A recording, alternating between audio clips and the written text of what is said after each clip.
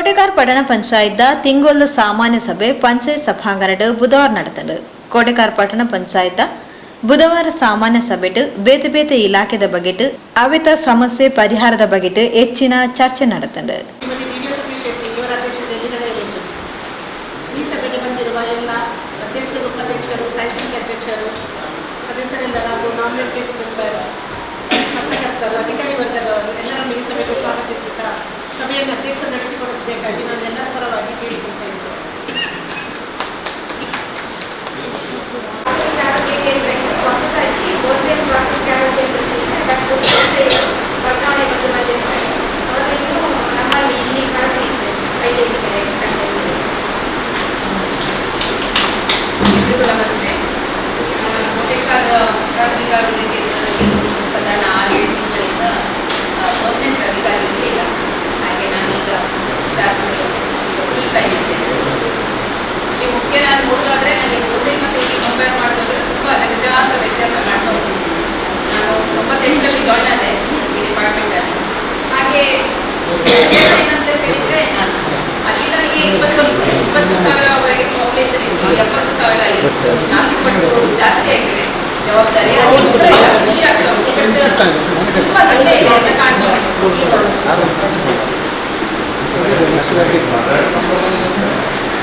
ಈ ಕೆಲಸಗಳು ನಮ್ಮದು ಹಾಸ್ಪಿಟಲಿಗೆ ಒಂದೇ ಅಲ್ಲ. ಆದರೆ ನಾನು ಇಲ್ಲಿ ಫೀಲ್ಡಿಗೆ ಹೋಗುವಾಗ ತುಂಬ ಚಾಲೆಂಜಸ್ ಕಾಣ್ತಾ ಉಂಟು ನನಗೆ. ಮೇನ್ಲಿ ಏನಂದರೆ ಅದರಲ್ಲಿ ಕಸ ಎಲ್ಲ ಹಾಕಿಟ್ಟಿದ್ದಾರೆ. ಡೆಂಗು ಮಲೇರಿಯಾ ವಿಷಯದಲ್ಲಿ ನಾವು ಹೇಳ್ತಾ ಇದ್ದೇವೆ. ಡೆಂಗು ಮಲೇರಿಯಾ ಬರಲಿಕ್ಕೆ ನಾವೇ ಅವಕಾಶ ಮಾಡಿ ಕೊಟ್ಟಾಗೆ ಆಗ್ತಾ ಉಂಟು. ಅಲ್ಲಿ ನಾನು ಮಾಡಿರೋದು ಜಾಗದಲ್ಲಿ ಹೋದಾಗ ಅಲ್ಲಿ ಒಂದು ಸ್ಕ್ರ್ಯಾಪ್ ಶಾಪ್ ಮತ್ತು ಇಲ್ಲಿ ಕೆಲವು ಏರಿಯಾದಲ್ಲಿ ನಾನು ನೋಡಿದೆ ತುಂಬ ಹಾಕಿಬಿಟ್ಟಿದ್ದಾರೆ. ಆದರೆ ಡೆಂಗುವಲ್ಲಿ ಮತ್ತು ಮಲೇರಿಯಾದಲ್ಲಿ ಮೇನ್ಲಿ ಡೆಂಗುವಲ್ಲಿ ಹೆಚ್ಚು ಮರಣ ಆಗ್ತದೆ. ದಯವಿಟ್ಟು ತಾವೆಲ್ಲ ಸ್ವಲ್ಪ ಅದಕ್ಕೆ ನಮ್ಮೊಟ್ಟಿಗೆ ಸ್ಪಂದಿಸಿ ಆ ವಿಷಯವನ್ನು ನೀವು ಸ್ವಲ್ಪ ಗಂಭೀರವಾಗಿ ತೆಕ್ಕೊಂಡ್ರೆ ನಮ್ಮಲ್ಲಿ ಇರುವಂಥ ಈ ಡೆಂಗುವಿಂದ ಸಾವು ಯಾರಿಗೆ ಆಗಬಾರ್ದು. ಯಾಕಂದರೆ ಅದು ಒಬ್ಬರಿಂದ ಒಬ್ಬರಿಗೆ ಹರಡ್ತದೆ. ಅದು ಸೊಳ್ಳೆ ಎಲ್ಲ ಉತ್ಪತ್ತಿ ಆದ ನಂತರ ನಾವು ಅದನ್ನು ಕಂಟ್ರೋಲ್ ಮಾಡಲಿಕ್ಕೆ ಕಷ್ಟ ಆಗ್ತದೆ. ಸೊ ದಯವಿಟ್ಟು ನಿಮ್ಮ ಸಹಕಾರ ನಾನು ಕೇಳ್ತೇನೆ.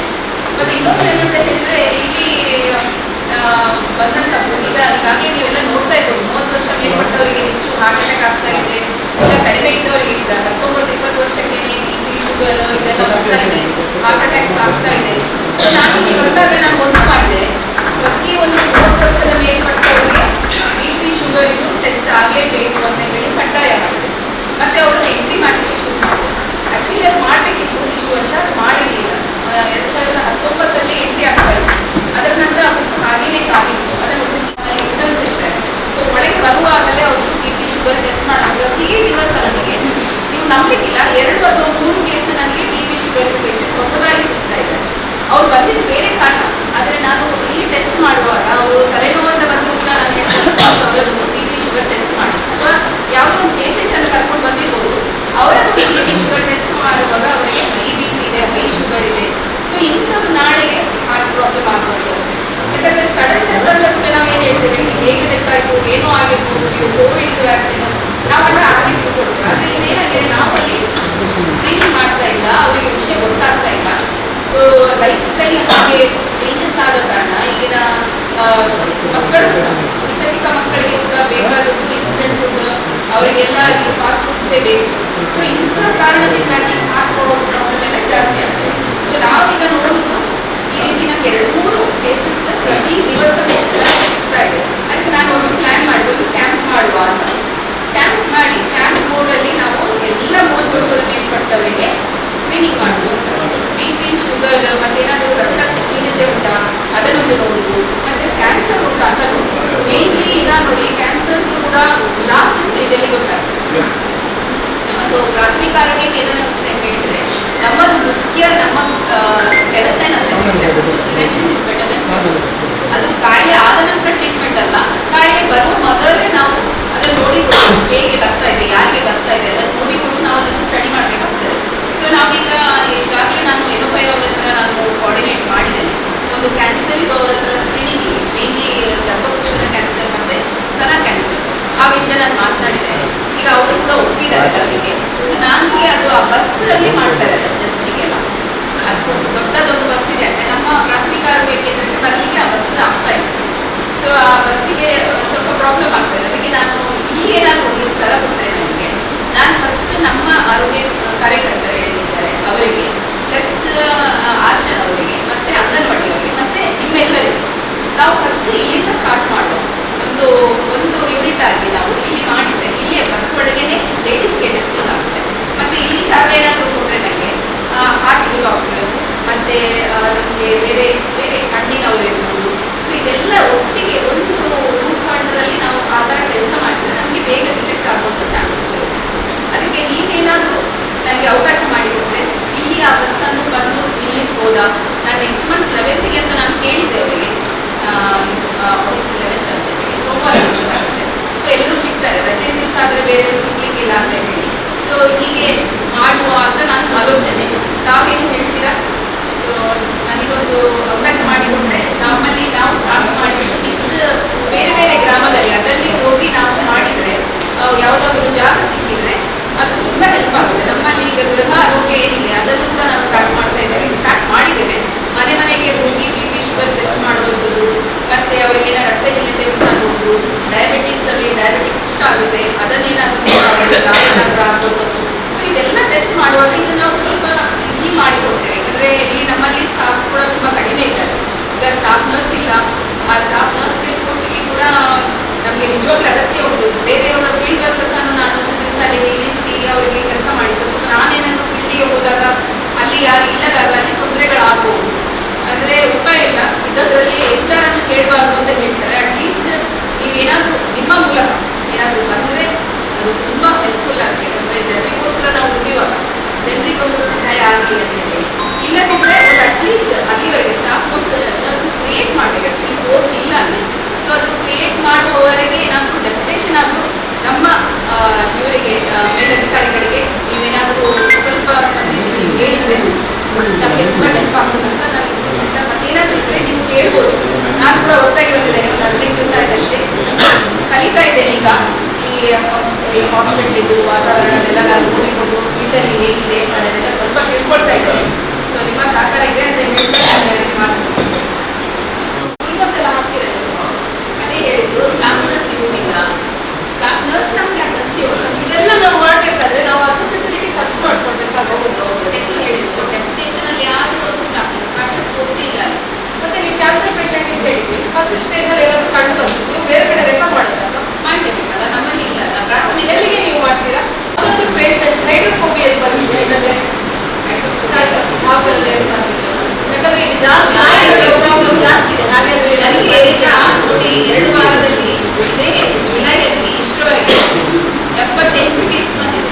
ನಾಯಿ ಕಚ್ಚಿ ಈಗ ಎಷ್ಟು ಭಯ ಆಗಿದೆ ಅಂದ್ರೆ ನೋಡಿದ್ರು ಕೂಡ ಇರುತ್ತೆ. ಲಾಸ್ಟ್ ಮೀಟಿಂಗ್ ಅಲ್ಲಿ ನಾನು ಸಂಡೇ ರೇಬಿಸ್ ವ್ಯಾಕ್ಸಿನ್ ಡೇಟ್ ಇದ್ರೆ ಅದು ಕೊಡ್ಬೇಕಂತ ಹೇಳಿದ್ದೆ. ಅದು ಈಗ ಸ್ಟಾರ್ಟ್ ಮಾಡಿದ್ದೀರಾ? ಆಕ್ಚುಲಿ ಏನಾಗ್ತದೆ ನೋಡಿ, ಒಂದು ವ್ಯಾಕ್ಸಿನ್ಗೆ 400+ ನಾವು ತುಂಬಾ ಜನ ಪ್ರೈವೇಟ್ ಅಲ್ಲಿ ತಗೊಳ್ತಾರೆ. ಯಾಕೆ ಅಂತ ಹೇಳಿದ್ರೆ ಇಲ್ಲಿ ಕೋಟೆಗರಿಗೆ ಬರ್ಲಿಕ್ಕೆ ಒಬ್ಬೊಬ್ಬರಿಗೆ ದೂರ ಆಗುತ್ತೆ. ನಮ್ಮ ಸೈಡ್ ಇದೆ ದೇರಳಕಟ್ಟೆ, ಅಲ್ಲಿ ನಾಟಕದಲ್ಲಿ ಕೊಡೋದಿಲ್ಲ. ನಿಮ್ಮ ಕೋಟೆಗರ ಕೇಂದ್ರಕ್ಕೆ ಹೋಗಿ ತಗೊಳ್ಬೇಕು ಅಂತ ಹೇಳ್ತಾರೆ. ಗೌರ್ಮೆಂಟ್ ಹಾಸ್ಪಿಟಲ್ ಎಲ್ಲ ಬಡವರಿಗೆ ಸರಿಸಮಾನವಾಗಿ ಕೊಡಬೇಕು. ಯಾವ ಹಾಸ್ಪಿಟಲ್ಗೆ ಹೋದ್ರೂ ಇಂಜೆಕ್ಷನ್ ಕೊಡಬೇಕು ನಮ್ಮ ಒಪಿನಿಯನ್. ಆದರೆ ಕೋಟೆಗರಿಗೆ ಕಳಿಸ್ತಾರೆ.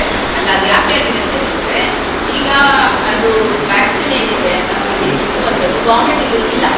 ನಾವು ಪರ್ಚೇಸ್ ಮಾಡ್ತಾ ಇದ್ದೇವೆ. ಒಂದಕ್ಕೆ ನಮಗೆ 400 rupees ಆಗ್ತದೆ. ನಾವು ಅದನ್ನು ಒಂದು ಕೊಟ್ಟರೆ ಓಪನ್ ಮಾಡಿದ ನಂತರ 6 hours ಓಪನ್ ಇಡಬೇಕು.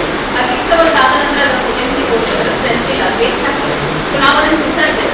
ಈಗ ಒಂದು ಸರಿ ಓಪನ್ ಮಾಡಿದ ನಂತರ ನಾವು ಅದನ್ನು 5 ಜನಕ್ಕೆ ಮಿನಿಮಮ್ 5 ಜನ ಬರಬೇಕು ಅಂತ ಹೇಳಿ ನಾವು ಹೇಳ್ತೇವೆ. ಪ್ಲಸ್ ಅದನ್ನು ಈಗ ನಾವು ಪರ್ಚೇಸ್ ಮಾಡೋ ಕಾರಣ ಅವರಿಗೆ ಜಾಸ್ತಿ ಆಗ್ತದೆ, ಬರ್ಡನ್ ಆಗುತ್ತೆ. ಅವರು ಬರ್ಡನ್ ಆಗಿ ಅವರೇನು ಹೇಳ್ತಾರೆ, ನೀವು ನಿಮ್ಮಲ್ಲಿ ಲಿಮಿಟ್ ಕೊಡಿ ಅಂತ. ಯಾಕಂದರೆ ನನಗೇನೆ ನೋಡಿ 78 ಪೇಷಂಟ್ ಬಂದಿದ್ದಾರೆ. 78 × 4 ಎಷ್ಟಾಯಿತು? ಹಾಗಾದರೆ ನಾನು ಎಷ್ಟು ಕಲಿಸಿದ್ರು ಕೂಡ ಅದು ಸಾಕಾಗ್ತಾ ಇಲ್ಲ. ಹಣ ಕೊಟ್ಟು ಸಾಲದಲ್ಲಿ ನಾವಿದ್ದೇವೆ. ತುಂಬ ಜನ ಬಡವರು ಇಮಿಡಿಯೇಟ್ ಇಂಜೆಕ್ಷನ್ ಸಿಗದೆ ನಮ್ಮ ವಾರ್ಡಲ್ಲಿ ಒಂದು ಜನರಿಗೆ 1 ಲಕ್ಷ ಚಿಲ್ಲರೆ ಆಗಿದೆ. ಪ್ರೈವೇಟ್ ಹಾಸ್ಪಿಟಲ್ ನಾವು ಕೊಡ್ತಾ ಇದ್ದೇವೆ. ನಮ್ಮಲ್ಲಿ ಯಾವುದು ಕೂಡ ನಾವು ಇಲ್ಲ ಅಂತ ಹೇಳ್ತಿಲ್ಲ. ಕೆಲವರಿಗೆ ಏನಿಲ್ಲ, ಈಗ 5 ಜನ ಕೊಡ್ಲಿಕ್ಕಿರೋದಲ್ಲ, 2ನೇ ಪೇಷಂಟ್ ಬಂದರೆ ಇಲ್ಲ, ನಾವು ಅದನ್ನು ಗ್ರೂಪ್ ಬಂದು ಕೂಡ ಅದನ್ನು ತೆಗೆದು ಬಿಸಾಡ್ತಾ ಇದ್ದೇವೆ. ಆದರೆ ಸಂಡೇ ಏನಾಗ್ತದೆ, ರಜೆ ದಿವಸ ಹಾಫ್ ಡೇ ಓಪನ್ ಅಲ್ಲ, ಈ 1 ಗಂಟೆ ಒಳಗೆ ಅಷ್ಟು ಪೇಷಂಟ್ ಬರುವುದಿಲ್ಲ. ಕೆಲವರಿಗೆ ಮಾತ್ರ ಸಂಡೇ ಡೋಸ್ ಇರುತ್ತೆ. ನಾವೇನು ಹೇಳ್ತೇವೆ, ನೆಕ್ಸ್ಟ್ ಡೇ ತಗೊಳ್ಬೋದು.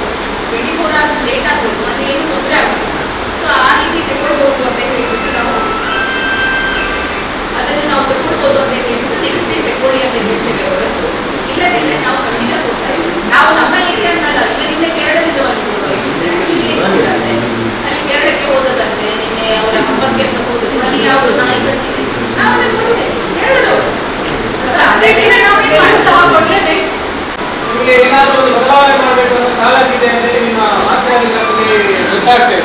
ನಮಗೆ ಕೂಡ ಈ ಕೋಟೆಕಾರಿಗೆ ನಿಮ್ಮಂಥ ಅಧಿಕಾರಿಗಳ ಅವಶ್ಯಕತೆ ನೂರಕ್ಕೆ ನೂರು ಇದೆ. ಯಾಕೆಂತ ಹೇಳಿದ್ರು ನೀವು ನಿಮ್ಮ ಮಾತಿನಲ್ಲಿ ಒಂದು ಉಲ್ಲೇಖ ಮಾಡಿದ್ರಿ, ಈ ಸ್ಕ್ರ್ಯಾಪ್ ಶಾಪ್ಸ್ ಅಂತ. ಯಾಕೆಂದರೆ ನಮ್ಮಲ್ಲಿ ಕೂಡ ಆರೋಗ್ಯ ಅಧಿಕಾರಿ ಇದ್ದಾರೆ, ಅವರಿಗೆ ಕಾಂತಾರ ಇದು ಅಂತ ಗೊತ್ತಿಲ್ಲ. ಇಡೀ ನಮ್ಮ ಉಳ್ಳಾಲ ತಾಲೂಕಿನವರು ದಿನ ಹೋಗಿ ಬರುವಂಥ ರಸ್ತೆ ಆಚಾರದಿಂದ ಪ್ರತಿ ಒಂದು ಭಾಗದಲ್ಲಿ ಅತಿ ಹೆಚ್ಚು ನಮ್ಮ ಉಳ್ಳಾಲ ತಾಲೂಕಿನಲ್ಲಿ ಸ್ಕ್ರ್ಯಾಪ್ ಇರುವಂಥ ಗ್ರಾಮ ಯಾವುದು, ರಾಶಿ ಹಾಕಿರುವ ಗ್ರಾಮ ಯಾವುದು ಅಂತ ಹೇಳಿ ಅದು ಕೋಟೆಕಾರ. ನಮ್ಮ ಆರೋಗ್ಯ ಅಧಿಕಾರಿಗಳನ್ನು ಅಬ್ಸರ್ವ್ ಮಾಡಿದಾರ ಇಲ್ವೋ ಅಂತ ನಮಗೆ ಗೊತ್ತಿಲ್ಲ. ಆದರೆ ನೀವು ಬಂದ 15 ದಿವಸದಲ್ಲೇ ನೀವು ಅದನ್ನು ಅಬ್ಸರ್ವ್ ಮಾಡಿದ್ರೆ ನಾನು ಎಲ್ಲ ಗ್ರಾಮದ ಅಭಿನಂದನೆಗಳನ್ನು ಸಲ್ಲಿಸ್ತಾ ಇದ್ದೀನಿ. ಯಾಕೆಂತ ಹೇಳಿದ್ರೆ ಇನ್ನೊಂದು ಯಾಕೆಂತ ಹೇಳಿದ್ರೆ ನಮಗೆ ಸರ್ಕಾರದ ಆರೋಗ್ಯ ಇಲಾಖೆಯಲ್ಲಿ ಸಿಗುವಂತ ಈಗ ಚಿಕಿತ್ಸೆಗಳು ಖಾಸಗಿಗೆ ಪೈಪೋಟಿ ಕೊಡುವಂತ ರೀತಿಯಲ್ಲಿದೆ. ಯಾಕೆಂದ್ರೆ ನಾನು ಅದನ್ನು ಅಬ್ಸರ್ವ್ ಮಾಡಲಿಕ್ಕೋಸ್ಕರ ನಾನು ಆರೋಗ್ಯ ಕೇಂದ್ರದಲ್ಲಿ ನಾನು 2-3 ದಿನಕ್ಕೆ ಚಿಕಿತ್ಸೆ ಮಾಡಿದ್ದೇನೆ. ಖಾಸಗಿಗೆ ಪೂರಕವಾದ ರೀತಿಯಾದಂತ ಈಗ ವಾತಾವರಣ ಇದೆ, ಅದಕ್ಕೆ ಬೇಕಾದಂತ ಸೌಲಭ್ಯಗಳು ಕೂಡ ಇದೆ, ನಮ್ಮ ಗ್ರಾಮದಲ್ಲಿ ಇದೆ. ಆದ್ರೆ ಏನ್ ಕೊರತೆ ಕಾಣ್ತದೆ ಅಂತ ಹೇಳಿದ್ರೆ ನೀವು ಅಲ್ಲಿ ಕ್ಲಿನಿಕ್ ಮಾಡಿದ್ರಿ, ಕ್ಲಿನಿಕ್ ಮಾಡಿರುವಂತ ಜಾಗ ನಿಮಗೆ ಟಾರ್ಗೆಟ್ ಬೇಸ್ ಆಗಿ ಮಾಡಿದ್ದಾರೆ ಬಿಟ್ಟರೆ ಜನಗಳಿಗೆ ಸೌಲಭ್ಯ ಸಿಗಬೇಕು ಅನ್ನೋ ದೃಷ್ಟಿಯಿಂದ ನೀವು ಇಲ್ಲಿ ಕೂಡ ಮಾಡಿ ಹೊನ್ನಾನ ದೈವಸ್ಥಾನದ ಎದುರು ಗದ್ದೆಯಲ್ಲಿ ಒಂದು ಕ್ಲಿನಿಕ್ ಮಾಡಿದ್ರಿ. ಯಾರು ಬರ್ತಾರೆ ಅಲ್ಲಿಂದ ನಮಗೆ ಮಾಡೋದ್ರಿಂದ ಅಲ್ಲಿಗೆ ಬರಬೇಕಾದ್ರೆ 60 ರೂಪಾಯಿ ರಿಕ್ಷಾಗೆ ಬಾಡಿಗೆ ಕೊಡಬೇಕು. ಅಲ್ಲಿಂದ ರಿಟರ್ನ್ ನಾವು ಬರಬೇಕಾದ್ರೆ ನಮಗೆ ರಿಕ್ಷಾ ವ್ಯವಸ್ಥೆ ಸಿಗುತ್ತದೆ, ಏನು ಸಿಗುದಿಲ್ಲ. ಪುನಃ ನಾವು ರಿಕ್ಷಾಗೆ ಫೋನ್ ಮಾಡಿ 120 ಕೊಟ್ಟು 180 ರೂಪಾಯಿ ನಾವು ಅಲ್ಲಿ ಯಾರಾದರೂ ಬಡವರು ಬಂದರೆ ಆ ಚಿಕಿತ್ಸೆ ನಾವು ತಗೊಳ್ಬೇಕಾಗ್ತದೆ. ಆ 180 ರೂಪಾಯಿ ರಿಕ್ಷಾಗೆ ಖರ್ಚು ಮಾಡುವ ಬದಲು ನಮ್ಗೆ 80 ರೂಪಾಯಿಗೆ ಮಾಡೂರು ಜಂಕ್ಷನ್ ಅಲ್ಲಿ ಸಿಗ್ತದೆ. ಅದರ ಜೊತೆಗೆ ಮಾಡೂರು ಅಯ್ಯಪ್ಪ ಮಂದಿರದ ಹಿಂದುಗಡೆ ಒಂದು ಕ್ಲಿನಿಕ್ ಅನ್ನು ಮಾಡಿ, ಯಾರಿಗೂ ಅದು ಪ್ರಚಾರ ಇಲ್ಲ, ಈ ರೀತಿಯ ಕ್ಲಿನಿಕ್ ಇದೆ, ಈ ರೀತಿಯ ಸೌಲಭ್ಯ ಇದೆ, ಈ ರೀತಿಯ ಸೌಲಭ್ಯ ಇದೆ. ಯಾಕೆಂದ್ರೆ ನೀವು ಅದನ್ನು ನೀವು ಬದಲಾವಣೆ ಮಾಡಿ ಜನ ದಟ್ಟಣೆ ಇರುವಂತ ಭಾಗದಲ್ಲಿ ಮಾಡಿದ್ರೆ ಒಂದಕ್ಕೆ ಒಂದು ಈಗ ನಾಯಿ ಕಚ್ಚಿದಾಗ ಇಂಜೆಕ್ಷನ್ ಹೊರಗಡೆ ತೆಗೆದುಕೊಳ್ಳೋದ್ರೆ ತುಂಬಾ ಕಾಸ್ಟ್ಲಿ ಇದೆ. ಅದಕ್ಕೆ ನಾಯಿ ಕಚ್ಚಿದಾಗ ನಾನು ಆರೋಗ್ಯ ಕೇಂದ್ರದಿಂದಲೇ ತೆಗೆದುಕೊಂಡು ಯಾವುದೇ ರೀತಿಯ ವ್ಯತ್ಯಾಸ ಆಗಲಿಲ್ಲ. ಅದರಿಂದ ನಾವು ಮಾಡುವಂತ ಯೋಜನೆಗಳು ಜನರಿಗೆ ತಲುಪುವ ದೃಷ್ಟಿಯಿಂದ ಮಾಡಲಿಕ್ಕೆ ನೀವು ಸೂಕ್ತ ಅಧಿಕಾರಿ ಬಂದಿದ್ದೀರಿ ಅಂತ ಹೇಳಿ ಅಲ್ಲಿ ಎಲ್ಲ ಗೊತ್ತು ಮಾಡಿ ಈಗಾಗಲೇ ಅದು ಮೇಲಧಿಕಾರಿಗಳು ಮಾಡಿರುವುದು.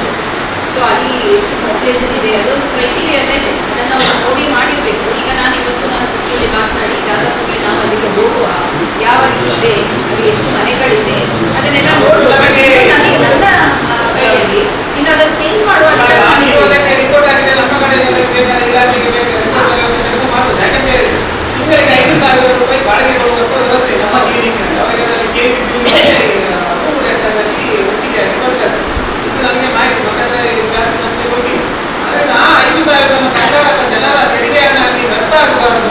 ನಾವು ಕೊಡುವಂತ ಸೇವೆ ಜನರಿಗೆ ಮುಟ್ಟಬೇಕಂತೇಳಿ ಆದರೆ ಆ ಮೇಲಧಿಕಾರಿಗಳು ನೀವು ತಂದು ತೋರಿಸಿ ಯಾರು ಬರ್ತಾರೆ, ಇದನ್ನು ಯಾರಾದ್ರೂ ಯೂಸ್ ಮಾಡ್ತಾರೆ, ಅಲ್ಲಿ ಡೈಲಿ ಬೇಸಿಸ್ ನಿಮ್ಮದು ಎಷ್ಟು ಏನು ಸರ್ವಿಸ್ ಲೀಸ್ಟ್ ಇರ್ತದೆ, ಅದನ್ನು ಜನದಟ್ಟಣೆ ಇರುವುದು ನೀವು ಅದನ್ನು ತಯಾರು ಮಾಡಿ ನಿಮಗೆ ನಿಮಗೆ ಬೇಕಾದನ್ನು ಕೊಟ್ಟರೆ ಅದನ್ನು ಜನದಟ್ಟಣೆ ಇರುವಂತ ಪ್ಲೇಸಿಗೆ ಮಾಡಲಿಕ್ಕೆ ನಮಗೆ ಸಾಧ್ಯ ಇದೆ ಅಂತ ಹೇಳಿ ನನ್ನದೊಂದು ಅಭಿಪ್ರಾಯ. ಈ ಎಲ್ಲ ಮಾಡುವುದು ಅದರ ಜೊತೆಗೆ ನಮ್ಮ ಈ ಕೋಟೆಕಾರ ಗ್ರಾಮವನ್ನು ನಮ್ಮ ಅಧಿಕಾರಿಗಳು ಮಾಡದ ಕೆಲಸವನ್ನು ನೀವು ಆ ಸ್ಕ್ರ್ಯಾಪ್ ಮುಕ್ತ ಸ್ಟಾಕ್ ನಮ್ಮ ಕೋಟೆಕಾರ ಗ್ರಾಮವನ್ನು ನಾವು ಕೇಳುವಾಗ ಪರ್ಮಿಷನ್ ಯಾರು ಕೊಟ್ಟೋದು ನನಗೆ ಗೊತ್ತಿಲ್ಲ. ಏನಾದರೂ ನೀವು ಪಂಚಾಯತಿಂದನೇ ಕೊಟ್ಟಿದ್ದೀರಾ? ಗೊತ್ತಿಲ್ಲ. ಅದು ನಮ್ಮ ಅಧಿಕಾರಿಗಳು ನೀವೇ ಮುಖ್ಯಾಧಿಕಾರಿ ಮತ್ತೆ ಆರೋಗ್ಯ ಅಧಿಕಾರಿಗಳು ನಮಗೆ ಅತಿ ಹೆಚ್ಚು ಆಯಾ ನನ್ನ ವಾರ್ಡ್ಗೆ ಸಂಬಂಧಪಟ್ಟ ಯಾವುದೇ ಒಂದು ಸ್ಕ್ರ್ಯಾಪ್ ಶಾಪ್ಸ್ ಇಲ್ಲ. ಇಲ್ಲಾಂದ್ರೆ ನಾನು ಇದಕ್ಕಿಂತ ಮುಂಚೆ ಮಾತಾಡ್ತೀನಿ. 1ನೇ ವಾರ್ಡಲ್ಲಿ ಇದೆ, ಅಹಮದಾಬಾದ್ ಏರಿಯಾದಲ್ಲಿ ಇದೆ. ಒಟ್ಟು ಇಡೀ ನನ್ನ ಅಬ್ಸರ್ವೇಷನ್ ಪ್ರಕಾರ ಇಡೀ ಉಳ್ಳಾಲ ತಾಲೂಕಿನಲ್ಲಿ ಸ್ಕ್ರ್ಯಾಪ್ ಗ್ರಾಮ ಯಾವುದು ಅಂತ ಹೇಳಿದ್ರೆ ಅದು ಕೋಟೆಕಾರ. ಅಲ್ಲಿ ನಮ್ಮ ಆರೋಗ್ಯ ಕೇಂದ್ರ ಪಕ್ಕದಲ್ಲಿ ನಮ್ಮ ಕಂಪನಿಗೆ ಅಂಟಿಕೊಂಡು ಹೋಗಿದೆ. ಇನ್ನೊಂದೇನಂದ್ರೆ ನಿಮಗೆ ಕಸದ್ದು ಏನು ನೀವು ಆರೋಗ್ಯ ಕೇಂದ್ರ ಅದನ್ನು ಏನಾಗ್ತದೆ ಅಲ್ಲ ನಾವು ಈಗ ಹೇಗೆ ಮಾಡ್ತೇವೆ ಅಂತ ಕಸ ವಿಲೇವಾರಿಗೆ ನಮ್ಮದು ಹಣ ವ್ಯಯ ಆಗ್ತದೆ, ಹಿಂದಿನ ಆಗುದಿಲ್ಲ. ಕಸಕ್ಕೆ ಹೋಗುವಂತ ಚರಂಡಿ, ಕಸಕ್ಕೆ ಹೋಗುವಂತ ರಸ್ತೆ, ಇದೇ ನಮಗೆ ಕಸಕ್ಕೆ ಬೇಕಾದವರಿಗೆ ಮನೆ ಕಟ್ಟಿಕೊಂಡು ಆಗ್ತದೆ ಬಿಟ್ಟರೆ ಕಸದಿಂದ ಕಸಕ್ಕೆ ಬರುವಂತ ಇದೆ. ಯಾಕೆಂತ ಹೇಳಿದ್ರೆ ಅಧಿಕಾರಿಗಳು ಅದನ್ನು ಅವರು ಮಂಗಳೂರು ನಗರದ ಕಸ ವಿಲೇವಾರಿ ಬಗ್ಗೆ ಹೆಮ್ಮೆಯನ್ನು ವ್ಯಕ್ತಪಡಿಸಿದ್ದಾರೆ. ಹೇಗೆ ಹೆಮ್ಮೆ ವ್ಯಕ್ತಪಡಿಸಿದ್ದಾರೆ ಅಂತ ಹೇಳಿದ್ರೆ ಅದು ಯಾವ ರೀತಿಯಾದ ಕಸ ದಿವಸ ನಮ್ಮದು ಡ್ರೈ ವೇಸ್ಟ್ ಅಂದ್ರೆ ನಮಗೆ ಒಂದು ದಿವಸ ಮಾತ್ರ ಡ್ರೈ ವೇಸ್ಟ್. ಆಗ ಏನಾಗ್ತದೆ ಅಂತಂದ್ರೆ ಪ್ರತಿನಿತ್ಯ ನಮ್ಮ ಮನೆಗಳಿಗೆ ನಾವು ಕಸದ್ದು ನಾವು ರೀಚ್ ಆಗಿ ಆ ಕಸವನ್ನು ಬಿಸಾಡುವಂತ ಪ್ರಶ್ನೆ ಬರುವುದು. ಆಗ ನಮ್ಗೆ ಈ ರಸ್ತೆ ಬದಿಲ್ಲ ನಮ್ಮ ಸಂಬಂಧಪಟ್ಟ ಅಧಿಕಾರಿಗಳು ಅದನ್ನು ಅದರ ಬಗ್ಗೆ ಜಾಗ್ರತೆ ತೆಗಿಬೇಕು ಬಿಟ್ಟರೆ ನಮ್ಮಿಂದ ನಾವು ಈ ಸಾಮಾನ್ಯ ಸಭೆಯಲ್ಲಿ ಮಾತಾಡ್ಬೋದು. ಅದು ಬಿಟ್ಟು ಅದನ್ನು ಕಾರ್ಯರೂಪಕ್ಕೆ ತರದೇ ಯಾರಂತ ಹೇಳಿದ್ರೆ ಅಧಿಕಾರಿಗಳು. ನಮ್ಮಲ್ಲಿ ಕೂಡ ವಾಹನದ ವ್ಯವಸ್ಥೆ ಇದೆ. ಈಗ ನಮಗೇನು ಸಮಸ್ಯೆ ಇದೆ ಅಂತ ಹೇಳಿದ್ರೆ ಒಂದು ಏರಿಯಾಗೆ ಹೋಗುವಾಗ ಡ್ರೈ ವೇಸ್ಟ್ ಮತ್ತು ವೆಟ್ ವೇಸ್ಟ್ ಒಟ್ಟಿಗೆ ತಗೊಳ್ಳೋದ್ರಿಂದ ನಮ್ಮ ಟೆಂಪೋ ಫುಲ್ ಆಗ್ತದೆ.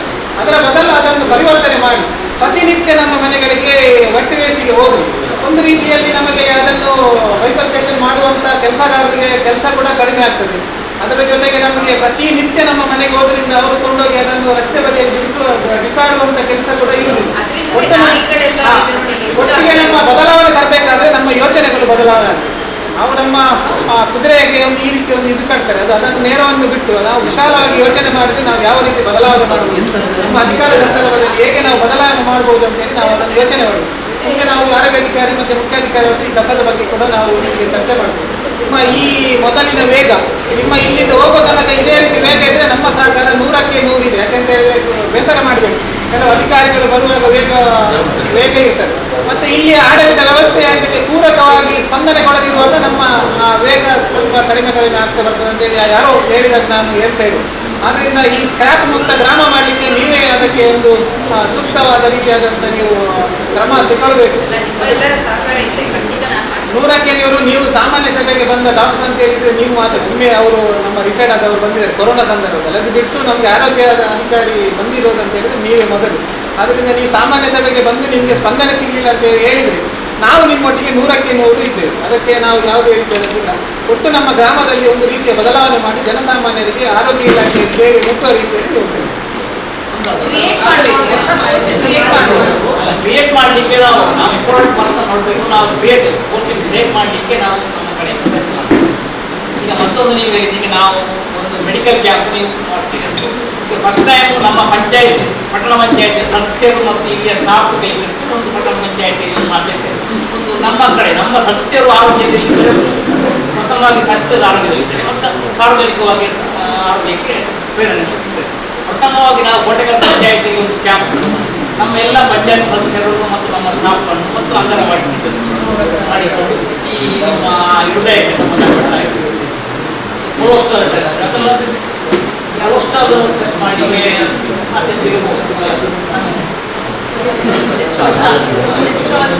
ಫಾಸ್ಟಿಂಗ್ ಮಾಡಿದ್ರೆ ಬೇಗ ಮಾಡಿದ್ರೆ ಮಾಡ್ಬೋದು. ಅದಲ್ಲ ಇಂಪಾರ್ಟೆನ್ಸ್ ಈಗ ಜಾಸ್ತಿ ಹಾರ್ಟ್ ಅಟ್ಯಾಕ್ ದೊಡ್ಡ ವಿಷಯ ಅಂದರೆ ಅವರಿಗೆ ಪೋಸ್ಟ್ ಜಾಸ್ತಿ ಅಂಥದ್ದು ಒಂದು ಮಾಡಲಿಕ್ಕೆ ಮತ್ತು ಅದು ನೀವು ಲ್ಯಾಬಿಗೆ ಬರಬೇಕಾಗುತ್ತೆ. ಯಾವುದು ಲ್ಯಾಬಿಗೆ ಮತ್ತು ಇದೊಂದು ನೀವು ನಿಮ್ಮ ಮತ್ತೆ ಇದನ್ನು ಮಾಡಿಸಿ ನಂತರ ಈಗ ನಾವು ಸಾರ್ವಜನಿಕವಾಗಿ ಫಸ್ಟಿಗೆ ನಮ್ಮ ಸದಸ್ಯರಿಂದ ಮಾಡಿಸಿ ಇಲ್ಲಿ ಮಾಡಿ ನೆಕ್ಸ್ಟ್ ಅಲ್ಲಿಂದ ನಾವು ಮತ್ತೆ ಇನ್ನೊಂದು ನಮ್ಮದು ಕಳೆದ ಮಂಗಳೂರು ಮಹಾನಗರ ಪಾಲಿಕೆಯಲ್ಲಿ ಸುಧೀರ್ ಶೆಟ್ಟಿ ಇವರು ಮೇಯರ್ ಆಗಿರುವಾಗ ಎಲ್ಲ ಗೂಡಂಗಡಿ ನಮ್ಮ ತಿಂಡಿ ತಿನಿಸುಗಳ ಬಗ್ಗೆ ಒಂದು ರೀತಿಯಲ್ಲಿ ಎಲ್ಲ ಕಡೆ ದಾಳಿ ಮಾಡಿದ್ದಾರೆ. ಅದು ನಿಮ್ಮಿಂದ ಸಾಧ್ಯ ಇದೆಯಾ? ಈಗ ನಮ್ಮಲ್ಲಿ ಕಲಬೆರಕೆ ಅದು ತುಂಬ ನಾವು ನೋಡುವ ರೀತಿಯಲ್ಲಿ ಅದು ಸಾಧ್ಯ ಇದೆ. ಅದನ್ನೊಂದು ನಾವು ಮಾಡಬೇಕು. ಯಾಕೆಂದರೆ ನೀಟ್ನೆಸ್ ಇದೆಲ್ಲ ಸಮಸ್ಯೆ ಇದೆ. ನೀಟ್ನೆಸ್ ಇದೆಲ್ಲ ಸಮಸ್ಯೆ ಇದೆ ನಮ್ಮ ಗ್ರಾಮದಲ್ಲಿ. ತಿಂಡಿ ತಿನಿಸು ಹೊಟ್ಟೆಯಲ್ಲಿ ಸಣ್ಣ ಸಣ್ಣ ಕಡೆ ಅದು ಎಲ್ಲ ರೀತಿಯಲ್ಲಿ ನಮಗೆ ಸರಿ ಮಾಡಲಿಕ್ಕೆ ಆಗುದಿಲ್ಲ. ಆದರೂ ಒಂದು ಆದಷ್ಟು ನಮಗೆ ಕಲಬೆರಕೆ ಆದಂಥ ತಿಂಡಿ ನಮ್ಮ ಸಾರ್ವಜನಿಕರು ಮಾಡುವಂಥದ್ದು, ಇಲ್ಲಿ 21 ವರ್ಷದ ಒಳಗಿನ ಮಕ್ಕಳಿಗೆ ಅವರು ಬೀಡಿ ಸಿಗರೇಟ್ ಹ್ಯಾಂಡ್ ಓವರ್ ಮಾಡುವಂಥದ್ದು, ಮತ್ತೆ ಏನಾದರೂ ಶಾಲೆ ಮತ್ತೆ ಕಾಲೇಜ್ ಯಾವುದೇ ಇನ್ಸ್ಟಿಟ್ಯೂಷನ್ ಎಜುಕೇಶನಲ್ ಇನ್ಸ್ಟಿಟ್ಯೂಷನ್ಸ್ ಹತ್ತಿರ ಅಂದರೆ 100 ಯಾರ್ಡ್ ಹತ್ತಿರ ಇರುವುದಾದ್ರೆ ಆ ಒಂದು ಇದು ಮಾಡ್ಬೋದು. ಹೋದ್ರೆ ಗೊತ್ತಾಗ್ತದೆ ಹೇಗೆ. ಈಗ ಇರುವುದೇ ಮಳೆಗಾಲದಲ್ಲಿ ಸೊಳ್ಳೆಯಿಂದ ಡೆಂಗು ಬರುವುದು, ಅದರಲ್ಲಿ ಎಷ್ಟು ಜೀವಗಳು ಹೋಗಿದ್ದು ಉಂಟು. ಅದಕ್ಕೆ ನಿಮ್ಮ ಕಡೆಯಿಂದ ನಮ್ಮ ವಾರ್ಡ್ಗಳಿಗೆ ಸ್ಟಾಫ್ ಅನ್ನು ಕೊಟ್ಟು ನಾವು ಇಲ್ಲಿ ನಮ್ಮ ವಲಯದಲ್ಲಿ ಸುತ್ತಿದ್ರೆ ಎಲ್ಲಿ ನೀರು ನಿಂತಿದೆ, ಎಲ್ಲಿ ಕಸ ಪ್ಲಾಸ್ಟಿಕ್ ಅನ್ನು ಹಾಕಿ ಅಲ್ಲಿ ಆ ಪ್ಲಾಸ್ಟಿಕ್ ಇದ್ದ ಜಾಗದಲ್ಲಿ ನೀರು ಡ್ರೈ ಆಗುತ್ತೇ ಇಲ್ಲ, ಅದರಲ್ಲಿ ಸೊಳ್ಳೆ ಬಂದು ಜನರಿಗೆ ಮತ್ತೆ ವೇಸ್ಟ್ ನೀರನ್ನು ಕೂಡ ರೋಡಿಗೆ ಮತ್ತೆ ಎಲ್ಲಿ ಅವರು ತೋಡಲಿಟ್ಟದನ್ನು ಕೂಡ ಅಲ್ಲಿ ಸ್ಟೋಕ್ ಆಗಿರ್ತದೆ. ಎಷ್ಟೋ ಸತಿ ನಮ್ಮ ವಾರ್ಡಲ್ಲಿ ಆ ತರದೊಂದು ನೀರು ನಿಂತಿದೆ. ಮಾತಾಡಲಿಕ್ಕೆ ಯಾರು ಮುಂದೆ ಬರುವುದಿಲ್ಲ ಆ ವಿಷಯಗಳು. ನಿಮ್ಮಂತ ಅಧಿಕಾರಿಗಳಿಂದ ಬಂದು ನಮ್ಮ ವಾರ್ಡಲ್ಲಿ ಸ್ವಲ್ಪ ಎಲ್ಲ ವಾರ್ಡ್ಗಳಿಂದ ಬಂದು ಈಗ ಮಳೆಗಾಲದಲ್ಲಿ ಡೆಂಗು ಮಲಗಿಸಿ ಅದು ಮತ್ತೆ ಇನ್ನೊಂದು ಮನೆಗೆ ಆ ರೀತಿಯಾಗಿ ಆ ಡೆಂಗಿನ ವಿಷಯದಲ್ಲಿ ನೀವು ನಮ್ಮ ವಾರ್ಡ್ಗೆ ಬಂದು ಎಲ್ಲ ವಾರ್ಡ್ಗಳಿಗೆ ನೋಡಿ ಎಲ್ಲಿ ನೀರು ನಿಂತಿದೆ ಅದನ್ನು ಒಂದು ದೊಡ್ಡ ಇದು ಮಾಡುವಂಥ ಒಂದು ವ್ಯವಸ್ಥೆ ಫಸ್ಟಿಗೆ ಅದು ಮಾಡಬೇಕು. ಮತ್ತೆ ಬೇರೆ ವಿಷಯ ನಮ್ಮ ಆರೋಗ್ಯ ಇಲಾಖೆಯಲ್ಲಿ ಆಶಾ ಕಾರ್ಯಕರ್ತರು ಏನಿದ್ದಾರಲ್ಲ ಅವರು ಮನೆ ಮನೆ ವಿಸಿಟ್ ಮಾಡಿ ಎಲ್ಲಿ ಇಂಥ ಸ್ಥಳದಲ್ಲಿ ಆಗಿರುವುದು ಅದರ ವಿಷಯದಲ್ಲಿ ಅವರು ಹೇಳ್ಬೇಕು ಇಲ್ಲಿ ಯಾವ ರೀತಿ ಆಗಿದೆ, ಅವರಲ್ಲಿ ಯಾವ ರೀತಿ ಕೆಲಸ ಮಾಡ್ತಾ ಇದ್ದಾರೆ. ಆದರೆ ಇನ್ನು ನಾನು ಫೀಲ್ಡಿಗೆ ಇಳಿದು ನೋಡಿದ್ರೆ ಮಾತ್ರ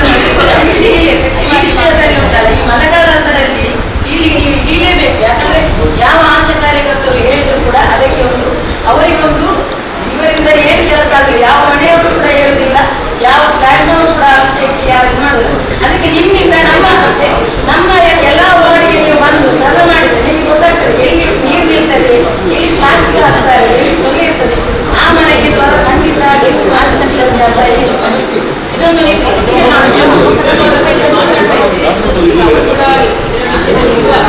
ನಮ್ಗೆ NSS ಮಕ್ಕಳು ಮತ್ತೆ ಬೇರೆ ಏನಾದ್ರು ಸ್ಟೂಡೆಂಟ್ಸ್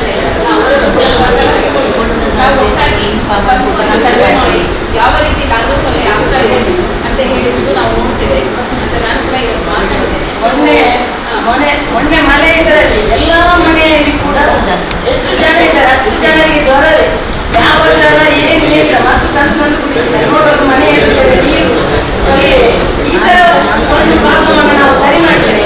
ಅದನ್ನು ನಾವು ಮಾಡ್ತೇವೆ ಈಗ ಸೊಳ್ಳೆಗಳಿಗೆ ನಮ್ಮ ಮಂಗಳೂರು ಕಾರ್ಪೊರೇಷನ್ ಕಡೆಯಲ್ಲೆಲ್ಲ ಈ ಫಾರ್ಮ್ ಆಯಿತು ಈ ಅಂತ ಬಸ್ ಲಾಸ್ಟ್ ಇಯರ್ ಇರಲಿಲ್ಲ. ಈ ಸಲ ಅದು ಜಸ್ಟ್ ಸೊಳ್ಳೆ ಮಾನಸಿಕೆ ಮಾತ್ರ, ಅದು ಏನು ಪ್ರಯೋಜನ ಇಲ್ಲ. ಆಕ್ಚುಲಿ ಅದು ಏನು ಪ್ರಯೋಜನ ಇಲ್ಲ. ಸೊಳ್ಳೆ ಹಾಗೆ ನೋಡಿಕೊಡೋದು ಅದನ್ನು ನೋಡಬೇಕು. ಅದು ಬಂದದಲ್ಲ ಮಾಡಿದ್ರೆ ವಿಷಯ ಇಲ್ಲ, ಅದು ಪ್ರಯೋಜನ ಅಲ್ಲ, ಟ್ರೀಟ್ಮೆಂಟ್ ಅಲ್ಲ. ಜಸ್ಟ್ ನಿಮಗೆ ಸಮಾಧಾನ ಆಗ್ತದೆ ಅಷ್ಟೇ, ಆ ಸೊಳ್ಳೆ ಮುಗಿದು ಅಥವಾ ಅಲ್ಲ.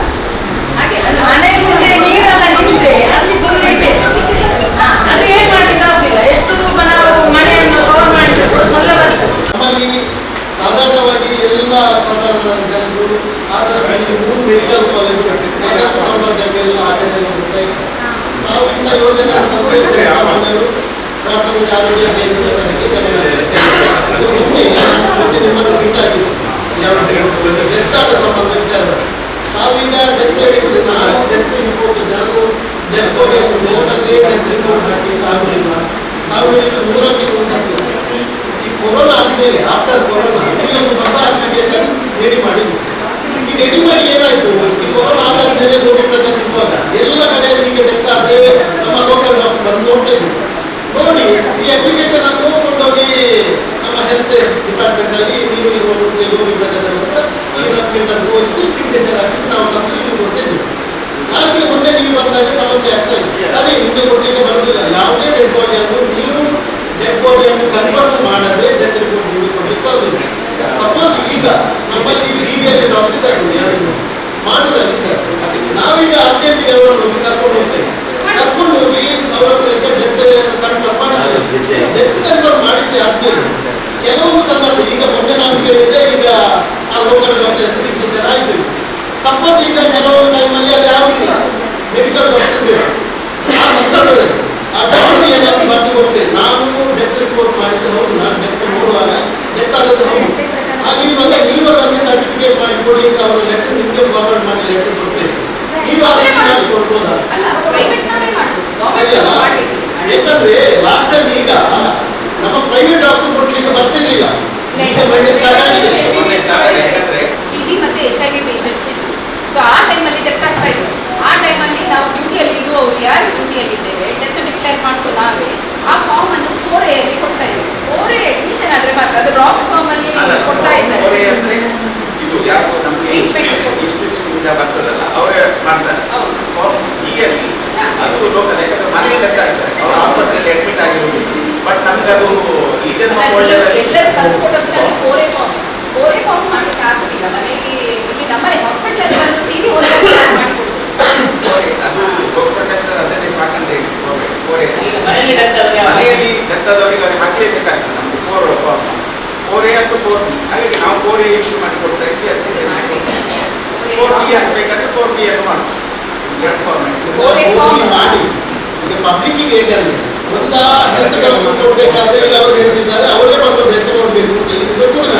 ಅವರು ಬರ್ತಾರೆ ಕರೆಕ್ಟ್. ಈಗ ನಮ್ಗೆ ನೀವು ನೋಡಿದ್ರೆ ಮಾತ್ರ ನೀವು ಕೊಡ್ಬೇಕು. ಈಗ ನಮ್ಗೆ ಈಗ ನಾವು ಲೋಕಲ್ ಡಾಕ್ಟರ್ ಅನ್ನು ಮಾಡೋದ್ರಿಂದ ಬೀರಿಂದ ಕರ್ಕೊಂಡು ಹೋಗ್ತೇವೆ. ಒಂದು ಸೀನಿಯರ್ ತುಂಬಾ ಪ್ರಾಯದವರಿದ್ದದನ್ನು ನಾವು ಕರ್ಕೊಂಡು ಹೋಗಿ ಡೆತ್ ಕನ್ಫರ್ಮ್ ಮಾಡಿಸ್ತೇವೆ. ಅದಾದ್ಮೇಲೆ ಆ ಸಿಗ್ನೇಚರ್ ಇಲ್ಲಿ ವ್ಯಾಲಿಡ್ ಆಗ್ತದೆ ನಮ್ಗೆ. ಅವರು WBS ಹಾಕಿ ಅಲ್ಲ ಯಾಕಂದ್ರೆ ಅಲ್ಲ, ಇದಕ್ಕಿಂತ ಮುಂಚೆ ಲೋಕಲ್ ಡಾಕ್ಟರ್ ಆಗಿದ್ರೆ ಅದಿದ್ದೇನೆ. ಅಲ್ಲ, ಈಗ ನಾವು 4A ಇಶ್ಯೂ ಮಾಡಿ ಕೊಡ್ತಾ ಇದ್ವಿ. ಅದಕ್ಕೆ ನಾವು 4A ಇಶ್ಯೂ ಮಾಡಿ ಕೊಡ್ತಾ ಇದ್ವಿ. 4A ಅಥವಾ 4B ಅಲ್ಲ ಇದಕ್ಕಿಂತ ಮುಂಚೆ ಲೋಕಲ್ ಡಾಕ್ಟರ್ ಆಗಿದ್ರೆ ಅದಕ್ಕೋಸ್ಕರ ಹೇಳು ಒಂದ ಅವರಿಗೆ ನಾವು ಇಲ್ಲಿಂದ ಡೈರೆಕ್ಷನ್ ಕೊಡ್ಬೇಕು. ನೀವೇನಾದ್ರೂ ಡೆತ್ ರಿಪೋರ್ಟ್ ಮಾಡಿದ್ರೆ, ಡೆತ್ ಕನ್ಫರ್ಮ್ ಮಾಡಿದ್ರೆ ಆ ಪಾರ್ಟಿಗೆ ಸರ್ಟಿಫಿಕೇಟ್ ಅನ್ನು ನೀವು ಸಿಗ್ನೇಚರ್ ಹಾಕಿ ಕೊಡ್ಬೇಕು ಅಂತ ನೀವು ಹೇಳಿ. ಯಾಕಂತ ಹೇಳಿದ್ರೆ ಅಲ್ಲಿ ಈಗ ಮೊನ್ನೆ ಕೂಡ ಪಾರ್ಟಿ ಹೋಗುವಾಗ ಡಾಕ್ಟರ್ ಸಿಗ್ನೇಚರ್ ಹಾಕಿ ಕೇಳಿಲ್ಲ. ಮತ್ತೆ ನಾನು ಹೋಗಿ ನಮ್ಮ ಈ ಮೇಡಮ್ ಹೇಳಿದ್ದನ್ನು ನಾನು ಅವರಿಗೆ ವಿಷಯವನ್ನು ಎಕ್ಸ್ಪ್ಲೈನ್ ಮಾಡಿ ಮತ್ತೆ ಅವರಿಂದ ತೊಂದರೆ ಇಲ್ಲ ಮತ್ತೆ ಮಾಡೋದು ನಾನು ಹಾಕಿ ಕೊಡ್ತೇನೆ. ನಾವು ಎಲ್ಲದನ್ನು ಹೋಗ್ತೇವ, ಕೆಲವು ಡೈರೆಕ್ಟ್ ಪಾರ್ಟಿ ಹೋಗ್ತಾರೆ, ಪಬ್ಲಿಕ್ ಹೋಗ್ತಾರೆ. ಅದು ಅವರಿಗೆ ಈ ವಿಷಯವನ್ನು ಮನದಟ್ಟು ಮಾಡಿ ಕೊಡ್ತೇವೆ. ಮತ್ತು ಮನದಟ್ಟು ಮಾಡಿ ಕೊಡುವಾಗ ಒಂದು ನಮ್ಮ ಕೋಟೆಗಾರ ಬೇಕಾದ್ರೆ ನಮ್ಮ ಕೋಟೆಗಾರ ಸೋಮೇಶ್ವರ ಕೂಡ ಕ್ಲಬ್ ಆಗಿರ್ತದೆ. ಆ ಹತ್ತಿರದ ಡಾಕ್ಟರ್ಗಳು ಕೂಡ ನಾವು ಈ ಮಾಹಿತಿಯನ್ನು ಕೊಟ್ಟರೆ ಮತ್ತು ಪಬ್ಲಿಕ್ ಹೋಗುವ ಸಮಸ್ಯೆ ಆಗುತ್ತಿಲ್ಲ. ನಾವು ಎಲ್ಲ ಮೆಂಬರ್ಸ್ ನಮ್ಮ ವಾರ್ಡಲ್ಲಿ ಯಾರು ಡೆತ್ ಮನೆಯಲ್ಲಿ ಡೆತ್ ಆದರೆ ಒಂದು ಕಂಪಲ್ಸರಿ ಸರ್ಟಿಫೈ ಮಾಡಿ. ಕಂಪಲ್ಸರಿ ಯಾಕೆಂದ್ರೆ ನಾಳೆ ಮನೆಗೆ ಗೌರ್ಮೆಂಟ್ ಡಾಕ್ಟರ್ ಬರಲಿಲ್ಲ, ಗೌರ್ಮೆಂಟ್ ಡಾಕ್ಟರ್ ಮನೆಗೆ ಬರುವ ಹಾಗೆ ಇಲ್ಲ. Private doctor MBBS and above ಯಾರು ಕೂಡ ಆಗುತ್ತೆ. ಅಲ್ಲಿ ನಿಮ್ಮ ಟ್ರೈನಿಂಗ್ ಡಾಕ್ಟರ್ಸ್ ಇದ್ದಾರಲ್ಲ, ಯಾರಾದ್ರೂ ಟ್ರೀಟ್ಮೆಂಟ್ ಕೊಡ್ತಾ ಇದ್ದಾರೆ, ಅವರು ಕೂಡ ಕೊಡ್ತಾರೆ. ಅದು ತೊಂದರೆ ಇಲ್ಲ. ನೀವು ಯಾಕೆ ಇದ್ರ ಬಗ್ಗೆ ಇಷ್ಟು ಸೀರಿಯಸ್ ಆಗಿ ಚರ್ಚೆ ಆಗ್ತಾ ಉಂಟು ಅಂತ ಹೇಳಿದ್ರೆ, ಮೇನ್ಲಿ ಏನಾಗ್ತದೆ, ಈಗ ನಿಮ್ಮದೇ ಅಣ್ಣ ತಮ್ಮಂದ್ರೆ ಇರ್ಬೋದು, ಈಗ ನಿಮ್ಮ ಮನೆಯಲ್ಲಿ ಯಾರೋ ಒಬ್ರು ಡೆತ್ ಆದ್ರು, ನಾಳೆ ಏನಾದ್ರು ಬಂದು ಒಂದು ಅವರ ಅಣ್ಣನ ತಮ್ಮ ನಿಮಗೆ ಆಗದೇ ಇರುವಂಥದ್ದು, ಇವರು ಕೊಂದಿದ್ದಾರೆ, ಏನೋ ಮಾಡಿ ಸಾಯಿಸಿದ್ದಾರೆ ಅಂತ ಹೇಳಿ ಆದರೆ ಅದನ್ನು ಪುನಃ ಯಾವ ಡಾಕ್ಟರ್ ನೋಡಿದ್ರು, ಅದು ಕೋರ್ಟಿಗೆ ಹೋಗ್ತದೆ. ಮತ್ತೆ ಯಾವ ಡಾಕ್ಟರ್ ನೋಡಿದ್ರು, ಆ ಕಂಡೀಷನ್ ಹೇಗಿತ್ತು, ಅದೆಲ್ಲ ಕೇಳ್ತಾರೆ. ಸೊ ಅದಕ್ಕೆ ಟ್ರೀಟಿಂಗ್ ಡಾಕ್ಟರ್ ಮಾಡಬೇಕು. ಪ್ಲಸ್ ಇಲ್ಲ ಅಲ್ಲಿ ಬಂದು ನೋಡಿ ಸುಮ್ಮನೆ ಈಗ ಬ್ಲೈಂಡ್ ಆಗಿ ಯಾವತ್ತು ಮಾಡಿಸ್ಬೇಡಿ, ಅದು ನಮ್ಮ ಸೇಫ್ಟಿಗೋಸ್ಕರ. ಕಂಪಲ್ಸರಿ ಈಗ ಜಾಸ್ತಿ ಅಂದ್ರೆ ಏಜಿನವರು ಅದೇ ಏಜ್ ಅವರು ಅವರಿಗೆ ಡ್ಯೂಟಿಯಲ್ಲಿದ್ದಾರೆ. ಆ ಟೈಮಲ್ಲಿ ಒಂದು ಚಿಕ್ಕ ಹುಡುಗ, ಒಂದು 18-19 ವರ್ಷದ ಹುಡುಗ ಬಂದು ಅವನು ಬೆತ್ತಕ್ಕೆ ಆಚೆಯಿಂದ ಬಂದ ಒಂದು ಅಜ್ಜಿಯನ್ನು, 83 ವರ್ಷದ ಅಜ್ಜಿಯನ್ನು ಕರ್ಕೊಂಡು ಬಂದದ್ದು. ಡೆತ್ ಆಗಿದ್ದಾರೆ, ಡಿಕ್ಲೇರ್ ಮಾಡಲಿಕ್ಕೆ ಕರ್ಕೊಂಡು ಬಂದು ಬರುವಾಗ ಡೆತ್ ಆಯಿತು ಅಂತ ಹೇಳಿದ್ದಾರೆ. ಆದರೆ ಅಜ್ಜಿಯನ್ನು ಕರ್ಕೊಂಡು ಬಂದು ಅವರು ಜಸ್ಟ್ ಹೀಗೆ ಚೆಕ್ ಮಾಡಿ ನೋಡುವಾಗ ಅವನು ಕೊಟ್ಟಿದ್ದಾನೆ, ಹಣ ಕೇಳಿದ್ದಾನೆ, ಕೊಡಲಿಲ್ಲ ಅಜ್ಜಿ. ಅದಕ್ಕೆ ಹಿಂದಿನಿಂದ ಕೊಟ್ಟಿದ್ದಾನೆ, ಅಜ್ಜಿ ಸತ್ತಿದ್ದಾರೆ. ಸೊ ಇದನ್ನು ಡಿಕ್ಲೇರ್ ಮಾಡಲಿಕ್ಕೆ ಅವರು ನೋಡುವಾಗ ಪೋಸ್ಟ್ ಮಾರ್ಟಮ್ ಮಾಡಿ. ಸೊ ನಾವು ಎಲ್ಲ ಡೆತ್ತನ್ನು ನಾವು ಹಾಗೆ ಹೇಳಲಿಕ್ಕಾಗಲ್ಲ. ನಾಳೆ ಯಾರಾದರೂ ಅವನ ರಿಲೇಟಿವ್ಸ್ ಇದ್ರು, ಅವನ ಅತ್ತೆ ಮಾವ ಯಾರಾದರೂ ಇದ್ರು, ಅದು ಲಾಸ್ಟಿಗೆ ಅವರು ಹೇಳ್ಬೋದು ಅವ್ರು ಕೊಟ್ಟು ಸಾಯಿಸಿದ್ದಾರೆ ಅಂತ. ಎಲ್ಲ ಮಾಡಿ ಆದ ನಂತರ ಲಾಸ್ಟ್ ರೇಟ್ಸಲ್ಲಿ ಮುಗಿಸಿದ ನಂತರ ಅದು ಕಷ್ಟ ಆಗ್ತದೆ. ಸೊ ಈ ಟೈಮಲ್ಲಿ ನಾವು ಸ್ವಲ್ಪ ಕೇರ್ಫುಲ್ ಆಗಿರ್ಬೇಕು. ಅದಕ್ಕೋಸ್ಕರ ಡೆತ್ ಡಿಕ್ಲೇರ್ ಮಾಡಿಸೋದು ತುಂಬ ಇಂಪಾರ್ಟೆಂಟ್. ಇಲ್ಲಿ ಸಮಸ್ಯೆ ಅದಲ್ಲ. ನಾವೀಗ ಡೆತ್ ರಿಪೋರ್ಟ್ ಅನ್ನು ಲೋಕಲ್ ಮಾಡಿದ್ವಾ ಇಲ್ಲ, ಯಾಕೆ ಹೇಳ್ತೇನೆ ಅಂದ್ರೆ ಗೋಪಿಕಂಡ ಪ್ರಾಬ್ಲಮ್ ಇರಲಿಲ್ಲ, ನಮ್ಗೆ ಅದ್ರ ಗೊತ್ತೂ ಇರಲಿಲ್ಲ ಅಲ್ವಲ್ಲ. ವಿಕ್ರಮ್ ಅವರು ಫಾರ್ಮ್ ಪಾರ್ಟಿ ಹತ್ರ ಕೊಟ್ಟಿದ್ರು, ಪಬ್ಲಿಕ್ ಹೋಗಿ ಸಿಗ್ನೇಚರ್ ಹಾಕಿ ಕೊಟ್ಟಿದ್ರು. ಇದು ಯಾವಾಗ ಪಾರ್ಟಿ ಮನೆಯಲ್ಲಿ ಡೆತ್ ಕನ್ಫರ್ಮ್ ಮಾಡಿ ಅಂತ್ಯಕ್ರಿಯೆ ಎಲ್ಲ ಮಾಡಿ 3 ದಿವಸ 4 ದಿವಸ ಕಂಡು ಪಬ್ಲಿಕ್ ಮತ್ತೆ ಈ ಡಾಕ್ಯುಮೆಂಟ್ ಇಟ್ಕೊಂಡು ಬರುದು, ಆ ಸಂದರ್ಭದಲ್ಲಿ ಆಗ್ತಿದ್ದಾರೆ. ಅದಕ್ಕೆ ಇನ್ನೂ ನೆಕ್ಸ್ಟ್ಗೆ ಯಾರಾದರೂ ಈ ರೀತಿ ಮನೆಯಲ್ಲಿ ಏಜ್ಗೆ ಯಾರಾದರೂ ಡೆತ್ ಆದರೆ ಸ್ವಲ್ಪ ಅಲರ್ಟ್ ಆಗಿ ಯಾರು ಅಲ್ಲೇ ಲೋಕಲ್ ಡಾಕ್ಟರ್ ಇದ್ದಾರೆ ಅವರ ಹತ್ರ ಡೆತ್ ಕನ್ಫರ್ಮ್ ಮಾಡಿಸಿ ಇಮಿಡಿಯೇಟ್ ಲೆಟರ್ ಅವರ ಹತ್ರ ತಗೊಳಿಸಿಕೊಳ್ಳೋದು ಒಳ್ಳೇದು ಅಂತ. ಇದು ಆಡ್ಕೊಳ್ಕಲ್ಲ ಯಾವ್ದ್ರಲ್ಲಿ ದಪ್ಪನ ಮಾಡಿದ್ದಾರೆ ಒಳ್ಳೆ ನಿರ್ಧಾರ. ಅದಕ್ಕೆ ನಾನು ದೂರಕ್ಕೆ ಸಹಕಾರ ಇದೆ. ಅಲ್ಲ ಒಂದು ನಿಮಿಷ ನೀವು ಬಾಡಿ ನೋಡಲು ಸಿಗ್ನೇಚರ್ ಹಾಕಿದ್ರೆ ನಮ್ಗೆ ಈ ಸರ್ಟಿಫಿಕೇಟ್ ಆಗುದಿಲ್ಲ. ಒಂದು ರಾತ್ರಿ 10 ಗಂಟೆ 11 ಗಂಟೆಗೆ ನಾವು ಡಾಕ್ಟರ್ ಕರೆಯುವ. ಯಾಕೆಂದ್ರೆ ಅವತ್ತು ಕರೆಕ್ಟ್ ಇದೆ, ಹೇಳೋದು ದೂರಕ್ಕೆ ಇದೆ. ಸರ್ಟಿಫಿಕೇಟ್ 10-11 ಗಂಟೆಗೆ ನಮ್ಗೆ ಯಾವುದೇ ಡಾಕ್ಟರ್ ಸಿಗುದಿಲ್ಲ. ಆಗ ನಾವೇನು ಮಾಡಬೇಕು? ಹಾಸ್ಪಿಟಲ್ಗೆ ಕರೆದುಕೊಂಡು ಹೋಗಿ ಅಲ್ಲಿ ಡಿಕ್ಲೇರ್ ಮಾಡಿಸ್ಬೇಕಂತ. ಕೆಲವೊಂದು ಡೆತ್ ಆದ್ಮೇಲೆ ನಾವು ಅದನ್ನು ಹಾಸ್ಪಿಟಲ್ಗೆ ಯಾರಾದರೂ ಯಾಕಂದ್ರೆ 4:30 ನಂತರ ನಾನು ಇರುವುದಿಲ್ಲ. ನೀವು ಹೇಳಿದಾಗ ನಾವು ಆ ರೀತಿ ಕೇಳಬೇಕಾಗ್ತದೆ. ಯಾಕೆಂತ ಹೇಳಿದ್ರೆ ಈಗಲಾಗಿ ನಾವು ಸರ್ಟಿಫಿಕೇಟ್ ಮಾಡಬೇಕಾದ್ರೆ ನೀವು ಹೇಳಿ ಕಾನೂನು ಪ್ರಕಾರ ನಾವು ಮಾಡಬೇಕು. ನಮಗೆ 10 ಗಂಟೆ 11 ಗಂಟೆಗೆ ನಮ್ಗೆ ಯಾವುದೇ ಪ್ರೈವೇಟ್ ಕ್ಲಿನಿಕ್ ನಾವು ಸಿಗುದಿಲ್ಲ. ಆಗ ನಾವೇನು ಮಾಡಬೇಕು, ನಮ್ಮ ಡಾಕ್ಟರ್ಗೆ ಫೋನ್ ಮಾಡಬೇಕು, ಇವರನ್ನು ನಾವು ಸ್ಪಾಟ್ಗೆ ಕರೆಸಬೇಕು, ಕರೆಸಿ ಅವ್ರ ಹತ್ರ ಬಾಡಿ ತೋರಿಸಬೇಕು, ಆಮೇಲೆ ಮಾಡೋದು ನಾವು ನಿರ್ಣಯ ಮಾಡಬೇಕು. ನಮಗೆ ಪ್ರೈವೇಟ್ ಡಾಕ್ಟರ್ ಇಲ್ಲದಿದ್ರೆ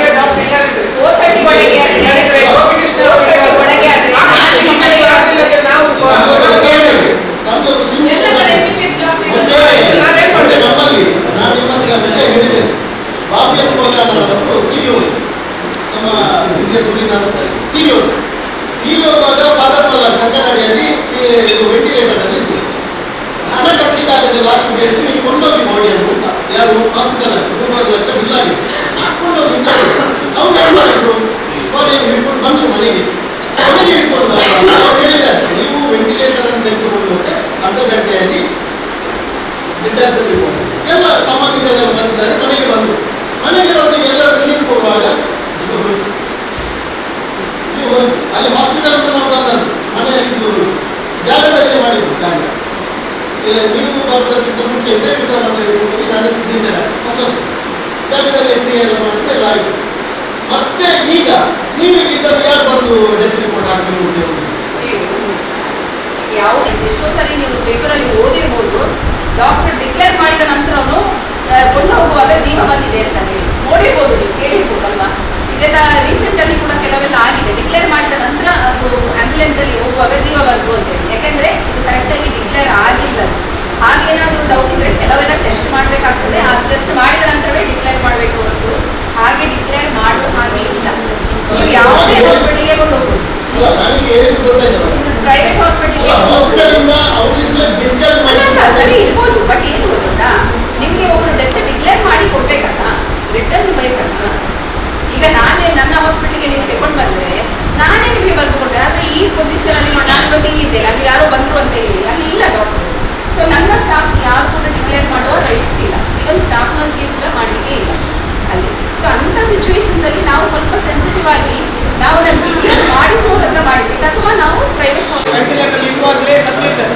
ನಾವು ವೆಂಟಿಲೇಟರ್ ಮುಖಾಂತರ ಅವರ ಶ್ವಾಸಕೋಶಕ್ಕೆ ಆಕ್ಸಿಜನ್ ಪೈಪ್ ಮುಖಾಂತರ ಹಾಕಿ ಅದು ಅರ್ಧ ಗಂಟೆ ಇರ್ತದೆ ಬಾಡಿಯಲ್ಲಿ. ಆದ್ರಿಂದ ಅದು ಅರ್ಧ ಗಂಟೆ ನಂತರ ನಮಗೆ ಅದು ಡೆತ್ ಅಂತೇಳಿ ಕನ್ಫರ್ಮ್ ಆಗ್ತದೆ. ವೆಂಟಿಲೇಟರ್ ಇರುವಾಗಲೂ ಅವನು ಡೆತ್ ಆಗಿರ್ಬೋದು. ನಮ್ಮ ಈ ವೆಂಟಿಲೇಟರ್ ಕೊಡುವಂತ ಆಕ್ಸಿಜನ್ ಇಂದ ಬಾಡಿ ನಮಗೆ ಜೀವ ಇದ್ದಾರೆ. ಆದ್ದರಿಂದ ನಮಗೆ ನೀವು ಸೊಲ್ಯೂಷನ್ ಏನಂತ ಹೇಳಿದ್ರೆ ಅಧ್ಯಕ್ಷ ನಾವು ಅದು ನಿರ್ಣಯ ಮಾಡುದು. ನಮಗೆ ಇಂಥ ಸಂದರ್ಭದಲ್ಲಿ ಆರ್ಥಿಕವಾಗಿ ವ್ಯವಸ್ಥೆ ಇಲ್ಲದವರಿಗೆ ನಾವು ನಮ್ಮ ಡಾಕ್ಟರ್ ಎನಿ ಟೈಮ್ 24/7 ಇವರು ಬಂದು ನಮಗೆ ಕೊಡ್ಬೇಕು. ಸರಿಯಲ್ಲ ಇಲ್ಲ. ನಮ್ಮ ಹಾಸ್ಪಿಟಲ್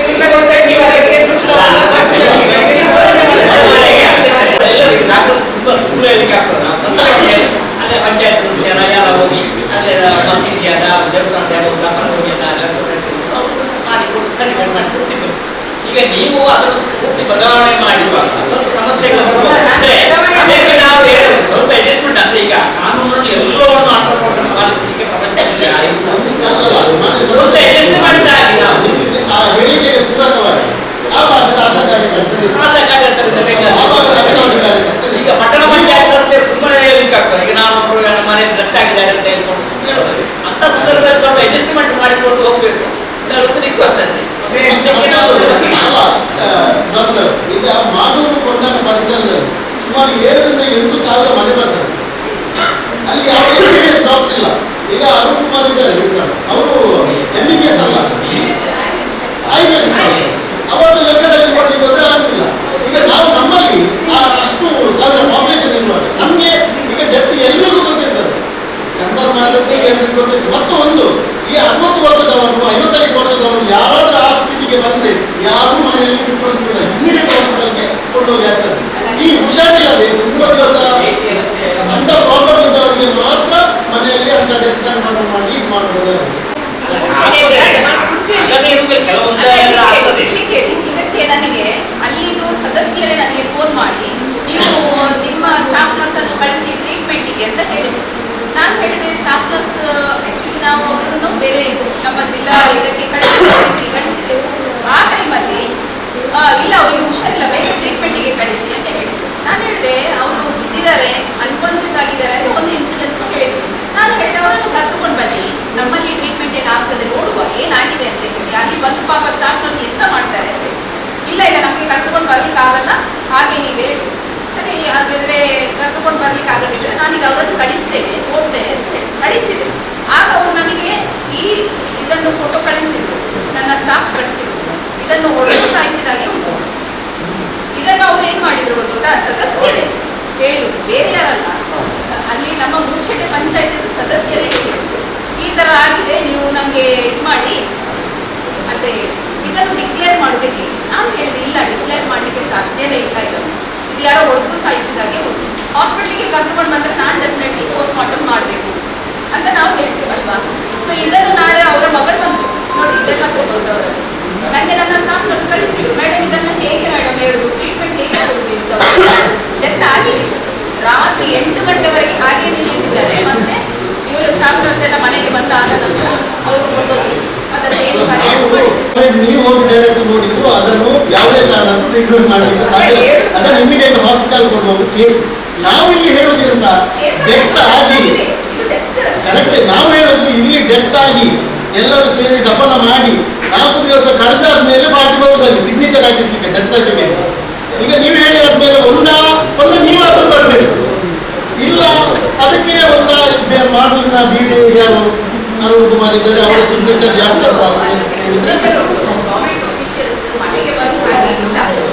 ನಾನು ಅದನ್ನು ಕೂಡ ಮೀರಿ ಹೋದ್ರೆ ನಾಡೀಗ ಕಂಪ್ಯೂಟರ್ ಸರ್ ಆಯ್ತು, ಮುಂಚೆ ಎಲ್ಲ ಇದ್ದವರೆಲ್ಲ ನಾನು ಕೇಳಿದೆ ಯಾಕೆ ಹೀಗೆಲ್ಲ ಬರ್ತಾ ಇದ್ದಾರೆ ಅಂತ ಹೇಳಿ. ನಾವು ಹಾಗೆ ಮಾಡಿದೆವು, ಅವರು ಕೋರ್ಸ್ ಮಾಡ್ತಾರೆ ನಮಗೆ, ನಾವು ಮಾಡಿ. ಬಟ್ ನಾಳೆ ಸಿಚುವೇಶನ್ಸ್ ಎನಿ ಟೈಮ್ ಟರ್ನ್ ಆಗ್ಬೋದು. ಅದನ್ನು ಒಂದು ಸ್ವಲ್ಪ ಅಲರ್ಟ್ ಆಗಿ ನಾವು ಅದನ್ನು ಕಂಟಿನ್ಯೂ ಮಾಡೋದು ಒಳ್ಳೇದು, ಒಳ್ಳೆ ರೀತಿಯಲ್ಲಿ ಮಾಡಿದರೆ ಒಳ್ಳೇದು ಅಂತ ಅಷ್ಟಕ್ಕೆ ಹೇಳುದು.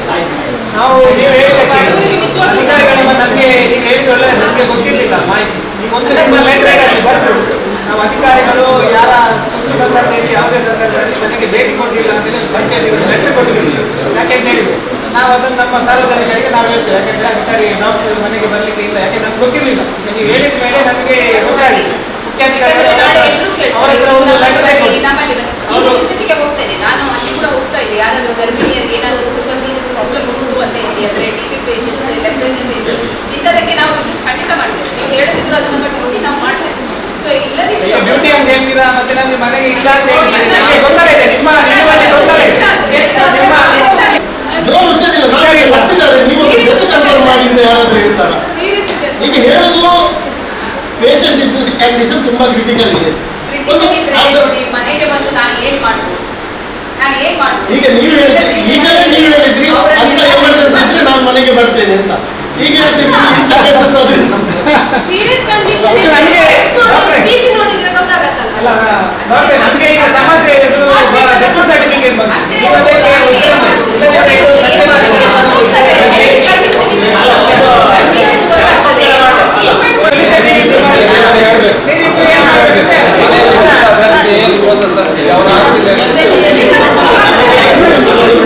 ಅದರಲ್ಲಿ ಕಾಸ್ ಆಫ್ ಡೆತ್ ಅನ್ನು ಬರೆದು ಡಿಕ್ಲೇರ್ ಮಾಡಿಕೊಂಡು ಅದನ್ನ ನಾವು ಅಪ್ಲೋಡ್ ಮಾಡಬೇಕು. ಮತ್ತೆ ಆ ಕಾಪಿಯನ್ನು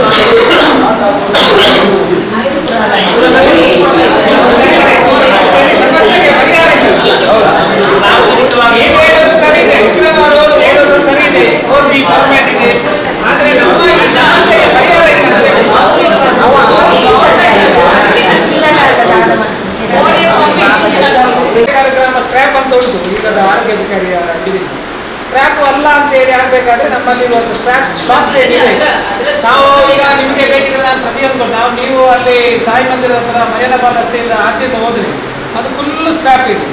ಆ ಕಡೆ ಎಲ್ಲ ಫುಲ್ ರಾಶಿ ಆದ್ರೆ ಅಲ್ಲಿ ಅವರು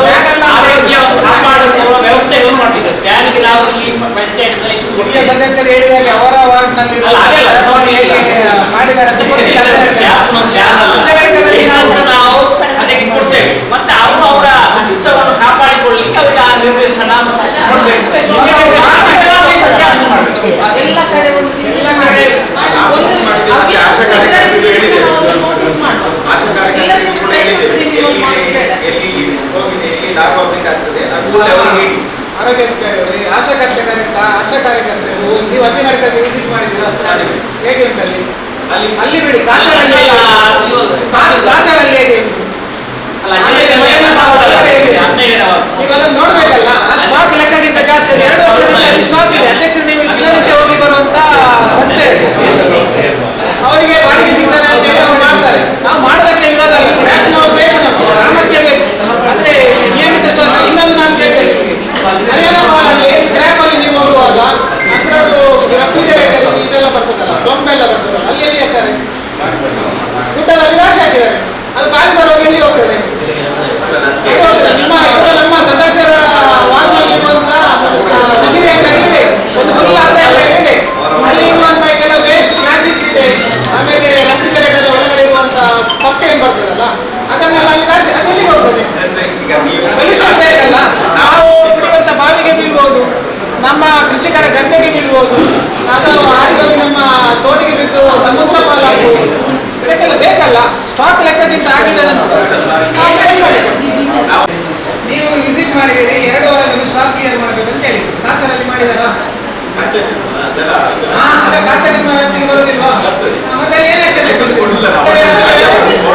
ನಮಗೆ ಲೈಸೆನ್ಸ್ ಇಲ್ಲದೆ ಕೆಲಸ ಇದು ನಡೆಸಲಿಕ್ಕೆ ಆಗ್ತದ? ಹಾಗಾದ್ರೆ ಯಾರ ವೈಫಲ್ಯ ಆಯ್ತು? ಅದನ್ನ ಪ್ಲೇಸ್ ಬಿಟ್ಟು ಹೋಗ್ತೇವೆ. ಅವರ ಪ್ಲೇಸ್ ಓನರಿಗೂ ಮತ್ತೆ ಅವರಿಗೆ ಗ್ಯಾಜೆಟ್ ಕೂಡ ಆಲ್ರೆಡಿ ಅವ್ರಿಗೆ ಕೊಟ್ಟಿದ್ದಾರೆ. ನಾವು ಅವರಿಗೆ ಕೊಟ್ಟು ಅಲ್ಲಿ ಫುಲ್ ಇದನ್ನೇ ಕ್ಲೋಸ್ ಮಾಡ್ತೇವೆ ಅಂತ ಹೇಳಿ. ಆರೋಗ್ಯ ರೀತಿ ಯಾವಾಗ ಹೇಳಿರೋದು? 3 ತಿಂಗಳಾಯ್ತು. 3 ತಿಂಗಳಾಯ್ತು. ಈಗ ಎಷ್ಟು ಅದರಲ್ಲಿ ಏನು ನೀವು ಅವರಿಗೆ ಕ್ರಮ ತೆಗೆದುಕೊಂಡಿದ್ದೀರಿ? ಅಲ್ಲ ಅವರೇ ಕಳಿಸ್ತೇವೆ ಅಂತ ಹೇಳಿ. ನೀವು ನಾವು ಇಲ್ಲಿ ಮಾತಾಡಿದ್ದೇವೆ, ಅದಕ್ಕೋಸ್ಕರ ನಮ್ಮನ್ನು ಸಮಾಧಾನ ಮಾಡಲಿಕ್ಕೆ ನೀವು ವಿಸಿಟ್ ಮಾಡಿ. ನೀವು ಮಾಡ್ಬೇಕು. ಅಲ್ಲಿ ಅವರಿಗೆ ಅಲ್ಲಿ ಏನು ಸಮಸ್ಯೆ ಆಗಿದೆ ಅಂತ ಹೇಳಿ ಆರೋಗ್ಯ ನಾನು ಹೇಳಿದೆ. ಮುದಿರಿಯ ವಸ್ತು ಬಿಟ್ಟು ಬೇರೆ ತ್ಯಾಜ್ಯಗಳಿದೆಯಲ್ಲ ಅದನ್ನು ನೀವು ಮನೆಯ ಪಾಲಿಗೆ ಹೋಗಿ ಅಲ್ಲಿ ಎಷ್ಟು ದುಡ್ಡು ಆಗಿದೆ ಅಂತ ಹೇಳಿ ನೀವು ನೋಡಿ. ನಿಮಗೆ ಯಾಕೆ ಅಧಿಕಾರಿಗಳಿಗೆ ಬರೋದಿಲ್ಲ ಅಂತ ನಮಗೆ ನಾವು ಅವ್ರು ವ್ಯಾಪಾರ ಮಾಡಿದಾಗ ನಮಗೆ ಏನಿಲ್ಲ. ಅವರಿಗೆ ಅವರ ವ್ಯಾಪಾರಕ್ಕೆ ನಾವು ಅವರ ಕಷ್ಟಗಳಿಗೆ ನಾವು ಇರಬೇಡ. ಅವರಿಗೆ ನಾವು ಇನ್ಫಾರ್ಮ್ ಮಾಡಿ ಇಷ್ಟು ಸಮಯಾವಕಾಶ ಕೊಡಿ.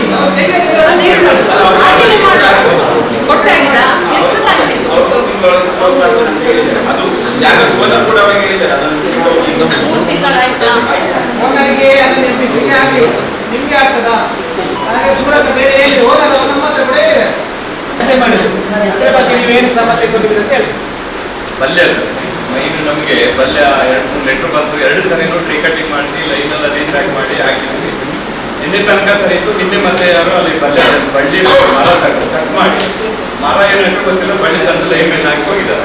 ಮತ್ತೆ ನಾನು ಸಂಜೆ ಲೈನ್ ಮೇಲೆ ಕಳಿಸಿ ಬಲ್ಲೆ ಅಂತ ನನಗೆ ಕಂಪ್ಲೇಂಟ್ ಯಾಕೆ ಅಂತ ಕೇಳಿದಾಗ ಮರ ಕಡ್ದು ಯಾರು ಲೈನ್ ಮೇಲೆ ಹಾಕಿದೆ ಸರ್, ಮರ ಇಲ್ಲ ಯಾರು ಇಲ್ಲ ಮನೇಲಿ ಯಾರಾದ್ರೂ ಇರ್ತಾರೆ ಹಿಂದೆ ಮುಂದೆ ಯಾರು ಜನ ಯಾರು ಕಡ್ದಿದ್ರು ಅಂತ ಕೇಳಿ ಮನೆ ಕರೆದವ್ರ ಮನೇಲಿ ಯಾರು ಇಲ್ಲ ಸರ್, ಪಕ್ಕದವರು ನಮ್ಗೆ ಗೊತ್ತಿಲ್ಲ ಅಂತ ಹೇಳ್ತಾರೆ ಅಂತ ಹೇಳಿ ಕ್ಲೀನ್ ಹಾಕ್ಬೇಕಲ್ಲ. ಯಾರು ಕರೆದಾಗ ನಮಗೆ ಇನ್ಫಾರ್ಮೇಶನ್ ಕೊಡಬೇಕು. ನಮ್ಮ ಲೈನ್ ಮೇಲೆ ಹಾಕ್ತಾರೆ ಏನು ನೋಡ್ಬೇಕಂತ ಹೇಳಿ ಇಬ್ಬರು ಲೈನ್ ಮೇಲೆ ಹೋಗಿದ್ದೀನಿ. ಅವಿನಾಶ್ ಇಲ್ಲ ಸರ್ ಕಡ್ದು ಹಾಕಿ ಹೋಗಿದ್ದಾರೆ. ಮತ್ತೆ ಯಾರು ನೋಡ್ರಿ ಯಾರಿಗೆ ಗೊತ್ತಿಲ್ಲ ಅಂತಾರೆ. ಮತ್ತೆ ನಾವು ಕ್ಲಿಯರ್ ಮಾಡ್ಬೇಕು ಅಂತ ಹೇಳಿದ್ರು.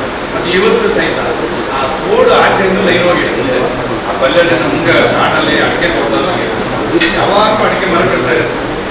ಪಾರ್ಟಿಗೆ ಹೇಳಿದ್ರೆ ಚೆನ್ನಾಗಿದೆ ಸರ್ ಕಡಿಲಿಕ್ಕೆ ಅದು ಹಾಗೆ ಬಿದ್ದಾಗ ನಾವು ಕಡಿಲೇಬೇಕು ಹಾಗಾಗಿ ಅಲ್ಲಿ ಲೈನ್ ಏನಿದೆ ಆ ಲೈನ್ ಆಚೆ ರೋಡ್ ಬಳಿದ ಆಚೆ ಸೈಡ್ ಬೇರೆ ಮಾಡಿ ಏನು ನಮ್ಮ ಪಲ್ಯ ಈಚೆ ಬರಬೇಕು. ಈ ಲೈನ್ ಇವತ್ತೆಲ್ಲ ರಿಪೇರ್ ಮಾಡ್ತಾರೆ. ಲೈನ್ ಹಾಕಿದ್ರೆ ಸರಿಯಾಗೋದು ಅಂತ ಹೇಳ್ಬೋದು. ಇಲ್ಲಿ ಫೀಸಿನ ಸಮಸ್ಯೆ ಇದೆ. ಯಾಕೆಂತ ಹೇಳಿದ್ರೆ ಖಾಲಿ ಫೀಸ್ ಹೋಗೋ ಸಮಸ್ಯೆ ಅಲ್ಲ, ಇದು ಕೂಡ ಪ್ರಾಬ್ಲಮ್. ಕಳೆದ ಪಲ್ಯ ಟಿಸಿ ಏನಿದೆಯಲ್ಲ ಕಳೆದ 5-6 ವರ್ಷದಿಂದ ಸೇರುವ ಸಮಸ್ಯೆ ಇದೆ. ಅಲ್ಲಿ ಅದಕ್ಕೆ ಮುಕ್ತಿ ಸಿಗ್ಬೇಕಾದ್ರೆ ನಮಗೆ ಅಲ್ಲಿ ಆ ಟಿಸಿಯನ್ನು ಬದಲಾವಣೆ ಮಾಡಬೇಕು. ಬೇರೆ ಇಲ್ಲ. ನೀವು ಅಲ್ಲಿ ಪಲ್ಯ ಟಿಸಿ ಏನಾಗಿದೆ ಅಂತ ಹೇಳಿದ್ರೆ ನಮ್ಮದು ಆ ಕಡೆ ಕುಂಬಲ ಆ ಕಡೆ ಅಜಿಲ ಕಾಂಪೌಂಡ್ ಇಂದ ಆಚೆ ತನಕ ಇದೆ. ಆದರೆ ನೀವು ಹೇಳಿದಾಗ ಈಗ ಕೂಡ ಒಂದು ಲೈನಲ್ಲಿ ಫೀಸ್ ಇಲ್ಲ. ಯಾಕಂದ್ರೆ ಗೆಲ್ಲುವುದಿದ್ದಲ್ಲ ಟಿಸಿದ ಸಮಸ್ಯೆ. ಯಾಕೆಂತ ಹೇಳಿದ್ರೆ ನಾವೀಗ ಮಳೆಗಾಲದಲ್ಲಿ ಬಂದ್ರೆ ಅದು ಗೆಲ್ಲಿದ ಸಮಸ್ಯೆ ಅಂತ ಹೇಳ್ಬೋದು. ಇಲ್ಲ ಅದನ್ನೇ ಈಗ ಆಚೆ ಕಡೆ ಜಂಪ್ ತೆಗೆದು ವೈರ್ ತೆಗೆದು ನಮ್ಮ ಕಡೆ ಏನೇನು ಕೋಟೆಕಲ್ ಸೆಕ್ಷನ್ ಬರುತ್ತೆ ಕೋಟೆಕಲ್ ಸೆಕ್ಷನ್ ಡಿವೈಡ್ ಮಾಡ್ತಾ ಇದ್ರು. ಅದೊಂದಿನ ನೋಡುವ ಆಚೆ ಸೋಮೇಶ್ವರ ಸೆಕ್ಷನ್ ಬರುತ್ತೆ. ಇವತ್ತೆಲ್ಲ ಚೇಂಜ್ ಮಾಡುವ ಟ್ರಾನ್ಸ್ಫಾರ್ಮರ್ ಇಂದ ತುಂಬಾ ತೊಂದರೆ ಆಗ್ತಾ ಇದೆ ಜನರಿಗೆ. ಅದನ್ನ 2 ಸತಿ ಸಾರ್ವಜನಿಕರು ಲೆಟರ್ ಕೊಟ್ಟಿದ್ದಾರೆ. ಪಂಚಾಯತ್ ಇಂದ ನಿಮಗೆ ಲೆಟರ್ ಬಂದಿದೆ. ಅದ್ರ ಬಗ್ಗೆ ನೀವು ಯಾವ ರೀತಿ ಆಕ್ಷನ್ ತೆಗೆಯಲಿಲ್ಲ. ಮಾರ್ಚ್ ಅಲ್ಲಿ ಒಂದ್ಸತಿ ಹಾಕಿದ್ದಾರೆ ಪಂಚಾಯತ್ ಸೈಡ್ ಇಂದ. ಪಣೀರ್ ಸೈಡ್ 2 ಸತಿ ಲೆಟರ್ ಹಾಕಿದ್ದೀರಲ್ಲ ಇಂಜಿನಿಯರ್ ಪಣೀರ್ ಸೈಡ್ ಇಂದ ಹಾಕಿದ್ದಾರೆ. ನಮ್ಮ ಕೈಯಲ್ಲಿ ಒಂದು ಲೆಟರ್ ಅದೊಂದು ನೋಡಿ ಅಂತ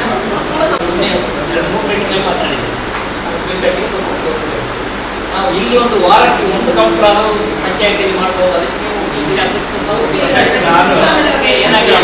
ಸಿಸ್ಟಮ್ ಅಲ್ಲ. ಈಗ ಏನಾಗಿದೆ 4 ವರ್ಷ ಮಾಡಿದೆ ನಮ್ಮ ಮೇಲಾಧಿಕಾರಿಗಳು ಅವ್ರು ಹೇಳಿದ್ರು ಈಗೆಲ್ಲ ಆನ್ಲೈನ್ ಪೇಮೆಂಟ್ ಬಂದಿದೆ. ಗೂಗಲ್ ಪೇ ಫೋನ್ ಪೇ ಎಲ್ಲ ಮಾಡಿದ್ದಾರೆ. ಮತ್ತೆ ಈಗ ಬಿಲ್ಲಲ್ಲಿ ಸ್ಕ್ಯಾನ್ ಮಾಡಬೇಕು. ನಮ್ಮಲ್ಲಿ ಆಪ್ಷನ್ ಇಲ್ಲ. ಎಲ್ಲ ಮೇಲೆ ತಗೊಂಡಿದ್ದೀವಿ ಕೊಡ್ತಾ ಇಲ್ಲ.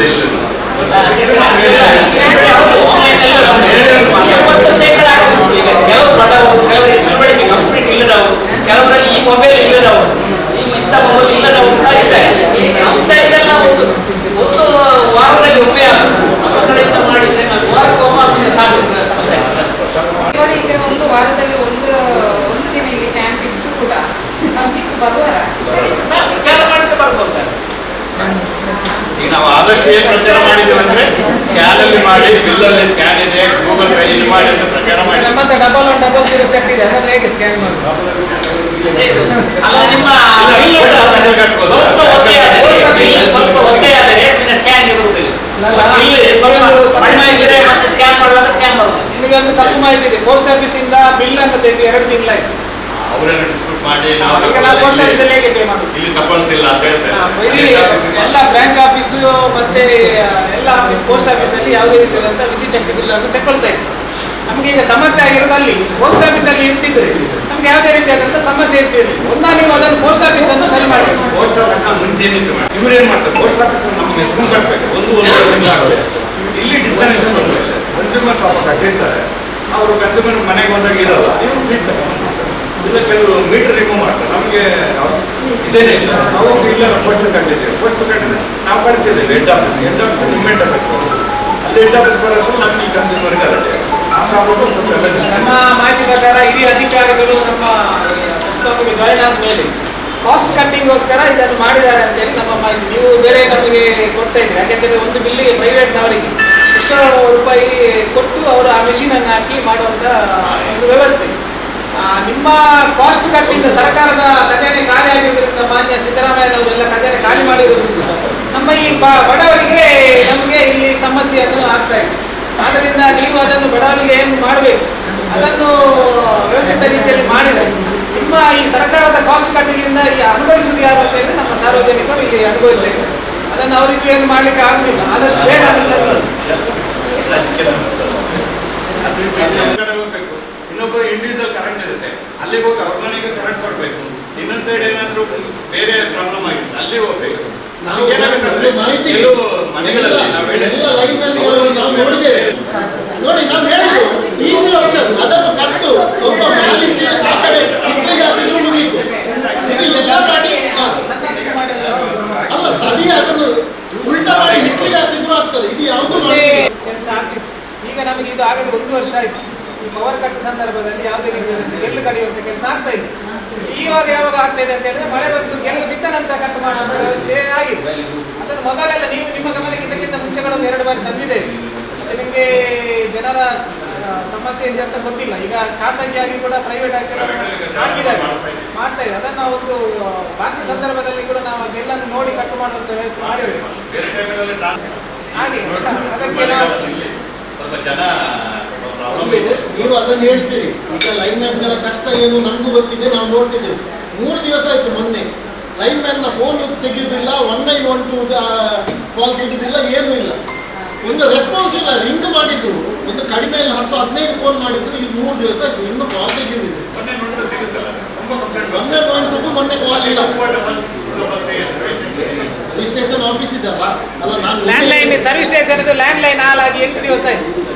ತೊಕ್ಕೊಟ್ಟು ನಾವು ಮೊನ್ನೆ ರಾತ್ರಿ 11 ಗಂಟೆಗೆ ನಾವು ಹೋಗಿದ್ದೇವೆ. ಈಗ ಸರಿ ಮಾಡಿದರೆ ನಾವು ಹೋಗುವಾಗ ಬೇಕಾದ್ರೆ ನಾನು ಈಗ ನಿಮಗೆ ಲೌಡ್ ಸ್ಪೀಕರ್ ಇಟ್ಟು ಈಗ ನಾನೀಗ ಅವರಿಗೆ ಲ್ಯಾಂಡ್ಲೈನ್ ಯಾವಾಗ ಹಾಳಾಗುದು ಅಂತ ಹೇಳಿದ್ರೆ ಸಮಸ್ಯೆ ಇರುವಾಗ ಲ್ಯಾಂಡ್ಲೈನ್ ಯಾವಾಗ ನೋಡುದು ಅಲ್ಲಿ ಹಾಳಾಗಿಲ್ಲ. ಬೇಕಿದ್ರೆ ನಿಮಗೆ ಸಾಕ್ಷಿ ಬೇಕಾಗಿ ನಾವು ಒಟ್ಟಿಗೆ ಹೋದವರು ನೋಡಿ ನಿಮ್ಗೆ ನೋಡಿ ಅಲ್ಲ ಅಧಿಕಾರಿ ಅವರು, ಒಂದು ನಿಮ್ಮ ಹತ್ರ BSNL ಅವರ ಪ್ರಾಬ್ಲಮ್, ಮತ್ತೊಂದು ಮರ ಕಡಿಲಿಕ್ಕೆ ಯಾವುದು ಕಟ್ಟಾಗ್ತಾರೆ ಅವರಿಗೆ ಬೇರೆ ಕಡೆಗೆ ಹೋಗ್ಲಿಕ್ಕೆ ಪ್ರಾಬ್ಲಮ್. ಎಲ್ಲ ನಿಮ್ಮದು ಡಿಪಾರ್ಟ್ಮೆಂಟ್ ಕ್ಲಿಯರ್ ಇದೆ, ಎಲ್ಲ ಬಾಕಿ ಡಿಪಾರ್ಟ್ಮೆಂಟ್ ಇದು ಪ್ರಾಬ್ಲಮ್. ಹಾಗಾದ್ರೆ ನಾವೆಂತ ಮಾಡಬೇಕು ಅಲ್ವಾ? ಅಲ್ವಾ? ಹೌದಲ್ವಾ? ಮರ ಬಿದ್ದಿದೆ ಅಂದ್ರೆ ಅಲ್ಲಿ ಒಂದು ಮರ ಬಿದ್ದು ಬೇಗ ಕ್ಲೀನ್ ಮಾಡಿ ಅಲ್ಲಿಗೂ ಹೋಗ್ಬೇಕು. ಇವ್ರು ಎಲ್ಲಿ ಹೋದ್ರೆ ಅಲ್ಲಿ ಅವರು ಬೈತಾ ಇರ್ತಾರೆ. ನೋಡಿ ಎಲ್ಲ ಕಡೆಯಲ್ಲಿ ಹಾಗೆ, ಎಲ್ಲ ಕಡೆಯಲ್ಲಿ ಹಾಗೆ. ಈಗ ಜನ ಇಲ್ಲ ಅಂತ ಹೇಳಿದ್ರೆ ನಾವು ಕರೆಂಟ್ ಬಿಲ್ ಭರ್ತಿ ಕಟ್ಟುದಿಲ್ವಾ? ನಿಮ್ಮಲ್ಲಿ ಜನ ಕರೆಕ್ಟ್ ಇಲ್ಲ, ಪಬ್ಲಿಕ್ ಪ್ರಾಬ್ಲಮ್ ಆಗಿದೆ ಅಂತ ನಾವು ಬಿಲ್ ಕಡಿಮೆ ಮಾಡಿ ಕೊಡ್ತೀರಾ? ಡಿಪಾರ್ಟ್ಮೆಂಟ್ ನ ಪ್ರಾಬ್ಲಮ್ ತುಂಬಾ ಇರ್ತದೆ. ನಮ್ಮಲ್ಲೂ ತುಂಬಾ ಪ್ರಾಬ್ಲಮ್ ಇದೆ. ನಮ್ಮಲ್ಲಿ 30 ಜನರ ಕೆಲಸವನ್ನು 10 ಜನರೇ ಮಾಡುದು. ಪ್ರಾಬ್ಲಮ್ ಎಲ್ಲ ಕಡೆಯಲ್ಲಿ ಇದೆ. ಆದ್ರೆ ಕೆಲವೊಂದು ನಿರ್ದಿಷ್ಟ ಕಡೆಯಲ್ಲಿ ಅನಿವಾರ್ಯ ಸಮಸ್ಯೆ ಇರುವಾಗ ಅದನ್ನು ಪರಿಹಾರ ಮಾಡಬೇಕು. ನೋಡಿ, ನಾವೊಂದು 1-1.5 ಸಾವಿರ ಜನರನ್ನು ಪ್ರತಿನಿಧಿಸುವ ಕೌನ್ಸಿಲರ್. ನಾವು ಫೋನ್ ಮಾಡಿದಾಗ 10-15 ಫೋನ್ ಮಾಡಿದ್ರು ಒಂದೇ ಒಂದು ಕಾಲ್ ತೆಗೆದಿಲ್ಲ, ರಿಟರ್ನ್ ಕಾಲ್ ಮಾಡೋದಿಲ್ಲ. ಯಾರು ಇದೆ ಕೊನೆ? ನಾವು ನನ್ನ ಮನೆಯದ್ದು ಮೀಟರ್ ಸಿಕ್ಕಿಸ್ಲಿಕ್ಕೆ ಕೆಲಸ ಹೇಳುವುದಲ್ಲ, ನನ್ನ ವಾರ್ಡಿನ ಸಮಸ್ಯೆ ಆಗಿದೆ, ವೈರ್ ಏನಾದರೂ ಕಟ್ಟಾಗಿ ತುಂಡಾಗಿ ಬಿದ್ದಿದೆ, ಲೈನ್ ಮ್ಯಾನ್ ಕಾಲೇ ತೆಗೆದಿಲ್ಲ, 1912 ಮೊನ್ನೆ ಕಾಲೇ ಇಲ್ಲ, ಡೆಡ್ ಕನೆಕ್ಟ್ ಡಿಸ್ಕನೆಕ್ಟ್ ಕಾಲೇ ಸಿಗಲಿಲ್ಲ ಸರ್. ಮತ್ತು ಕೂಡ ನೀವು ಡಿಪೆಂಡ್ ಮಾಡಬೇಡಿ. ಮೊನ್ನೆ ಆದಿತ್ಯವಾರ ಬೇಕಿದ್ರೆ ನೀವೇ ಕೇಳಿ ನೋಡಿ, ಗೊತ್ತಾಯ್ತಾ? ಇಂಥದ್ದೆಲ್ಲ ಸಮಸ್ಯೆ ಇರುವಾಗ ಮತ್ತೆ ನಾನು ಯಾವಾಗ ಹೇಳಿದ್ದು ಶನಿವಾರ ಭಾನುವಾರ ಸಾಫ್ಟ್ವೇರ್ ಇಲ್ಲ ಅಂತ ಮೆಸೇಜ್ ಆಗ್ತದೆ. ಸರ್ ನಾವು ಪ್ರಥಮವಾಗಿ ಕರೆ ಮಾಡುದು ನಮ್ಮ ಲೋಕಲ್ ಲೈನ್ ಮ್ಯಾನ್ಗಳಿಗೆ, ಕರೆಕ್ಟಾ? ಇಬ್ರು ಲೈನ್ ಮ್ಯಾನ್ ಇದ್ದಾರೆ, ಅವಿನಾಶ್ ಇದ್ದಾರೆ, ಗಾಡ್ವಿನ್ ಇದ್ದಾರೆ, ಇಬ್ರು ಕಾಂಪಿಟೇಟಿವ್. ನಾವು ಎಂತ ಮಾಡಬೇಕು ಅಲ್ವಾ? ತುಂಬಾ ಸಮಸ್ಯೆ ಜಾಸ್ತಿ ಇರ್ತದೆ ಮಳೆಯ ಸಂದರ್ಭ. ಮೊನ್ನೆ ನಾನು ನೋಡುವಾಗ ಅವರು ಇಬ್ರು ಕೆಲಸ ಮಾಡ್ತಾ ಇದ್ರು. ಒಂದು ಕಡೆ ಗೆಲ್ಲು ಕಳೆದು ಫೀಸ್ ಹಾಕುವಾಗ ಇನ್ನೊಂದು ಕಡೆ ಗೆಲ್ಲು ಬಿದ್ದಿದ್ದು ಪುನಃ ಹೋಗ್ತದೆ. ಹುಡುಕ್ತಾ ಇದ್ದೆ ನಾನು ರಾತ್ರಿ 12 ಗಂಟೆಗೆ ಆಚೆ ಬರುವಾಗ. ಅವರು ಎಲ್ಲ ಕಡೆ ಪವರ್ ಇರಲಿಲ್ಲ. ಅಲ್ಲಿ ತುರ್ತು ಸಂದರ್ಭದಲ್ಲಿ ಕೂಡ ಎಕ್ಸ್ಟ್ರಾ ನೀವು ಮ್ಯಾನ್ ಪವರ್ ಹಾಕುದಿಲ್ಲ ರಾತ್ರಿ.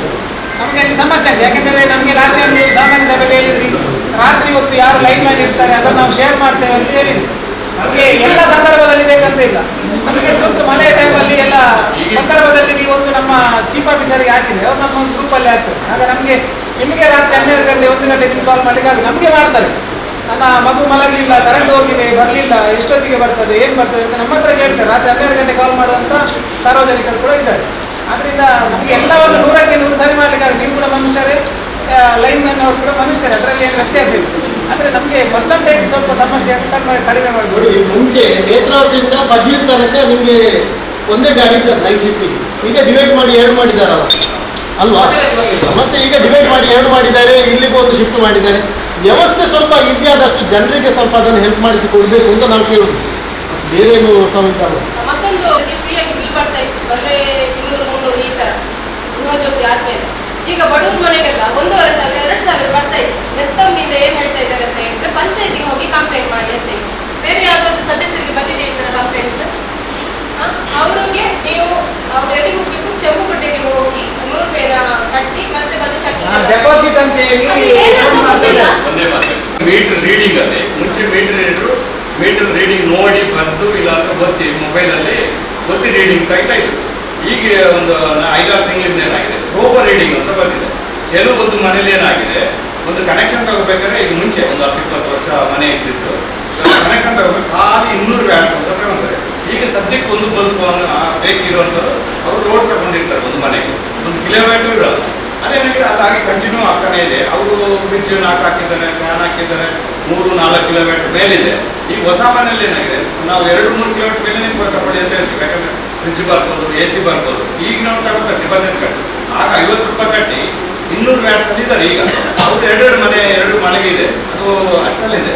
ಇದು ಈಗೇನು ತಂದಿದೆ ಸರ್ಕಾರದಿಂದ, ನಮ್ಮ ಮೆಸ್ಕಾಂನಿಂದ ರೋಬೋ ರೀಡಿಂಗ್ ಅಂತ ತಂದಿದೆ. ಅದು ಆಟೋಮೆಟಿಕ್ ಏನಿಲ್ಲ, ರೋಬೋ ಮೀಟರ್, ಎಲೆಕ್ಟ್ರಾನಿಕ್ ಮೀಟರ್ ಇದ್ರೆ ಮಾತ್ರ.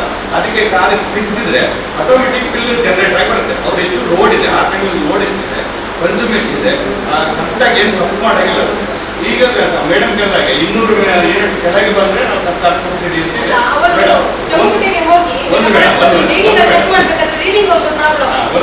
ಆ 200 ಯೂನಿಟ್ ಮೇಲೆ 1 ಯೂನಿಟ್ ಹೆಚ್ಚಿಗೆ ಬಂದ್ರು ಸಬ್ಸಿಡಿ ಮೈನಸ್ ಆಗುತ್ತೆ. ಸಬ್ಸಿಡಿ ಬರಲ್ಲ, ಫುಲ್ ಬಿಲ್ ಬರುತ್ತೆ. ಮತ್ತೆ ಇವರು ಕನ್ಸ್ಯೂಮರ್ ಏನು 200 ವ್ಯಾಟ್ಸ್ ಅಂತ ಏನಾದರೂ ಇದಿದ್ರೆ ಲೋಡ್ ಇರುತ್ತೆ, ಅಲ್ಲಿ 3 ಕಿಲೋಮೀಟರ್ ವ್ಯಾಟ್ಸ್ ಇರುತ್ತೆ, ಅದರದೆಲ್ಲ ಡಿಮ್ಯಾಂಡ್ ಮಾಡಿ ಬಿಲ್ ಮಾಡ್ತಾರೆ. ಅಡಿಷನಲ್ ಲೋಡ್ ಮಾಡ್ಕೋಬೇಕು. ಆವಾಗ ಕನ್ಸ್ಯೂಮರ್ ಬಿಲ್ ಬರ್ತದೆ. ನಮ್ಮಲ್ಲಿ ಬಿಲ್ ಜಾಸ್ತಿ ಆಯಿತು, ನಾವು ಕನ್ಸ್ಯೂಮರ್ ಕನ್ವಿನ್ಸ್ ಮಾಡ್ತೀವಿ, ಈ ಥರ ನಿಮ್ಮ ಮನೆಯಲ್ಲಿ ಲೋಡ್ ಜಾಸ್ತಿ ಇದೆ, ಅಡಿಷನಲ್ ಲೋಡ್ ಮಾಡ್ಕೊಂಡ್ರೆ ಈ ಬಿಲ್ ಬರಲ್ಲ ನಿಮಗೆ. ಅವಾಗ ಅಡಿಷನಲ್ ಲೋಡ್ ಮಾಡಬೇಕು ಅವ್ರಿಗೆ ಅಂತ ಹೇಳ್ತಿದ್ದೀರಿ, ಕರೆಕ್ಟ್ ಅಲ್ಲ?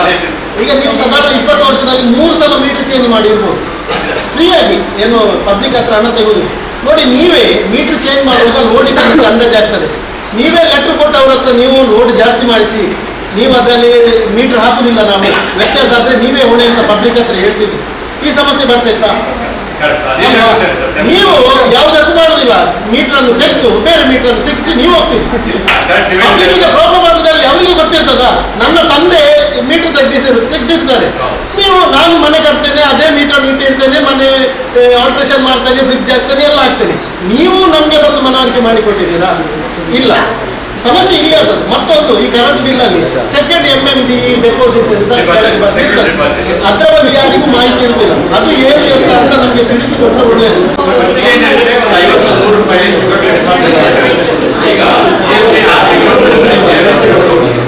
ಜಾಸ್ತಿ ಮಾಡ್ತಾ ಇದ್ದಾರೆ. ನಮ್ಮಲ್ಲಿ ಅಮೌಂಟ್ ಹೆಚ್ಚಿಡಬೇಕು, ಅದಕ್ಕೆ ಕೆಲವರಿಗೆ ಲೆಟ್ರ್ ಹೋಗುತ್ತೆ, ಕೆಲವರು ಲೆಟ್ರ್ ಹೋಗಲ್ಲ. ಕಡಿಮೆ ಬಿಲ್ಲಲ್ಲಿ ಮಾಡ್ತಾ ಇದ್ದಾರೆ, MD ಕಟ್ಟಬೇಕು.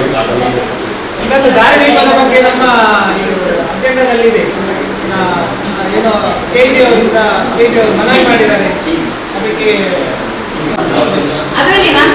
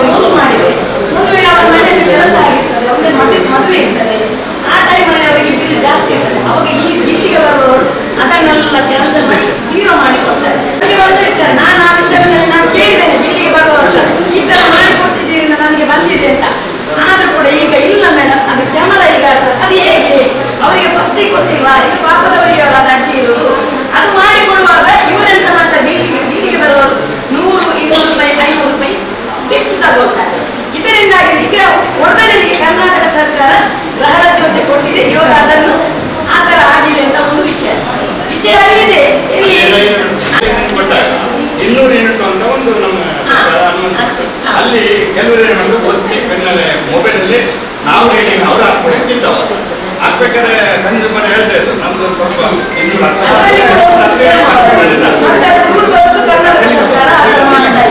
ಸರಿಯೂ ಇಲ್ಲ ಹಾಗೆ ಮಾಡ್ತಾರೆ. ಈಗೇನಾಯ್ತು ಪ್ರೋಗೋ ಬಂದ್ಮೇಲೆ ಮಷಿನ್ ಬಂದ್ಮೇಲೆ ಇದು ಯಾವ್ದನ್ನ ಸರ್ಕಸ್ ಮಾಡಿ ಬರ್ತಾರೆ ಏನಿದೆ ಅಷ್ಟೇ 100 ಇದ್ರೆ 100, 500 ಇದ್ರೆ 500 ಅಷ್ಟೇ ಬಿಲ್ ಮಾಡ್ತಾರೆ. ಎವರೇಜ್ ನೋಡಿ 200 ವ್ಯಾಟಿನ ಒಳಗೆ ಇದ್ರೆ ಅವರಿಗೆ 200 ಅಂತ ಫಿಕ್ಸ್ ಮಾಡಿ ನಮ್ಮ ಅವರಿಗೆ ಈಗ ನಿಮ್ಮ ಮನೆಯಲ್ಲಿ ಪವರ್ ಕನೆಕ್ಷನ್ ಇದ್ರೆ ಅದನ್ನು 6 ತಿಂಗಳ 11 ತಿಂಗಳಿದೆ ಅದನ್ನು ಟ್ಯಾಲಿ ಮಾಡ್ತಾರೆ. ಡಿವೈಡೆಡ್ ಮಾಡಿ ಅದರಲ್ಲಿ ಆನ್ ಆನ್ ಅವರೇಜ್ ಎಷ್ಟು ಬರ್ತದೆ ಅಂತ ನೋಡಿ ಅದು 200ಗಿಂತ ಮೇಲೆ ಇಲ್ಲದಿದ್ರೆ ಅವರಿಗೆ ಬಿಲ್ ಬರ್ತದೆ. ಅದರಲ್ಲಿ ಕೂಡ ಹೇಗೆ ಅಂತ ಹೇಳಿದ್ರೆ ನಿಮ್ಮದು ಟ್ಯಾಲಿ ಮಾಡುವಾಗ 125 ವ್ಯಾಟ್ಸ್ ಅಂತ ಹೇಳಿ ಇದ್ರೆ ನಿಮಗೆ 125 ವ್ಯಾಟ್ಸ್ ಮಾತ್ರ 200 ವ್ಯಾಟ್ಸ್ ಇಲ್ಲ. ಇದು 100ಕ್ಕೆ 100 ಏನಂತ ಹೇಳಿದ್ರೆ ಈ ಬಡವರ ಸಮಸ್ಯೆ ಏನಂತ ಹೇಳಿದ್ರೆ ನಮ್ಮ ಇದು ಈ ಫ್ರೀ ಭಾಗದಿಂದ ನಮ್ಮ ಖಜಾನೆ ಖಾಲಿಯಾಗಿ ನಮ್ಮ ಜನಸಾಮಾನ್ಯರಿಗೆ ಬಡವರಿಗೆ ಸಮಸ್ಯೆ ಆಗಿದೆ. ನೀವು ಹೇಳಿದಾಗ ಇಲ್ಲ, ಯಾಕೆಂದ್ರೆ ನೀವು ಮಾತಾಡುವಾಗ ಪೂರ್ಣ ಪ್ರಮಾಣವಾಗಿ ಮಾಡಬೇಕು. ಯಾಕಂದ್ರೆ 200 ವ್ಯಾಟ್ಸ್ ಎಲ್ಲ 200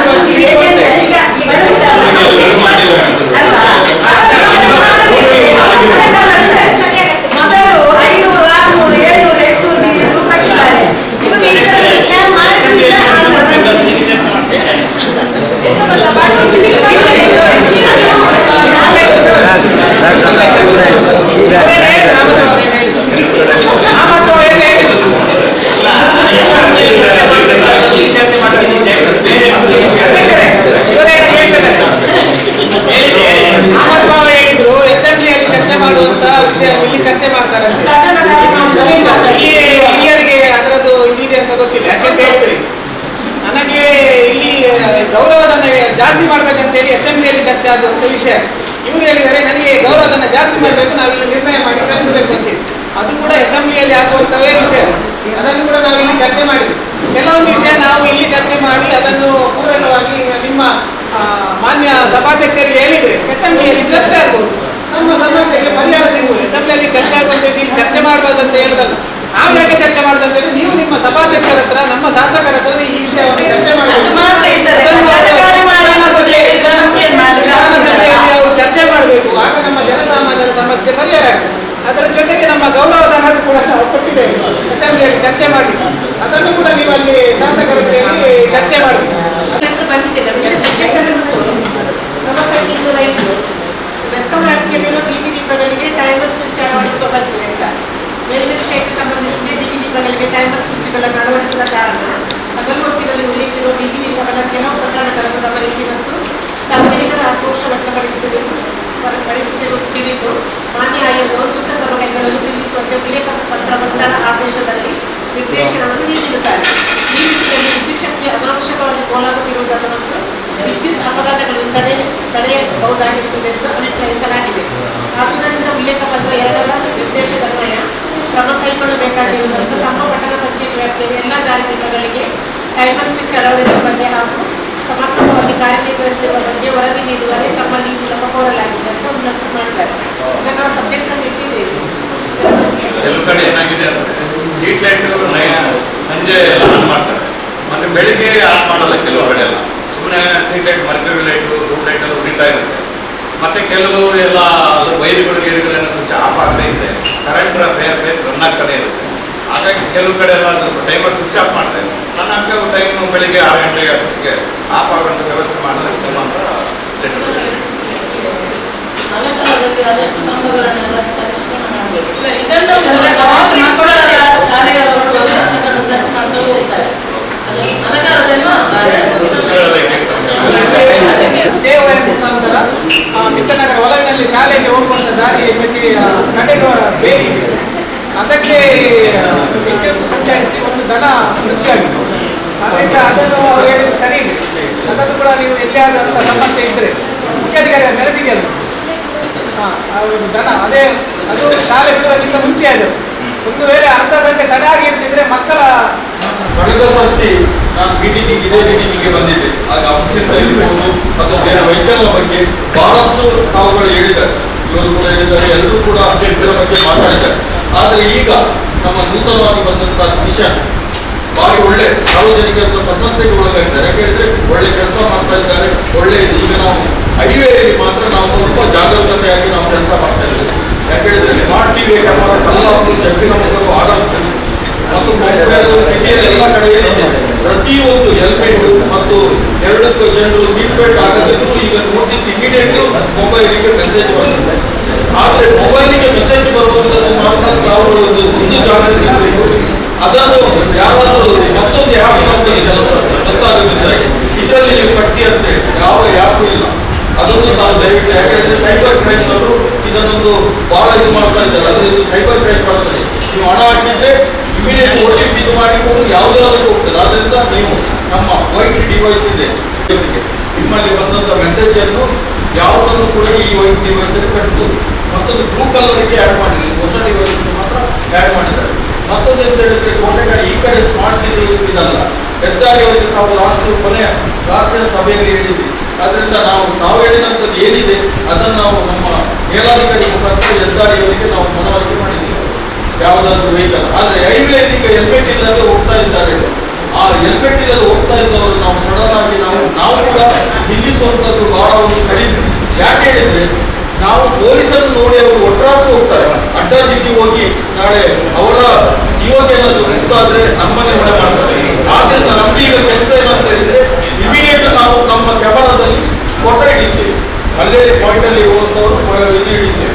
ಫೋಟೋ ಹಿಡಿದಾಗ ಆ ಫೋಟೋಕ್ಕೆ ಬೇಕಾದ್ರೆ FTR ಅಂತ ಹೇಳಿ ಅವರ ಮನೆಗೆ ನೋಟಿಸ್ ಕಳಿಸುವಂಥ ವ್ಯವಸ್ಥೆಯನ್ನು ನಮ್ಮ ಕಮಿಷನರ್ ಕೂಡ ಮಾಡಿದ್ದಾರೆ. ಅದನ್ನು ನಾವು ಮಾಡ್ತಾ ಇದ್ದೇವೆ.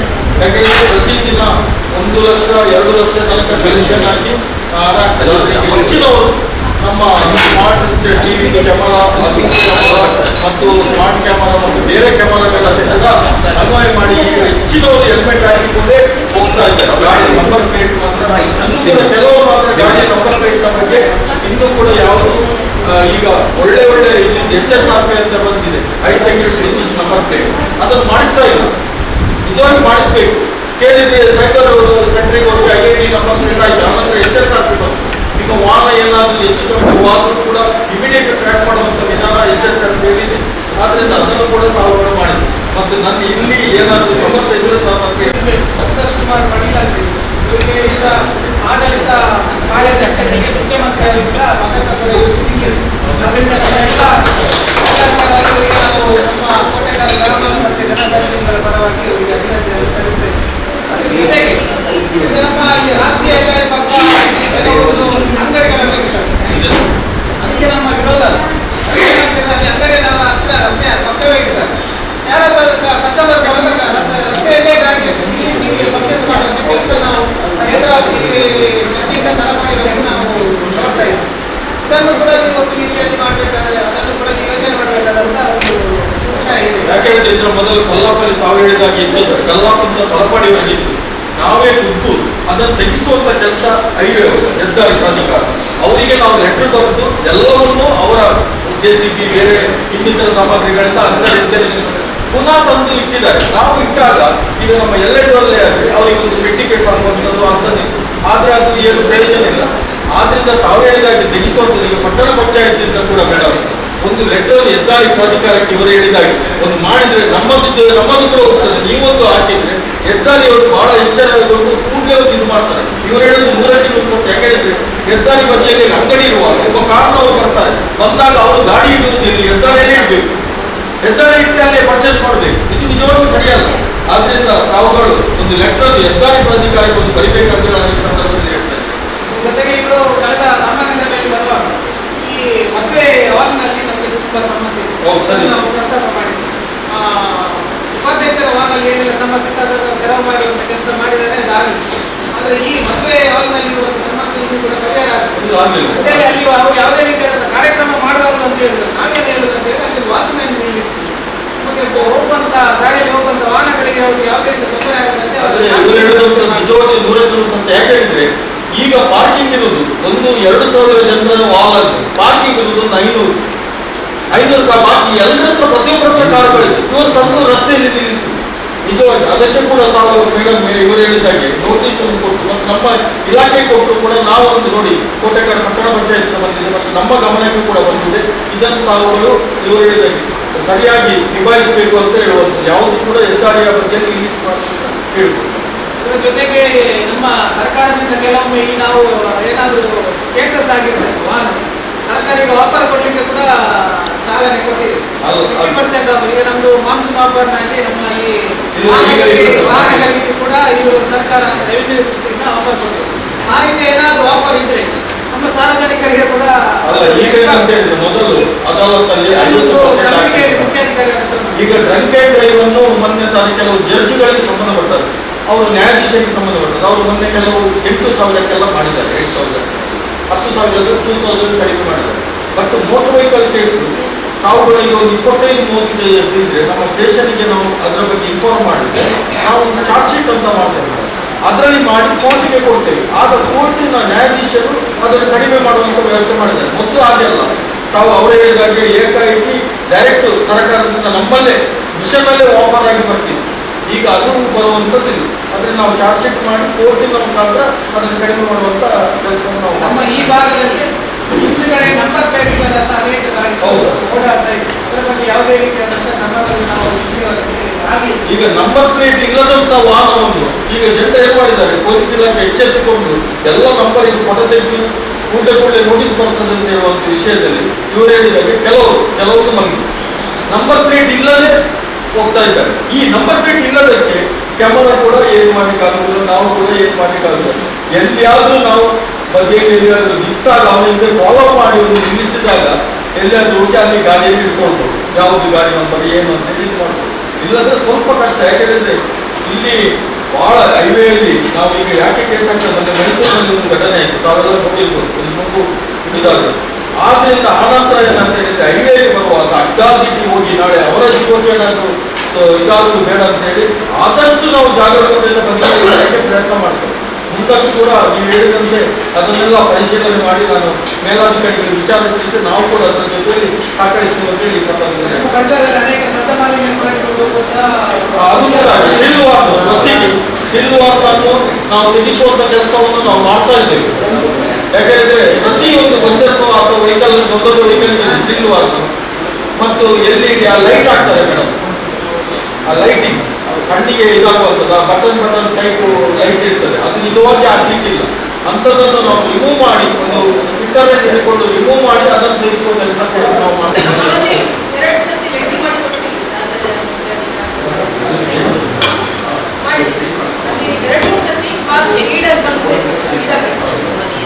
CCTV ಫೋಟೋದಲ್ಲಿ ಗಿಡಗಡಿ ಇಂಜಿನಿಯರ್ ಯಾವುದೇ ರೀತಿಯ ಹಂಸ ಬ್ಯಾರಿಕೇಡ್ ಅದಕ್ಕೆ ಪೂರಕವಾಗಿ ಹಾಸ್ಪಿಟಲ್ ಕೂಡ ಅದೇ ಸಮಸ್ಯೆ ಅಲ್ವಾ? ಹಾಸ್ಪಿಟಲ್ ವ್ಯವಸ್ಥೆ ಹಾಸ್ಪಿಟಲ್ ಕೂಡ ಆಗಿದೆ. ಈಗ ಎಲ್ಪ ಆಗಿರ್ಬೋದು, ಮುಟ್ಟೆ ಆಗಿರ್ಬೋದು, ಮಾದಟೋಲ ಆಗಿರ್ಬೋದು, ಕಣಚೂರು ಆಗಿರ್ಬೋದು, ಎಲ್ಲ ಪಾರ್ಕಿಂಗ್ ಎಲ್ಲ ರೋಡಲ್ಲೇ ಬರುತ್ತೆ. ಅದರ ಬಗ್ಗೆ ಕೂಡ ಒಂದು ನಾವು ಎಲ್ಲೋ ಒಂದು ಗಾಡಿಯ ಪರಿಶೀಲನೆ ಮಾಡಿ ಫೋನ್ ಮಾಡಿ ಪ್ರತಿ ಇದಕ್ಕೆ 1000 ರುಪೀಸ್ ಆಗ್ತವೆ. ಇಲ್ಲ ಅವರು ಬರ್ಲಿಕ್ಕೆ ಕಟ್ಟಲಿಲ್ಲ ಅಂತ ಹೇಳಿದ್ರೆ ಆ ಫೋಟೋನ ತೆಗೆದು ಅವರಿಗೆ FIR ಹಾಕಿ ಕೆಲವು ವಾಹನಗಳಿಗೆ 1000 75,000 30,000 ಫೈನ್ ಬಂದದ್ದು ಕೂಡ ಇದೆ. ಈ ಹಾಲಿಗೆ ಕೂಡ ಅನೇಕ ಸಮಸ್ಯೆ. ನೀವು ರಾಷ್ಟ್ರೀಯ ಹೆದ್ದಾರಿಗೆ ಹೇಳಿದಕ್ಕೆ ಪೂರಕವಾಗಿ ಹೇಳು, ಆ ರಾಷ್ಟ್ರೀಯ ಹೆದ್ದಾರಿ ಅನೇಕ ವೆಹಿಕಲ್ ಬಿಟ್ಟು ಅಲ್ಲಿಯೇ ವ್ಯಾಪಾರ ಮಾಡ್ತಾರೆ. ಎಲ್ಲ ವೆಹಿಕಲ್ ತಂದಿದೆ ರೋಡಲ್ಲಿ. ಅದಕ್ಕೆ ನೀವೇ ಮಾಡಿ ಯಾವುದು ಈಗ ವೇಣಪ್ಪ ತಾವೇ ಹೇಳ್ತಾರಲ್ಲ, ಎಲ್ಲ ಹಾಸ್ಪಿಟಲ್ ಹೇಗೋ ಅವರು ಗೋಯಿಂಗ್ ವೆಹಿಕಲ್ ಇದೆ, ಅದೊಂದು 2-3 ಸರಿ ಆ ರೀತಿ ಮಾಡಿದ್ರೆ ಮತ್ತೆ ಕಂಟಿನ್ಯೂಸ್ ಆಗಿ ಟ್ರಾಫಿಕ್ ಎಸಿ ಅಥವಾ DCP ಲೈಟ್ ಇದ್ದಾರೆ. ಟ್ರಾಫಿಕ್ ಎಸಿ ನಮಗೆ ಕೋಟೆಕಾಲಲ್ಲಿ ಈ ರೀತಿ ಸಮಸ್ಯೆ ಇದೆ. ಯಾಕೆಂದ್ರೆ ಮುಂದಕ್ಕೆ ಈಗ ಸ್ಟೇಷನ್ ಇಲ್ಲಿಗೆ ಬರ್ತದೆ ಕೋಟೆಕಾಲಿಗೆ ತಮ್ಮ ಗೊತ್ತಿರ್ಬೋದು. ಜಾಗ ನೋಡಿ ಆರೋಗ್ಯ ಕೇಂದ್ರ ಒಂದು ಹೋಟೆಲ್ ಇದೆ, ಸಣ್ಣ ಒಂದು ಹೋಟೆಲ್. ಅದರ ಬ್ಯಾಕ್ ಸೈಡಿಗೆ ಇನ್ನು ಸ್ಯಾಂಕ್ಷನ್ಗೆ ಆಗಿದೆ. ಈಗ ಇರುವಂತ ಕಟ್ಟಡ ನಾವು 25,000 ರೂಪಾಯಿ ಕೊಟ್ಟು ಬಾಡಿಗೆಯಲ್ಲಿ ಇರುವಂತ ಕಟ್ಟಡ ಚಕ್ರಮಗರ, ಅದು ಈಗ ಗೌರ್ಮೆಂಟ್ ಅಲ್ಲಿಗೆ ಸೈಟ್ ನೋಡಿ ಸೈಟ್ ಎಲ್ಲ ಮಾರ್ಕ್ ಆಗಿ ಎಲ್ಲ ಆಗಿದೆ. ಇನ್ನು ಕ್ರಮೇಣ ಒಂದು 2 ವರ್ಷದಲ್ಲಿ ಅಲ್ಲಿ ಸ್ಟೇಷನ್ ಬರ್ಬೋದು. ಇಲ್ಲೇ ಕೋಟೆಗಾರ ವ್ಯವಸ್ಥೆ ಮಾಡಿ. ಯಾಕೆಂದ್ರೆ ಇಷ್ಟ ಸಮಯದಲ್ಲಿ ಹಾಕಿದೆ ಅವರು ಅಲ್ಲಿ ಕೇಸ್ ಹಾಕುವ ಕೆಲಸ ಮಾಡಿದ್ದಾರೆ.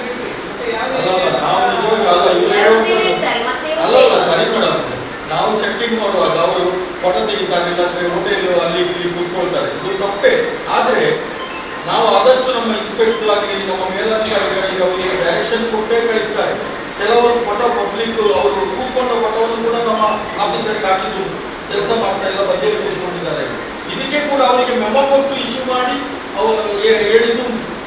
ಆದರೆ ತಾವುಗಳು ಕೂಡ ಅದನ್ನು ತಾವು ಪಬ್ಲಿಕ್ ಆಫೀಸರ್ ಅವರಿಗೆ ಕೇಳ್ಬೋದು ಮೇಡಮ್, ಏನು ಕೇಳಬಾರ್ದೇನಿಲ್ಲ. ಪೊಲೀಸ್ ಇಲಾಖೆಗೆ ಯಾಕೆ ನೀವು ಕೇಳಿದ್ರಿ ಅಂತ ನಾವು ಪ್ರಶ್ನೆ ಮಾಡಿಲ್ಲ. ಆದರೆ ಇಂಥದ್ದನ್ನು ಸರಿಪಡಿಸಲಿಕ್ಕೆ ನಾವು ಆದಷ್ಟು ಸ್ವಲ್ಪ ವೆಹಿಕಲ್ ಅನ್ನೆಲ್ಲ ಸ್ವಲ್ಪ ಕ್ಲಿಯರ್ ಮಾಡಿ ಈಗ ಏನು ಗೊತ್ತಿಲ್ಲ, ಫೈನ್ ಹಾಕುವಂಥದ್ದಲ್ಲ. ಈಗ ಪೊಲೀಸ್ನವ್ರಿಗೆ ಏನು ಕೆಲಸ ಅಂತ ಹೇಳಿದ್ರೆ ಈ ಹೆಲ್ಮೆಟ್ ಇಲ್ಲದೆ ಬಂದು ಇದನ್ನೊಂದು ಫೋಟೋವನ್ನು ತೆಗೆಯುವಂಥದ್ದು ನಾವು ಹೇಳಿದ್ವಿ. ಯಾಕೆಂದ್ರೆ FDR ಅಂತ ಫೋಟೋ ತೆಗೆದು ಈಗ ಒಂದು ಸಾಧಾರಣ ಹೆಚ್ಚಿನ ಜನರಿಗೆ ಫೋಟೋ ಬಿದ್ದ ಕೂಡಲೇ ಅವರಿಗೆ ಗೊತ್ತಿರುವುದಿಲ್ಲ 10-15 ಕೇಸ್ ಬಿದ್ದಾಗಿರ್ತದೆ. ಈಗ ಮೊದಲಾಗೆ ಲೆಕ್ಕ ಕಳಿಸುವಂಥದ್ದು ಬ್ಲ್ಯಾಕ್ ಲಿಸ್ಟಿಗೆ ಹೋಗುವಂಥದ್ದು ಕೂಡ ಇದೆ.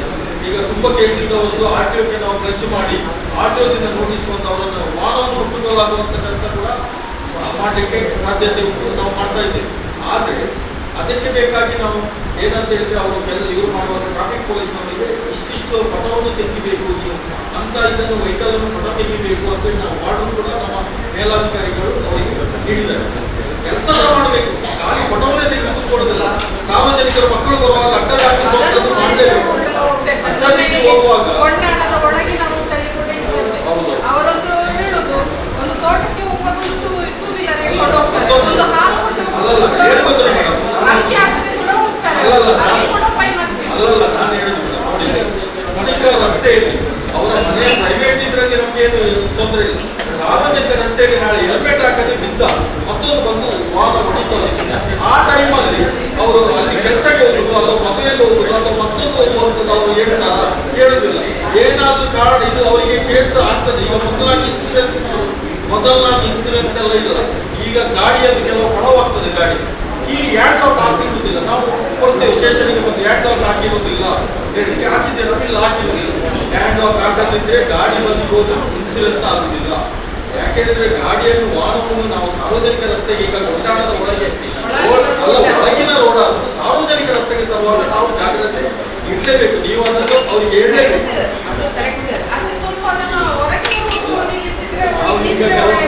ಅಲ್ಲಲ್ಲ ನಾವೀಗ ಕೆಲವು ಸರ್ತಿ ಹೇಳ್ತಾರೆ ಹೀಗೆ ಒಂಚೂರು ಬಂದು ಸರ್ ನಾವು ಬಿಡ್ತೇವೆ ಮನೆ ಇದ್ದೇವೆ. ಆದ್ರೆ ನಮ್ಮವ್ರು ಏನ್ ಮಾಡ್ತಾರೆ, ಅದನ್ನು ಫೋಟೋ ತೆಗೆದಾಕ್ತಾರೆ. ಫೋಟೋ ತೆಗೆದಾಗ 500 ರೂಪಾಯಿ ಕೊಡ್ತಾರೆ.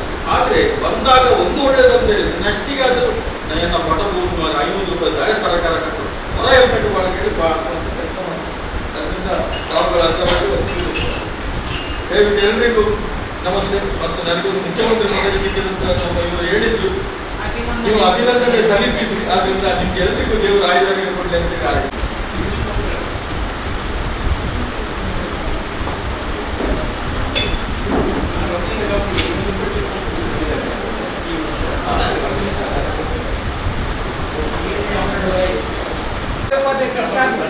ಇಲ್ಲಿಗೆ ಕೆಲವರು ಹೇಳ್ತಾರೆ ಗೊತ್ತಿಲ್ಲ, 60-65 ನಂತರ ಏನೋ ಒಂದು ಇರ್ತದೆ ಅಂತ ಹೇಳಿ ಅವರು ನಾನಿನ್ನು ಸಾಮಾನ್ಯ ಸೇವೆಗೆ ಬರುತ್ತೇನೆ.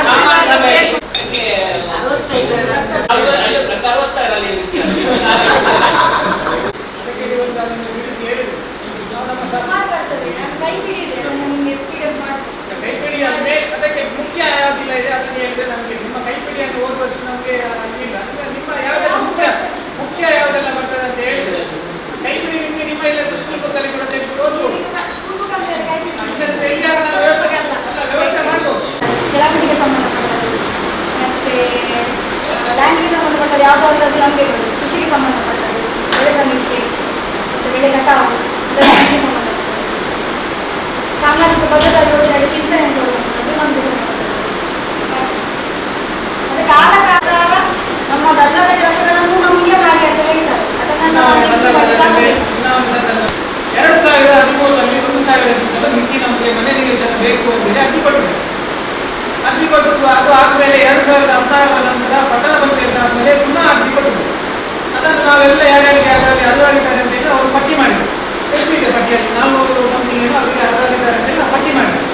ಅದರ ನಂತರ ಪುನಃ ನಮಗೆ ಸರ್ಕಾರ ಆದೇಶ ಕೊಟ್ಟಿದ್ದು ಪುನಃ ಮನೆ ನಿವೇಶನ ಇಲ್ಲದವರು ಅರ್ಜಿ ತೆಗೆದುಕೊಳ್ಳಿ, ಅರ್ಜಿ ಮಾಡಿ ಅಂತೇಳಿ ಕೊಟ್ಟಿದ್ದಾರೆ. ಇದೆಲ್ಲ ಕೊಟ್ಟ ನಂತರ ನಾವು ಇದು ಈ ಯುಗ ಅಂತ್ಯ ಆಗುವವರೆಗೆ ನಾವು ಅರ್ಜಿಯನ್ನೇ ತೆಗೆದುಕೊಳ್ಳೋದು, ಅದನ್ನು ವಿಲೇವಾರಿ ಮಾಡಿದ್ದೀವಿ ಅಂತ ನಾವು ಈಗ ಅಂತ್ಯ ಆಗೋವರೆಗೆ ಬಡವರಿಗೆ ನಾವು ಆಸೆ ಕೊಟ್ಟಿಸಿ ಅಂತ್ಯಂತೆ ತಗೊಳ್ಳೋದಾ ಅದಕ್ಕೆ ಏನಾದರೂ ಸೊಲ್ಯೂಷನ್ ಇದೆಯಾ ಅಂತ ಮುಖ್ಯಾಧಿಕಾರಿ ಅವರು ಹೇಳುದು. ಸರ್ಕಾರಿ ಜಾಗ ಆದ್ರಂತೆ ಇಲ್ಲಿ ತಂದು ಇಡಬೇಕಾ ಸರ್ಕಾರಿ ಜಾಗವನ್ನು ಹೇಗೆ ನಮ್ಗೆ ಗೊತ್ತಿಲ್ಲ, ನೀವು ಹೇಳ್ಬೇಕು. ಸರ್ಕಾರಿ ಜಾಗವನ್ನು ತಂದು ನಾವು ಅವರು ಬಡವರು ಅರ್ಜಿ ಆಲ್ರೆಡಿ ಕೊಟ್ಟು ಒಂದು ದೇವರ ಮನೆಯಲ್ಲಿ ಇದ್ದದ್ದು ಈಗ ಕೋರ್ಟ್ ಕೇಸಲ್ಲಿ ನಡೀತಾ ಉಂಟು. ಅದರಲ್ಲಿ ಹಾಗಾದ್ರೆ ಒಂದು ಕೋರ್ಟ್ ಕೇಸಲ್ಲಿ ನಡೀತಾ ಉಂಟು ಅಂತ ಯಾರೆಲ್ಲ ಅರ್ಜಿ ಕೊಟ್ಟಿದ್ದಾರೆ ಅವರಿಗೆ ನಾವು ಮನೆ ನಿವೇಶನ ಕೊಡ್ಲಿಕ್ಕೆ ಇಲ್ವಾ ಹೇಗೆ? ಏನು ನೀವು ಅಧಿಕಾರ ಮಾಡ್ಲಿಕ್ಕೆ ಆಗುದಿಲ್ಲಲ್ಲ. ಹೇಳುದು ಎಲ್ಲ ಸರ್ಕಾರಿ ಜಮೀನನ್ನು ನಾವು ಕಾದಿರಿಸ್ತೇವೆ. ಎಲ್ಲಾ ಕಾದಿರಿಸಿದ ಜಮೀನಿಗೆ ನೀವಾದರೆ ನಿಮ್ಮ ಪಕ್ಕದವರು, ಅವರಾದ್ರೆ ನನ್ನ ಪಕ್ಕದವರು, ಯಾರಾದ್ರೂ ಒಂದು ಕೋರ್ಟಲ್ಲಿ ಅವರು ಸ್ಟೇ ಹಾಕುದು.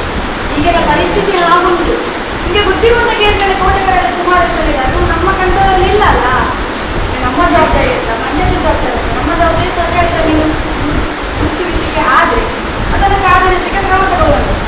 ಇಲ್ಲಿಂದ ಅರ್ಜಿ ಸ್ವೀಕಾರ ಆಗ್ತದೆ, ಅದನ್ನ ಪಟ್ಟಿ ಮಾಡಿ ಯಾರು ಅರ್ಹರಿದ್ದಾರೆ ಯಾರು ಅರ್ಹರಿಲ್ಲ ಅದನ್ನ ಬಿಟ್ಟು ನೀವು ಕೋರ್ಟಲ್ಲಿ ಸ್ಟೇ ಹಾಕಬೇಡಿ ಅನ್ನೋ ರೈಟ್ಸ್ ನಮಗಿಲ್ಲಲ್ಲ.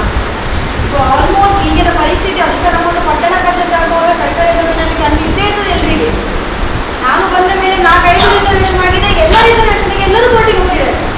ಆಗಿರುವಾಗ ನೀವು ಹೇಗೆ ರಿಸರ್ವೇಷನ್ ಮಾಡಿ ಸಾಧ್ಯ? ಅದು ಅವರ ಕೈಯಲ್ಲೂ ಇಲ್ಲ, ಯಾರ ಕೈಯಲ್ಲೂ ಇಲ್ಲ ಅಲ್ವಾ?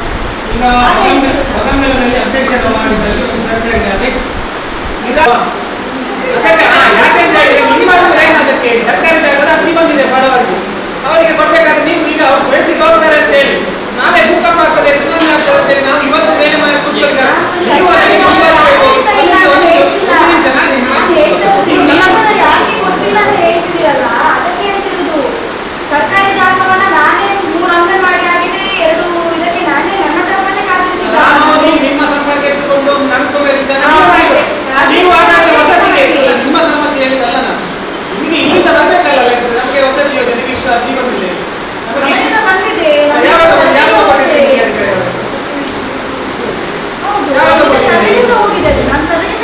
ಸರ್ವೆಗೆ ಕಳಿಸಿದ್ದೀರಿ. ಉಳಿಕೆ ಸರ್ಕಾರಿ ಜಾಗ ಅಂತೇಳಿ ಪ್ರತಿ ಸೆಪ್ಟೆಂಬರ್ ತಿಂಗಳಲ್ಲಿ ಎಸಿ ಆಫೀಸಲ್ಲಿ ನಿಮಗೆ ಬರ್ತದೆ, ತಹಸೀಲ್ದಾರಲ್ಲಿ ಬರ್ತದೆ. ಅದರ ನಂತರ 2013 ನಂತರ ನಿನ್ನೆ ತನಕ ಎಷ್ಟು ಹಕ್ಕುಪತ್ರ ಆಗಿದೆ ಅಂತೇಳಿ ನಿಮಗೆ ಕೂಡ ಮಾಹಿತಿ ಇದೆ, ನಮಗೆ ಕೂಡ ಅಧಿಕಾರಿ ವರ್ಗದಿಂದ ಮಾಹಿತಿ ಇದೆ. ಹಾಗಾದ್ರೆ ಬೇರೆ ರೀತಿಯಲ್ಲಿ ಹಕ್ಕುಪತ್ರ ಆಗ್ತದೆ, ಬಡವರ ಕೊಟ್ಟ ಅರ್ಜಿಗೆ ಯಾಕೆ ಹಕ್ಕುಪತ್ರ ಆಗ್ಲಿಕ್ಕೆ ಜಾಗ ಸಿಗುದಿಲ್ಲ ಅಂತೇಳಿ ಒಂದು ಪ್ರಶ್ನೆ. ಒಂದನೇ. ಎರಡನೇದಂತೇಳಿ 2013 ನಾವು ಅರ್ಜಿ ತೆಗೆದುಕೊಳ್ಳುವ ಸಂದರ್ಭದಲ್ಲಿದ್ದಂಥ ಸರ್ಕಾರಿ ಜಾಗ ಉಂಟು ಕೋಟೆಕಾರ ಗ್ರಾಮದಲ್ಲಿ ಈಗ ಇರುವಂಥ ಸರ್ಕಾರಿ ಜಾಗಕ್ಕೂ ತುಂಬ ವ್ಯತ್ಯಾಸ ಇದೆ. ಯಾಕೆ ಆಗಿದೆ? ಹಾಗಾದ್ರೆ ಬಡವರಿಗೆ ಕೊಡ್ಲಿಕ್ಕೆ ನಮಗೆ ಜಾಗ ಇಲ್ಲ. ನಮಗೆ ಬಾಕಿ ಇದಕ್ಕೆ ಅಧ್ಯಕ್ಷರೇ ನೀವು ಅದನ್ನು ನೋಡ್ಬೇಕು. ಯಾಕೆಂತ ಹೇಳಿದ್ರು ನಾವು ಸುಮ್ಮನೆ ಬಡವರಿಗೆ ಅರ್ಜಿ ತಗೊಂಡು ನಾವು ಅದಕ್ಕೆ ಮುಂದೆ ಕ್ರಮ ತಗೊಳ್ಳಿಲ್ಲ ಅಂತ ಹೇಳಿ ಅದು ನಡುಕು ಮೇಲಲ್ಲಿ ಪಾರ್ಕ್ ಮತ್ತೆ ಈಜುಕೊಳಕ್ಕೆ ನಮಗೆ ಅದನ್ನು ಮಾಡಲಿಕ್ಕೆ ಆಗ್ತದೆ. ನಿಮ್ಮ ವಾರ್ಡಲ್ಲಿ STP ನಿರಾಶ್ರಿತರಿಗೆ ಮಾಡಲಿಕ್ಕೆ ಆಗ್ತದೆ. ಮತ್ತೆ ಬಡವರಿಗೆ ಮನೆ ಕಟ್ಟಲಿಕ್ಕೆ ಯಾಕೆ ನಮಗೆ ಸರ್ಕಾರಿ ಜಾಗದಲ್ಲಿ ಆಗೋದಿಲ್ಲ? ಎಲ್ಲ ಕಡೆ ಸರ್ಕಾರಿ ಜಾಗ ಅದನ್ನು ಗುರುತಿಸಿ ನಾವು ವಸತಿ ಕೊಡಲಿಕ್ಕೆ ನಮ್ಮ ಏನು ಪಟ್ಟಿ ಆಗಿದೆ ಅಲ್ಲ, ಆ ಪಟ್ಟಿ ಅವರ ಹತ್ರ ಪಟ್ಟಿ ತೆಗೆದುಕೊಂಡು ಅದರ ಯಾರಿಗೆ ಫಸ್ಟ್ ಪ್ರಿಫರೆನ್ಸ್ ಅಲ್ಲಿ ಇದೆ ಅವರಿಗೆ ಕೊಡ್ಬೋದಲ್ಲ. ಈಗ ನಾವು 100ಕ್ಕೆ 100 ಕೂಡ ಕೋರ್ಟಿಗೆ ಹೋಗುವವರಿದ್ದಾರೆ ಇಲ್ಲ, ಅದರಲ್ಲಿ ಕೂಡ ನಿಮಗೆ ಮಾಹಿತಿ ಇದೆ, ನಾನು ಹೇಳ್ಬೇಕಂತ ಏನಿಲ್ಲ. ಪರಂಭೋಗಿಯಾಗಿ ಆಮೇಲೆ ಇನ್ನು ಆ ರೀತಿಯಲ್ಲಿ ಬೇರೆ ಬೇರೆ ರೀತಿಯಲ್ಲಿ ಇರ್ತದೆ. ಅದರಲ್ಲಿ ಕೆಲವೊಂದು ಈಗ ಕೋಟೆಕಾರ ಪಟ್ಟಣ ಪಂಚಾಯತ್ ಅಂತ ಆದ್ಮೇಲೆ ಎಲ್ಲ ಸರ್ಕಾರಿ ಅಂತೇಳಿ ಬರೋದು. ಅದಕ್ಕೆ ನಾವು ಮುಂದೆ ಹೋಗೋದಿದ್ರೆ ಬಡವರನ್ನು ನಾವು ಮಂಗ ಮಾಡುವಂಥ ಕೆಲಸವೇ ನಮ್ಮ ಪಂಚಾಯತ್ ಕಡೆಯಿಂದ ಆಗ್ತದಲ್ಲ ಅಂತ ಹೇಳುದು. ಅದು ಯಾಕೆ ಅಂತ ಹೇಳಿದ್ರೆ ನಮ್ಮ ಒಟ್ಟು ಎಷ್ಟು ಸರ್ಕಾರಿ ಜಾಗ ಇದೆ ಅದನ್ನು ವಸತಿ ಯೋಜನೆಗೆ ಎಲ್ಲಿ ಮಾಡಬೇಕು, ಇನ್ನಿತರ ಯಾವ್ದು ಕೆಲಸಕ್ಕೆ ಮಾಡಬೇಕು. ಪಂಚಾಯತ್ ಕಡೆಯಿಂದ ಮುಂದೆ ಹೋದ ನಂತರ ಅವ್ರು ಪಟ್ಟಿಗೆ ಹೋಗ್ತಾರಾ, ಇನ್ನೆಲ್ಲಿಗೆ ಹೋಗ್ತಾರಾ, ಅದು ಎರಡನೇ ವಿಷಯ. ನಾವು ಫಸ್ಟ್ ನಾವು ಮುಂದೆ ಹೋಗದಿದ್ರೆ ನಾವು ಬಡವರಿಗೆ ಹೇಗೆ ನಾವು ಸ್ಪಂದನೆ ಕೊಡಲಿಕ್ಕೆ ಸರ್ವೆ ಯಾವುದು ಹೋಗಿದೆ? ಇಲ್ಲ ಸರ್ವೆಗೆ ಹೋದ ಲೆಟರ್ ಕೊಡಿ ಅಂತ. ಸರ್ವೆಗೆ ಹೋದ ಲೆಟರ್ ಕೊಡಿ. ಯಾವಾಗ ಹೋಗಿದೆ?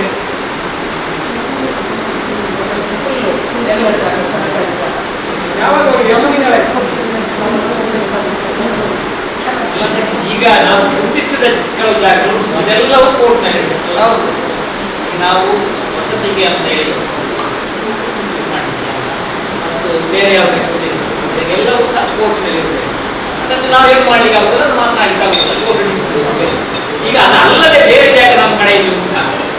ಈಗ ಇವರು ಹೇಳಿದ ಅದರ ಪೂರಕವಾಗಿ ವಸತಿ ಯೋಜನೆಗೆ ಕೊಡಬಾರ್ದಂತೆ ಹೇಳಿ ಯಾರು ಕೋರ್ಟಿಗೆ ಹೋಗಲಿಲ್ಲ.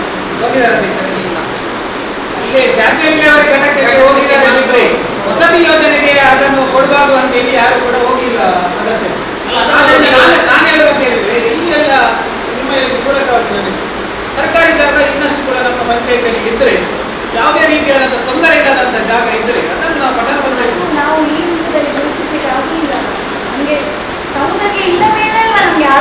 ನೀವು ಸಮುದ್ರಕ್ಕೆ ಇಳಿಬೇಕಂತ ನಾನು ರೂಢಿ ಆಗ್ಲಿಕ್ಕೆ ನೋಡುದು ನಿಮ್ಮನ್ನು. ಯಾಕೆಂತ ಹೇಳಿದ್ರೆ ನೀವು ಆ risk ಅನ್ನು ತೆಗೆದು- ಅಲ್ಲ, ದಾರಿ ಯಾಕೆ ಅಂತ ಹೇಳಿದ್ರೆ 2013ರಿಂದ ಸಮುದ್ರ ಆಳ ಉಂಟಂತ ನಾವು ನೋಡಿದ್ದು ಬಿಟ್ರೆ ನಾವು ಇಳಿಲಿಲ್ಲ. 2013ಕ್ಕೆ ನಾವು ಇಳಿಲಿಕ್ಕೆ ಸ್ಟಾರ್ಟ್ ಮಾಡಿದ್ದೇವಲ್ಲ ಅಧ್ಯಕ್ಷರೇ. ನಾವು ಈಗಲಾದ 2025ಕ್ಕೆ 12 ವರ್ಷ ನಂತರ ಅದು ನಾವು ಸಮುದ್ರಕ್ಕೆ ಇಳಿಯುವ ನೋಡುವ ಆಳ ನೋಡುವ ಅಂತೇಳಿ ನಾನು ಹೇಳಿದ್ದು ಬಿಟ್ಟರೆ ಬೇರೆ ಏನು ಇದಿಲ್ಲ. ಯಾಕೆ ಅಂತ ಹೇಳಿದ್ರೆ ನಾವು ಬಡವರ ಭಾವನೆ ಮೇಲೆ ಆಟ ಆಡಬಾರ್ದು. ಯಾಕೆಂತ ಹೇಳಿದ್ರೆ ಅಲ್ಲ, ನಾನು ಹೇಳ್ತೇನೆ, ನಾವು ಬಡವರ ಭಾವನೆ ಮೇಲೆ ಆಟ ಆಡಬಾರ್ದು. ಯಾಕೆಂತ ಹೇಳಿದ್ರೆ ಎಷ್ಟೋ ಜನ ಕೂಲಿ ಕೆಲಸ ಮಾಡಿಕೊಂಡು ನಮಗೆ ಒಂದು ಮನೆ ಸಿಗ್ತದೆ ಪಂಚಾಯತ್, ನಮಗೆ ದಿನಕ್ಕೆ ತುಂಬ ಕಾಲ್ ಮಾಡ್ಬೋದು. ಮನೆ ಸಿಗ್ತದೆ ಅಂತಲ್ಲ, ಯಾವಾಗ ಸಿಗ್ತದೆ? ನಾನು ಹೇಳಿದ್ರೆ ಇದು ಕಾಲು ಇಲ್ಲಿಗೆ ಮುಟ್ಟಿಸುವುದು ಬಿಟ್ಟರೆ ನನ್ನ ಲೆಕ್ಕದಲ್ಲಿ ಆಗುದಿಲ್ಲ. ಯಾಕೆಂತ ಹೇಳಿ ನಮ್ಮಂತ ಆಗುವಂತ ಪ್ರಯತ್ನ ನಾವು ಮಾಡೋದು, ಅದರಲ್ಲಿ ನಮಗೆ ನಮ್ಮ ಕೆಲಸದೊಳಗೆ ನಮಗೆ ಪುಣ್ಯ ಕೂಡ ಸಿಗ್ತದೆ ಅಂತೇಳಿ ನನ್ನ ವೈಯಕ್ತಿಕ ಅಭಿಪ್ರಾಯ.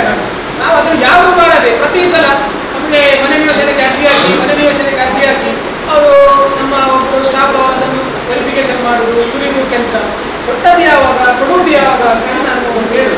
ಅದರಿಂದ ನೀವು ಹೇಳಿದ ಹಾಗೆ ನಾವು ಸಮುದ್ರಕ್ಕೆ ನಿಮ್ಮೊಟ್ಟಿಗೆ ನಾವು ಕೂಡ ಆಡಲಿಕ್ಕೆ ರೆಡಿ ಇದ್ದೇವೆ. ನಾವು ಒಟ್ಟಿಗೆ ಸೇರಿ ಆಡುವ, ಸಮುದ್ರದ ಆಳ ನೋಡುವ, ಬಡವರಿಗೆ ಹೆಲ್ಪ್ ಆಗುವ ದೃಷ್ಟಿಯಲ್ಲಿ ನಾವು ಮಾಡುವಂತೇಳಿ ನಿಮ್ಮ ಹತ್ರ ನಾನು ಮಾಡೋದು ಬಿಟ್ಟರೆ ನನಗೆ ನಿಮ್ಮ ಹತ್ರ ನನಗೆ ನಿಮ್ಮಲ್ಲಿ ವೈಯಕ್ತಿಕವಾದ ಯಾವುದೇ ರೀತಿ ಅದಿಲ್ಲ. ನಿಮಗೆ ಅಂತ ನಾವೆಲ್ಲ ಅಧಿಕಾರಿ ವರ್ಗಕ್ಕೆ ನಾವು ಮಾತಾಡ್ತೀವಿ. ಅದು ನಾವು ಇಲ್ಲಿಂದ ಹೊರಗೆ ಹೋಗೋದು ನಾವು ನೀಡ್ತೇವೆ, ನಮ್ಮ ಮನಸ್ಸಲ್ಲಿ ಕೂಡ ನಾವು ಮಾತಾಡೋದು ಬೇರೆ. ಯಾಕೆಂತ ಹೇಳಿ ನಮಗೆ ಅಧಿಕಾರ ಕೊಟ್ಟಿದ್ದಾರೆ, ಆ ಸಂದರ್ಭದಲ್ಲಿ ನಾವು ಏನು ಮಾಡಿದ್ದೇವೆ ಅಂತೇಳಿ ನಮಗೆ ನಾಳೆ ನಾವು ಜನಸಾಮಾನ್ಯ ನೀವು ಎಷ್ಟು ನಿಮಗೆ ಆಗುದಿಲ್ಲ ಅಂತ ಹೇಳಿ ಆಗಲಿ 2013ರಿಂದ 2024 ಹಕ್ಕುಪತ್ರ ನಮ್ಮ ಗ್ರಾಮದಲ್ಲಿ ಎಷ್ಟು ಹೋಗಿದೆ ಅಂತೇಳಿ ನನ್ನ ಹತ್ರ ಮಾಹಿತಿ ಅಲ್ಲಿ ಸಿಗ್ತದೆ. ಆದರೆ ಬಡವರಿಗೆ ಯಾಕೆ ಸಿಗುದಿಲ್ಲ ಅಂತ ನಾನು ಕೇಳುದು.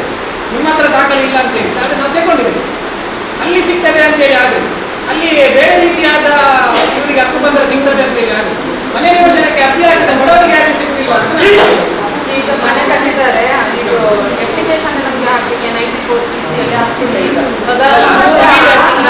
ಅಧಿಕಾರಿಗಳ ಪರವಾಗಿ ಮಾತಾಡಿದ್ರೆ ಎಲ್ಲಿ ಮನೆ ಕಟ್ಟಿದ್ದಾರೆ? ಮನೆ ಕಟ್ಟಿದ್ದಾರೆ, ಹಕ್ಕುಪತ್ರ ಎಲ್ಲಿ ಕಟ್ಟಿದ್ದಾರೆ? ಅಲ್ಲ, ಒಂದು ನಿಮಿಷ, ಎಲ್ಲಿ ಮನೆ ಕಟ್ಟಿದ್ದಾರೆ? ಸಾಯಿನಗರದಲ್ಲಿ ಹಕ್ಕುಪತ್ರ ಬಂದಿಲ್ಲ. ಸಾಯಿನಗರದಲ್ಲಿ ನಿರಾಶ್ರಿತರಿದ್ದ ಜಾಗವನ್ನು ನೀವು ಬಗಂಬ ಲೆಕ್ಕ ಹಾಕಿ ಯಾಕೆ ಹಾಕಿದ್ದೀರಿ? ನಮ್ಗೆ ಗೊತ್ತಿಲ್ಲ ಅಲ್ಲ, ನಿರ್ಣಯ ಮಾಡೋಣ ನಾವು ಅದಕ್ಕೆ. ಅದನ್ನು ಪುನಃ ನಾವು ಅಲ್ಲಿಯೇ ಮಾಡ್ಬೇಕಂದ್ರೆ ನಾವು ನಿರ್ಣಯ ಮಾಡುವ. ಇವತ್ತು ನಿರಾಶ್ರಿತರ ಜಾಗ ನಿಮ್ಮ ವಾರ್ಡಿಂದ ತೆಗೆದು ಸಾಯಿನಗರದಲ್ಲೇ ಆಗಬೇಕು ಅಂತ ನಾವು ನಿರ್ಣಯ ಮಾಡುವ. ಹಾಗಾದ್ರೆ ಅಲ್ಲಿ ಲಾಬಿ ನಡೆದಿದ್ಯಾ? ನಿರಾಶ್ರಿತರ ಜಾಗ ಖಾಲಿ ಇದೆಯಾ ಈಗ ಅಲ್ಲಿ? ಇಲ್ಲ. ಹಾಗಾದ್ರೆ ಲಾಬಿಗೆ ಮಾಡಿದ್ದೀರಾ ಅಧಿಕಾರಿಗಳು ಅಥವಾ ಬೇರೆ ಯಾರು? ನಾವು ಅದಕ್ಕೆ ಇವತ್ತಿನ ನಮ್ಮ ಸಭೆಯಲ್ಲಿ ನಾನು ಎಲ್ಲರ ಹತ್ರ ರಿಕ್ವೆಸ್ಟ್ ಮಾಡಿದ್ದೇನೆ ಅಂತ ಹೇಳಿದ್ರೆ, ನಿರಾಶ್ರಿತರ ಜಾಗ ಏನು ನಿಮ್ಮ ವಾರ್ಡಲ್ಲಿ ಇದೆಯಾ ಅದನ್ನು ನಾವು ಮೊದಲಿದ್ದಂಥ ಜಾಗಕ್ಕೆ ನಾವು ವರ್ಗಾವಣೆ ಮಾಡಬೇಕು ಅಂತ ನಾವು ಇನ್ನೊಂದು ನಿರ್ಣಯ ಮಾಡಿ ಅಧಿಕಾರಿ ವರ್ಗಕ್ಕೆ ಕಲಿಸುವ. ಅದನ್ನು ನಾವು ಅಲ್ಲಿಗೆ ಮಾಡುವಲ್ಲ. ನಿರಾಶ್ರಿತರಿಗಿಟ್ಟ ಜಾಗದಲ್ಲಿ ಎಂಕ್ರೋಚ್ಮೆಂಟ್ ಆಗಿ ಲಾಬಿ ನಡೆದು ಅದನ್ನು ತೆಗೆದು ಬೇರೆ ಇದಕ್ಕೆ ಹಾಕಲಿಕ್ಕೆ ಸಾಧ್ಯ ಇದೆ. ಕೋರ್ಟಿಗೆ ಹೋಗಲಿಲ್ಲ. ಬಡವರ ನಿವೇಶನಕ್ಕೆ ನಾವು ಹಂಚುವುದಕ್ಕೆ ನಾವು ಅರ್ಜಿ ಅದನ್ನು ಕೆಲಸ ಮಾಡಬೇಕಂತ ಹೇಳುವಾಗ ಕೋರ್ಟಿಗೆ ಹೋಗ್ತದೆ ಅಂತ ಹೇಳಿ ನಮ್ಗೆ ಹೆದರಿಕೆ. ಏನ್ ಹೇಳ್ತೀರ ಅಧ್ಯಕ್ಷ? ಮನೆ ಕಟ್ಟಿದ್ದಾರೆ ಅಂತ ಹೇಳಿ ಆದ್ರೆ ಅದು ಲೀಗಲ್ ಆಗ್ತದ? ಶೆಡ್ಡಿಂಗ್ ಅಂತ ಮನೆಗೆ ಹಕ್ಕುಪತ್ರ ಕೊಟ್ಟದ್ದು ಮಾಹಿತಿ ಇದೆಯಾ ಅಧ್ಯಕ್ಷ ನಿಮಗೆ? ಅದೇ ಅಷ್ಟೇ, ನಿಮ್ಮ ಇದೆಲ್ಲ ಮಾತಾಡಿ ಎಲ್ಲದಕ್ಕೆ ನೀವು ಆನ್ಸರ್ ಕೊಡಿ ಅಂತ ಹೇಳುವ. ಶೆಡ್ಡಿದು ಈಗ ಪ್ರಸ್ತುತ ಕನ್ನಡಿಗರ ರೆಪ್ರೆಸೆಂಟ್ ಮಾಡೋದು ನಾನು ಮಾತ್ರ. ಸೊ ನೀವು ಶೆಡ್ಡಿದ ವಿಷಯ ಮಾತಾಡುವಾಗ ನನ್ನ ಟರ್ಮಲ್ಲಿ ನಾನು ಒಂದು ಶೆಡ್ಡಿಗೂ ಕೊಡಲಿಲ್ಲ. ನಾನು ನಿಮ್ಮ ಹತ್ರ ನೀವು ಅದನ್ನು ಅಬ್ಸರ್ವ್ ಮಾಡಿದ್ರೆ ಗೊತ್ತಿಲ್ಲ. ನಾನು ಚರ್ಚೆ ಮಾಡಿದೆ 2013 ಆದ್ರೆ ಇದು ಮಾತ್ರ ಚರ್ಚೆ ಮಾಡಿದ್ರೆ ಈ ಅಕೌಂಟಬಿಲಿಟಿ ಅನ್ನೋದು ನನಗೆ ಹೇಳ್ಬೋದು ಅಂತ. ಶೆಡ್ಡಿದು ಮಾತಾಡಿದ್ರೆ ಹಾಗಾದ್ರೆ ನಿಮ್ಮ ಅವಧಿಗೆ ಮುಂಚೆ ಏನಾದರೂ ವ್ಯತ್ಯಾಸ ಆಗಿರ್ತದೆ. ಅದು ನನ್ನ ಅವಧಿ ಅಲ್ಲ, ನಾನು ಸರಿ ಮಾಡಿ ಆಗುತ್ತದೆ. ಜನಸಾಮಾನ್ಯರ ಕಷ್ಟ ಇದೆ. ರದ್ದು ಮಾಡ್ಲಿಕ್ಕೆ ಆಗ್ತದಲ್ಲ? ರದ್ದು ಮಾಡಿ ಅಂತ ನಾನು ಹೇಳುದಿಲ್ಲ, ನೀವು ಕೊಡ್ಬೇಡಿ ಅಂತಾನೂ ಹೇಳುದಿಲ್ಲ. ಬಡವರು ಯಾರು ಮನವಿ ಮಾಡಿದ್ದಾರೆ ಅವರಿಗೆ ಆದಷ್ಟು ಬೇಗ ಕೊಡುವಂತ ವ್ಯವಸ್ಥೆ ಆಗಲಿ.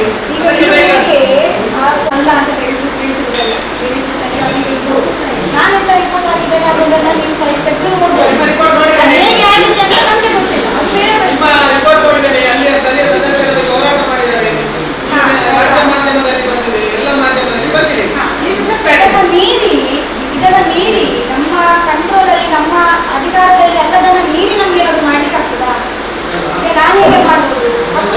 ಈ ತರ ವಿಷಯ ಇದೆ ಅನ್ನೋದು ನನ್ನ ವರದಿ ಪ್ರಾಧಿಕಾರ ಅನ್ನೋದು ನನ್ನ ಪ್ರಾಧಿಕಾರ. ನಾನು ಈ ತರ ಇದೆ ವರದಿ ಮಾಡ್ತೇನೆ. ನೀವು ಹೇಳಿದ್ದೀನಿ 13ರಿಂದ 25ರವರೆಗೆ ಎಷ್ಟೆಲ್ಲ ಹಕ್ಕುಪತ್ರ ಕೊಟ್ಟಿದೆ. ಇದರಲ್ಲಿ ಬಡವರೆಷ್ಟು ಜನ ಇದ್ದಾರೆ? 3 ಜನರಿಗೆ ಕೊಟ್ಟರೆ ಒಂದು 10 ಜನ 15 ಜನರದ್ದು ನೀವು ಹೇಳ್ತಾರೆ ತರ ಕೇಸಸ್ ಇರ್ಬೋದು. ಬಾಕಿയുള്ള 70 ಜನ ಅರ್ಹರೇ ಅಲ್ವಾ? 9% ನೀವು 2013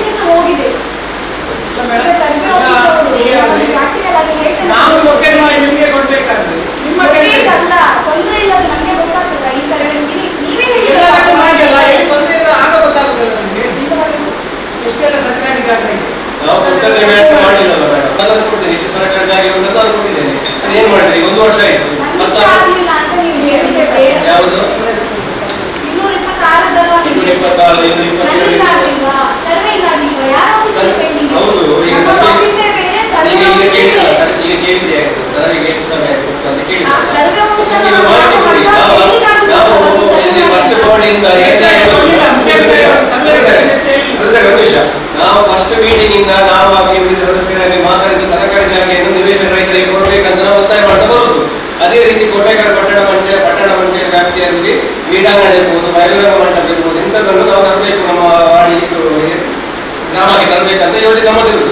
ಈ ಸರ್ವೆಗೆ ನಾವು ಹಾಕಿ ಇದು ಬಾಡಿ ಆಗುವ ಮೊದಲೇ ನಾನು ಹಾಕಿದ್ದೇನೆ, ಸರ್ವೆಗೆ ಹಾಕಿದ್ದೇನೆ, ಲೆಟರ್ ಕಳಿಸಿದ್ದೇನೆ, ಆಡಳಿತ ಅಧಿಕಾರಿಯವರೇ ನಿರ್ಣಯ ಮಾಡಿ ಕಳಿಸಿದ್ದಾರೆ. ಯಾವುದೇ ಒಂದು ಮಾಹಿತಿಯನ್ನು ಯಾರು ಫಾಲೋ ಮಾಡಬೇಕು? ನಾವು ಮಾಡಬೇಕಾ? ಅಲ್ಲಿ ತಹಸೀಲ್ದಾರ್ ನಾವು ಮಾಡಬೇಕಾ? ನೀವು ಮಾಡಬೇಕಾ? ಅಧಿಕಾರಿ ಮಾಡಬೇಕಾ? ನಾವು ಪ್ರತಿ ಸಭೆಯಲ್ಲಿ ಪ್ರತಿ ಸಭೆ ನಾವು ಇಲ್ಲಿ ಬಂದು ಮಾತಾಡುದು ಹೋಗುದು ಅಷ್ಟೇ ಬಿಟ್ಟು ನಾಳೆ ಬೇರೆ ವಿಷಯ ಗೊತ್ತಾಯ್ತಲ್ವಾ? ಎಲ್ಲರಿಗೂ ನೀವು ಯಾರು ಕೆಲಸ ಮಾಡುದು, ಅಧ್ಯಕ್ಷರಾಗಲಿ ಉಪಾಧ್ಯಕ್ಷರಾಗಲಿ ಅಧಿಕಾರಿಯವರೇ ಇದನ್ನು ಫಾಲೋ ಮಾಡುದು ಯಾರು? ನಾನು ಹೇಳಿದ್ರೆ ಇದಕ್ಕೆ ಆನ್ಸರ್ ಕೊಡ್ಬೇಕು, ನೀವು ಅಧಿಕಾರಿಗಳು ಆನ್ಸರ್ ಕೊಡ್ಬೇಕು, ಗೊತ್ತಾಯ್ತಲ್ವಾ? ನೀವು ಮೀಟಿಂಗ್ ಅಲ್ಲಿ ಮಾತ್ರ ನೀವು ಮಾತಾಡ್ತೀರಿ ಹೊರತು ಮತ್ತೆ ಬರೋದಿಲ್ಲ, ಅಂದ್ರೆ ನೀವು ಅರ್ಥ ಹೋಗಿದ್ದಿಲ್ಲ. ಅದು ಒಂದು 11 ತಿಂಗಳಾಯ್ತು ನಿವೇಶನ ರೈತರಿಗೆ ಕೊಡ್ಲಿಕ್ಕೆ ಹೇಳಿದ್ದೆ. ಆ ಕಡಲ ಕೊಟ್ಟ ವಿಷಯ ಹೇಳಿದ್ದು, ಅಲ್ಲಿ ಏನಾಗಿದೆ ಅಂತ ನಾವು ಕಂಪ್ಲೇಂಟ್ ಕೊಟ್ಟಿದ್ದೇವೆ. ಯಾವುದೇ ಒಂದು ವಿಷಯ ಇಲ್ಲ, ಗೊತ್ತಾಯ್ತಲ್ಲ? ಇದನ್ನು ಯಾರು ಮಾಡ್ಬೇಕಾಗ್ತದೆ?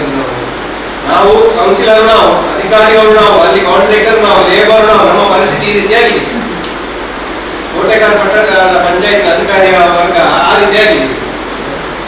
ನಮಗೆ ಆನ್ಸರ್ ಕೊಡಿ. ಅವ್ರು ಕೇಳಿದ್ರಲ್ಲ ನಿವೇಶನ ರೈತರಿಗೆ ಯಾವ ಕೊಡಬೇಕು, ಸರ್ಕಾರಿ ಜಾಗ ನೀವು ಕೇಳಿ ನಾವು ಕೊಡ್ಬೇಕು. ನಾವು ತೋರಿಸಿದ್ರೆ ನನ್ನ ಮಾಡಿ ತೋರಿಸಿದ್ರೆ ನೀವು ಏನ್ ಮಾಡ್ತೀರ ತೋರಿಸಿರಲ್ಲ. ನನ್ನ ಕ್ರಮ ತಗೊಂಡಲ್ಲ ಸರ್ವೆಗೆ ಬಂದದ್ದು. ನಾನು ಸರ್ವೆಗೆ ಬರಲಿಲ್ಲ ಅಲ್ಲ ಮೇಡಮ್, ಎಲ್ಲಿ ಬಂದಾರೆ? ಸರ್ವೆ ಆಯ್ತಾ ಈಗ?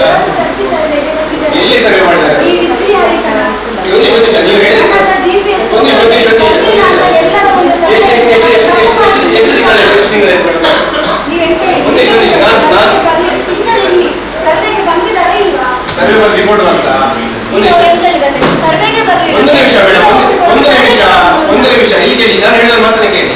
ಸರ್ವೆಗೆ ಬಂದಾಗ ಸರ್ವೆ ಮಾಡಿ ಏನ್ ಹೇಳ್ತಾರೆ? ಅಲ್ಲಿ ಹೋಗ್ಲಿಕ್ಕೆ ಆಗುದಿಲ್ಲ ಅಥವಾ ಪ್ರಶ್ನೆ ಕೇಳಿ ಕಾಣಿಲ್ಲ ಕಡಿಬೇಕಂತ ನೀವೇ ಹೇಳಿದ್ರೆ ಆಗುದಿಲ್ಲ ಸದಸ್ಯರೇ. ಈಗ ನೀವು ಸರ್ವೆಗೆ ಬರಲಿಲ್ಲ ಅಂತ ಈಗ ನೀವೇ ಹೇಳಿ.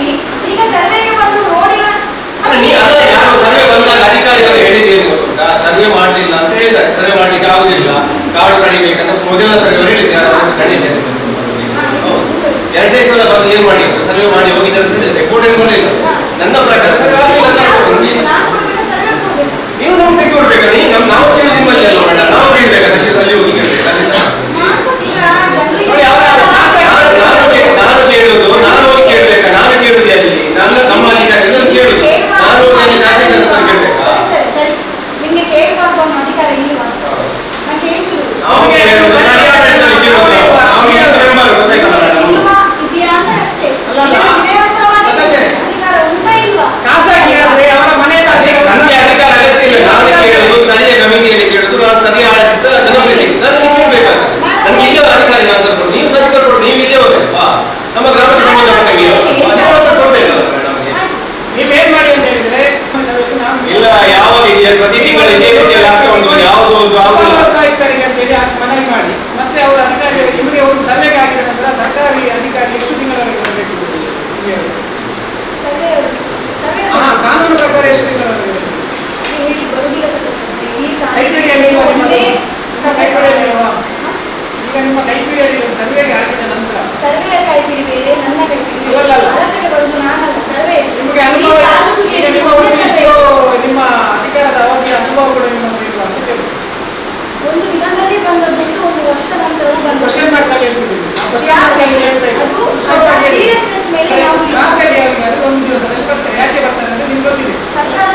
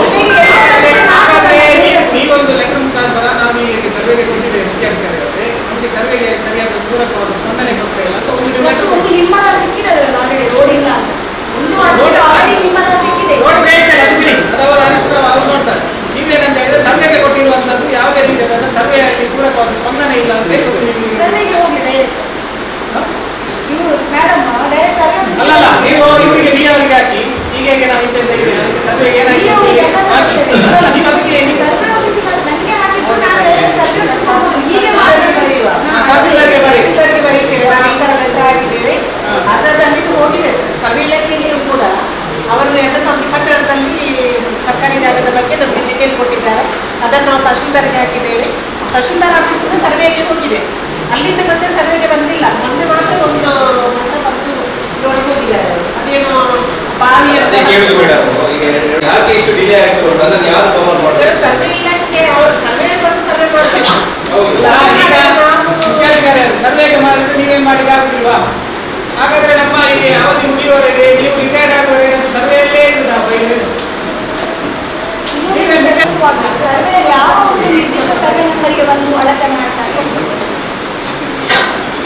ಈಗ ಫಾರ್ ಎಕ್ಸಾಂಪಲ್ ನಾನು ಹೇಳ್ತಿರೋದು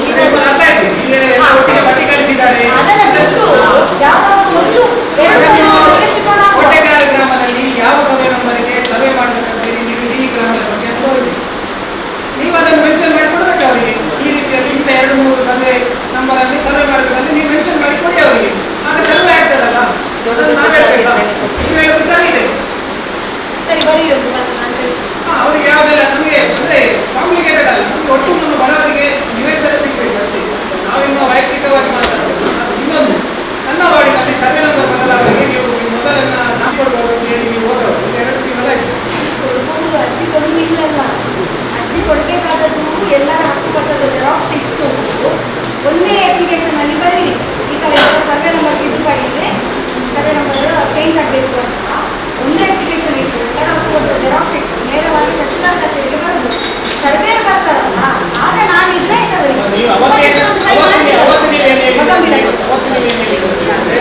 ಇಲ್ಲಿ ನಾನು ಒಂದು ದಿವಸ ಕೊಡ್ತೇನೆ, ಯಾರೆಲ್ಲ ಇದೆ ನನ್ನ ಪಟ್ಟಿ ಮಾಡಿ ತಹಸೀಲ್ದಾರ್ ಕೊಡ್ತೇನೆ ಅಂತ ಹೇಳಿ ನೀವು ಕೇಳಿರುವಂತ ಬನ್ನಿ ಅಂತ ಹೇಳಿ ಯಾವಾಗ ಕಚೇರಿಗಲ್ಲ ನಾವು ನಿಮ್ಮ ಹತ್ರ ಕೊಡ್ತೇವೆ ಅಂತ ಹೇಳಿ ನಾವು ನಿರ್ಣಯ ಮಾಡಿದ್ವಿ. ನಾವು ನಿಮಗೆ ಗ್ರಾಂಟ್ ಕೊಟ್ಟು ನಾವು ಇಲ್ಲಿ ಯಾರೆಲ್ಲ ಇದ್ದಾರೆ ಕಳಿಸ್ತೀವಿ. ಅದರ ಜೊತೆಗೆ ಅದರಲ್ಲಿ ದಾಖಲೆ ನೀವು ಒಂದು ನಕ್ಷೆ ಬೇಕು ಅಂತ ಹೇಳಿದ್ರು. ನಕ್ಷೆ ಯಾರ ಹತ್ರ ಕೂಡ ಇಲ್ಲ, ನಕ್ಷೆ ಇಲ್ಲ. ಆಮೇಲೆ ಯಾವಾಗ ದಿನ ಎಲ್ಲ ಇದೆ, ಖಾತಾ ಇದೆ, ಎಲ್ಲ ಇದೆ. ನಕ್ಷೆ ಕೇಳಿದ್ದಾರೆ, ನಕ್ಷೆ ಇಲ್ಲ.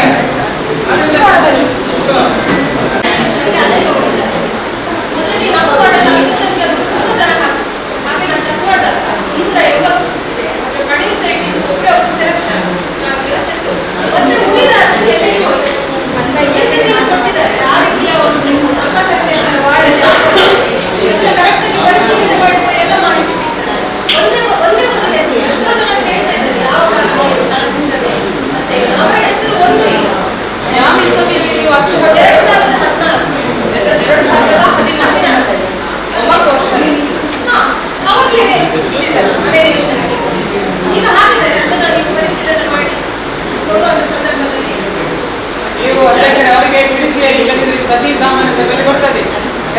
ಯಾಕೆ ಲಿಸ್ಟಲ್ಲಿ ಹೆಸರು ಬರಲಿಲ್ಲ ಅಂತ ಹೇಳಿದ್ರೆ ಒಂದೇ ಮನೆಯಲ್ಲಿಂದ 5 ಕುಟುಂಬದವರು ಅರ್ಜಿ ಹಾಕಿದ್ರೆ ಅವರಿಗೆ ಬರುವುದಿಲ್ಲ.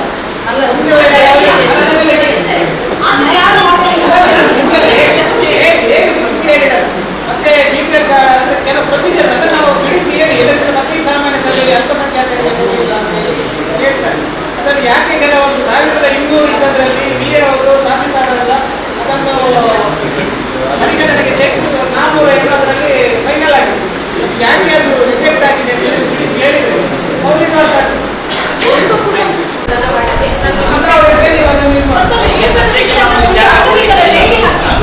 ಅದು ಸಹ ರಿಜೆಕ್ಟೆಡ್. ಅವ್ರು ಹೇಳ್ತಾನೆ ಈಗ ಪುನಃ ಹಾಕಿದ್ದಾರೆ. ಅವರು ಅಲ್ಲ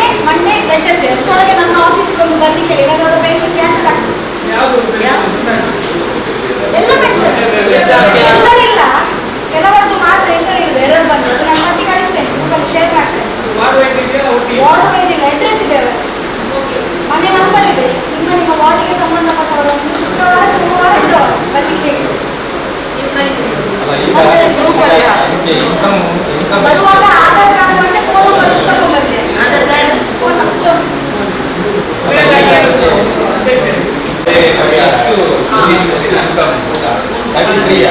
ಮತ್ತೆ ಇನ್ನೊಂದು ವಿಆರ್ಪಿ ಮೊದಲ ಮನೆಗೆ ನೀರು ಹೊತ್ತಿಗೆ ಅವ್ರದ್ದು ಪೀಠಪಟ್ಟ ನಾಣ್ಯ ಆಗೋದಕ್ಕೆ ಸ್ಯಾಂಕ್ಷನ್ ಆಗಿದೆ.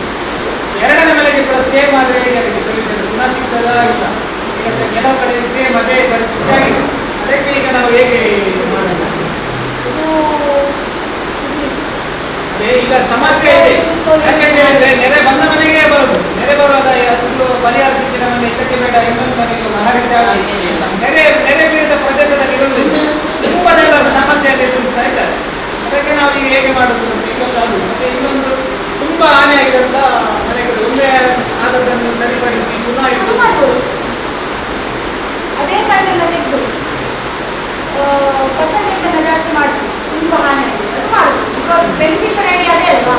ಸೊ ಅದೇ ಫೈಲನ್ನು ವಾಪಸ್ ನಾವು ಡಿಫ್ರೆನ್ಸ್ ಅಮೌಂಟ್ ಏನಿದೆ ಅದನ್ನು ಮಾತ್ರ ಹಾಕುವಂತ. ಎರಡು ವಿಷಯದಲ್ಲಿ ಹಾಗೆ ಡಿಫ್ರೆನ್ಸ್ ಅಮೌಂಟೇ ಬರುವುದಿಲ್ಲ. ಅದು SDRF ಗೈಡ್ಲೈನ್ಸ್ ಇರುವುದು ಹಾಗೆ, ಅದನ್ನು ಮೀರಿ ನಮಗೆ ಕೆಲಸ ಮಾಡಲಿಕ್ಕೆ ಆಗುದಿಲ್ಲ. ಈ ಸೆಕೆಂಡ್ ಕ್ಲಾಸಲ್ಲಿ ನಾವು ಒಂದು 8-15 ಅರ್ಜಿಯನ್ನು ಹೊಸ ಅರ್ಜಿಗಳು ಬಂದಿದೆ, ಅದನ್ನು ಮಾತ್ರ ಕಳಿಸಿದ್ದೇವೆ. ಅದು ಕೂಡ ಆದಷ್ಟು ನಮ್ಮ ವಾರ್ಡಲ್ಲಿ ಬಂದಿದೆ. ಅಂದರೆ ಮೊನ್ನೆ ಸ್ಟಾರ್ಟಿಂಗ್ ಅಲ್ಲಿ ಬರದು ಇದು ಅರ್ಜಿ ಕೊಡೋದನ್ನು ಮತ್ತೆ ಈ ಸಲ ಇಟ್ಟು ಕೊಟ್ಟದ್ದು. ನಾವು ಹೇಳುದು ಆ ಸ್ಟಾರ್ಟಿಂಗ್ ಬಂದ ಸೇಮ್ ಮನೆಗೆ ಮತ್ತೊಮ್ಮೆ ಬೇರೆ ಬಂದಿದೆ. ಏನಾದರೂ ಮಾಡಿ ವ್ಯವಸ್ಥೆ ಮಾಡಿ ಏನಾದರೂ ಮಾಡಿದ್ರೆ ಒಳ್ಳೆಯದು ಸರ್. ಆ ರೀತಿಯಾಗಿದೆ ಎಲ್ಲ ನೀರು ಬನ್ನಿ. ಸಾಮಾನ್ಯ ಸಭೆಗಳಲ್ಲಿ ತಿಳಿಸುತ್ತೆ.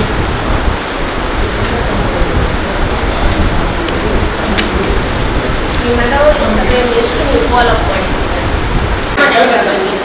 ಎಷ್ಟು ನೀವು ಕಂಪ್ಲೀಟ್ ಮಾಡಿದ್ದೀರಿ, ಅದು ಇದು ಮಾಡಿದ್ದೀರಿ ಅಂತ ಕೇಳ್ತಾರೆ. ಯಾವಾಗ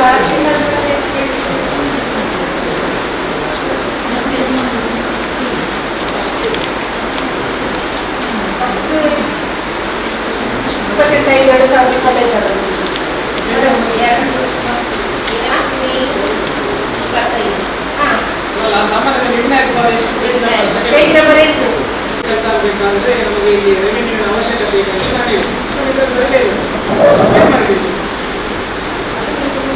ಇಂಥ ಕ್ರಮ ತಗೊಂಡಿದ್ದೀವಿ ಅಂತ ಕೇಳುದು. ಆದರೆ ಅದು ನಿರ್ಣಯ ಮಾಡಲಿಲ್ವಾ? ಬರೀಬೇಕಲ್ಲ. ನೀವು ಮಾಡುವಂಥ ಕೆಲಸವನ್ನು ನಾವು ನಿಮಗೆ ನೆನಪಿಸಿದ ನಂತರ ಕೂಡ ನೀವು ಮಾಡಲಿಲ್ಲ ಅಂತ ಹೇಳಿ ಆದರೆ ಖಾಲಿ ನೀವು ಖಾತಾ ಮಾಡಿಕೊಟ್ಟಿಗೆ ಆಮೇಲೆ ಇದು ಲೈಸೆನ್ಸ್ ಡೋರ್ ನಂಬರಿಗೆ ಸೀಮಿತವ ಅಭಿವೃದ್ಧಿ ದೃಷ್ಟಿಯಿಂದ ನಾವು ರೆವಿನ್ಯೂವನ್ನು ಹೇಗೆ ಜಾಸ್ತಿ ಮಾಡೋದಂತ ಹೇಳಿ ಇದೆಯಾ? ಇದಕ್ಕೆ ನೀವು ಗಮನ ಕೊಡಬೇಕಲ್ಲ. ಹಾಗಾಗಿ ನನ್ನ ವಾರ್ಡಲ್ಲಿ ನಾವು ಟ್ಯಾಕ್ಸ್ ಕಲೆಕ್ಷನ್ ಮಾಡಿದ್ದೇವೆ. ಅದರಲ್ಲಿ ನಾವು ಕಳೆದ ಸಾಮಾನ್ಯ ಸಭೆಗೆ ನಾವು ಕೊಟ್ಟಿದ್ದೇವೆ. 12ನೇ ವಾರ್ಡಲ್ಲಿ ಕಲೆಕ್ಷನ್ ಆಯಿತು.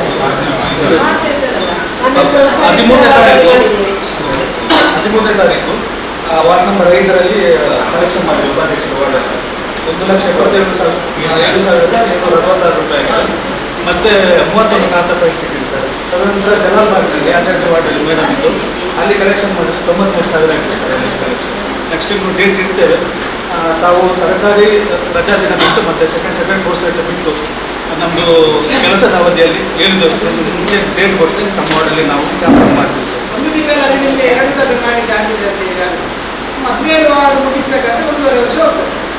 ಪುನಃ ರೆವೆನ್ಯೂ ನಮಗೆ ಜಾಸ್ತಿ ಆಗ್ತದೆ, ನಮಗೆ ಪೆಂಡಿಂಗ್. ನಾವು ಹೇಗೆ ಮಾಡ್ತೀವಿ?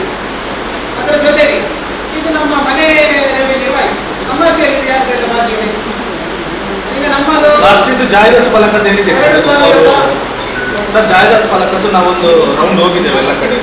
ಟೋಟಲ್ ಒಂದು 8 ಸಂಸ್ಥೆಗಳು, ಒಂದು 15 ಬೋರ್ಡ್ ಇದೆ. ಅದಕ್ಕೆಲ್ಲ ನೋಟಿಸ್ ಮಾಡಿದ್ದೇವೆ ಸರ್. ಈ ಮತ್ತು ಲಾಸ್ಟಿಗೆ ಅದೆಲ್ಲ ಈಗ ನಮ್ಮದು ನನಗೆ ಈಗ 2016 ಎಷ್ಟು ಬಂದಿದೆ ಅದು ಬೇಕು. ಅದಕ್ಕೆ ನಾವು DC ಡಿಪಾರ್ಟ್ಮೆಂಟ್ಗೆ ಈ ಸರ್ವೆ ಮುಗಿದ್ರೊಳಗೆ ನಮಗೆ ಬೇಕು. ಯಾಕೆ 2017ರಿಂದ 25 ಮಾರ್ಚ್ವರೆಗೆ ನಮಗೆ ಈಗಲೇ ತಂದು ಕೊಟ್ಟರೆ ಒಳ್ಳೆದಿತ್ತು. 22-25 ತನಕ ಕೊಡ್ಬೋದು. ಅದರಲ್ಲಿ ನಾವು ನೋಡುವ ಎಷ್ಟು ಟ್ಯಾಕ್ಸ್ ಇದ್ದಿದೆ, ಕಮರ್ಷಿಯಲ್ ಎಷ್ಟಿದೆ, ರೆಸಿಡೆನ್ಸಿಯಲ್ ಎಷ್ಟಿದೆ, ಎಷ್ಟು ಪೆಂಡಿಂಗ್ ಇದೆ, ಟ್ಯಾಕ್ಸ್ ಹೊಂದಾಣಿಕೆಗೆ ಎಷ್ಟು ಕೊರತೆ ಆಗಿದೆ, ಎಷ್ಟು ಸ್ಕ್ವೇರ್ ಫೀಟ್ಗೆ ಎಷ್ಟು ಕಡಿಮೆ ಮಾಡಿದ್ದೀರಿ. ಕಳೆದ ಸಲ ನೀವು ಮುಖ್ಯಾಧಿಕಾರಿಗಳನ್ನು ಸರ್ವೆ ಮಾಡಿಲ್ಲ, ಎಲ್ಲ ಮನೆಗಳಿಗೆ ಹೇಳ್ಬಿಟ್ಟು ಅಳತೆ ಮಾಡಿದ್ವಿ. ಎಷ್ಟು ನಮಗೆ ಎಕ್ಸೆಸ್ ಸ್ಕ್ವೇರ್ ಫೀಟ್ ಸಿಕ್ಕಿದೆ ನಾವು ಕೊಡ್ತೇವೆ. ಅದರಲ್ಲಿ ಯಾರು ಮಾತು ನೀವು ಇಳಿಬೇಕು ಅಧ್ಯಕ್ಷರೇ, ನೀವು ಅಧಿಕಾರಿಗಳು ಇಳಿಬೇಕು. ಕೇವಲ ನಾವು ಅಧಿಕಾರಿ ವರ್ಗ ಲೈಸೆನ್ಸ್ ಖಾತಾ ಇದಕ್ಕೆ ಸೀಮಿತ ಆಗಿರ್ಬೋದು. ನಮ್ಮ ರೆವೆನ್ಯೂ ಕೂಡ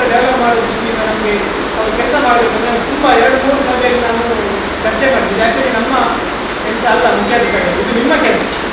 ಮುಖ್ಯಾಧಿಕಾರಿ ಅವರು ಇದನ್ನು ಯೋಚನೆ ಮಾಡೋದನ್ನು ನೀವು ಯೋಚನೆ ಮಾಡೋದಕ್ಕೆ ನಾವು ಮಾಡ್ತೀವಿ.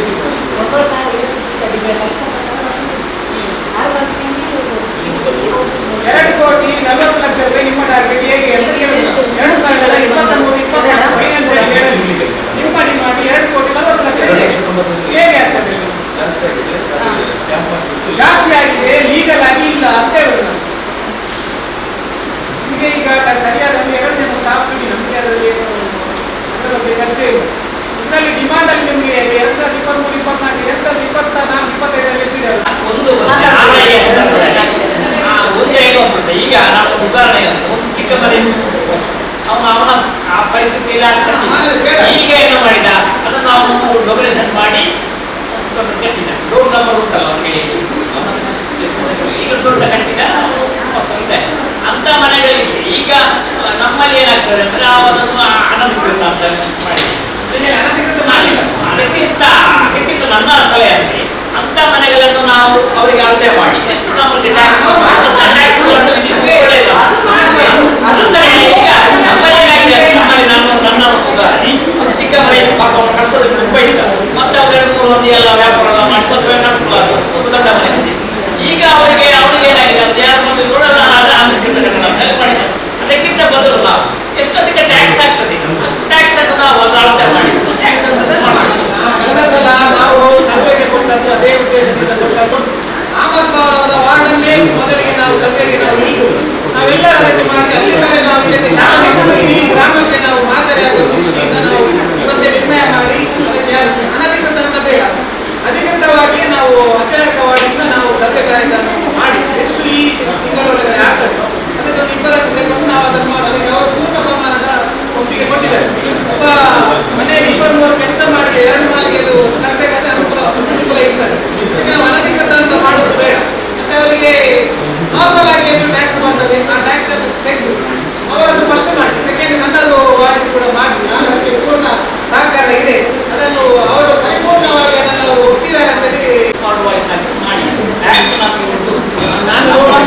ಜಾಸ್ತಿ ಮಾಡುವ ವಿಷಯದಲ್ಲಿ ನಾವೆಲ್ಲರೂ ಈಗ ನಾನು ಒಟ್ಟಿಗೆ ತಮಾಷೆಗೆ ಕಳೆದ ಸಲ ನಾವು ಸರ್ವೆಗೆ ಹಾಕುವಾಗ ಅವರ ಒಂದು ಜವಾಬ್ದಾರಿ ಯಾರಿಗೆ ಮುಖ್ಯಾಧಿಕಾರಿ ಇಲ್ಲಿ ನಾವು ಒಂದು ರೆಕಾರ್ಡ್ ಮಾಡಿ ಇಡಬೇಕು. ಎಲ್ಲ ಸಭೆ ಆದ ಮೇಲೆ ಮುಖ್ಯಾಧಿಕಾರಿ ಅವರಿಗೆ ಕೊಡ್ತಾರೆ ಅಂತ ಹೇಳಿ, ಯಾಕಂದ್ರೆ ನಾವು ಮಾತಾಡೋದು ಬೇರೆ ರೀತಿಯಲ್ಲಿ ಇರ್ತಾರೆ.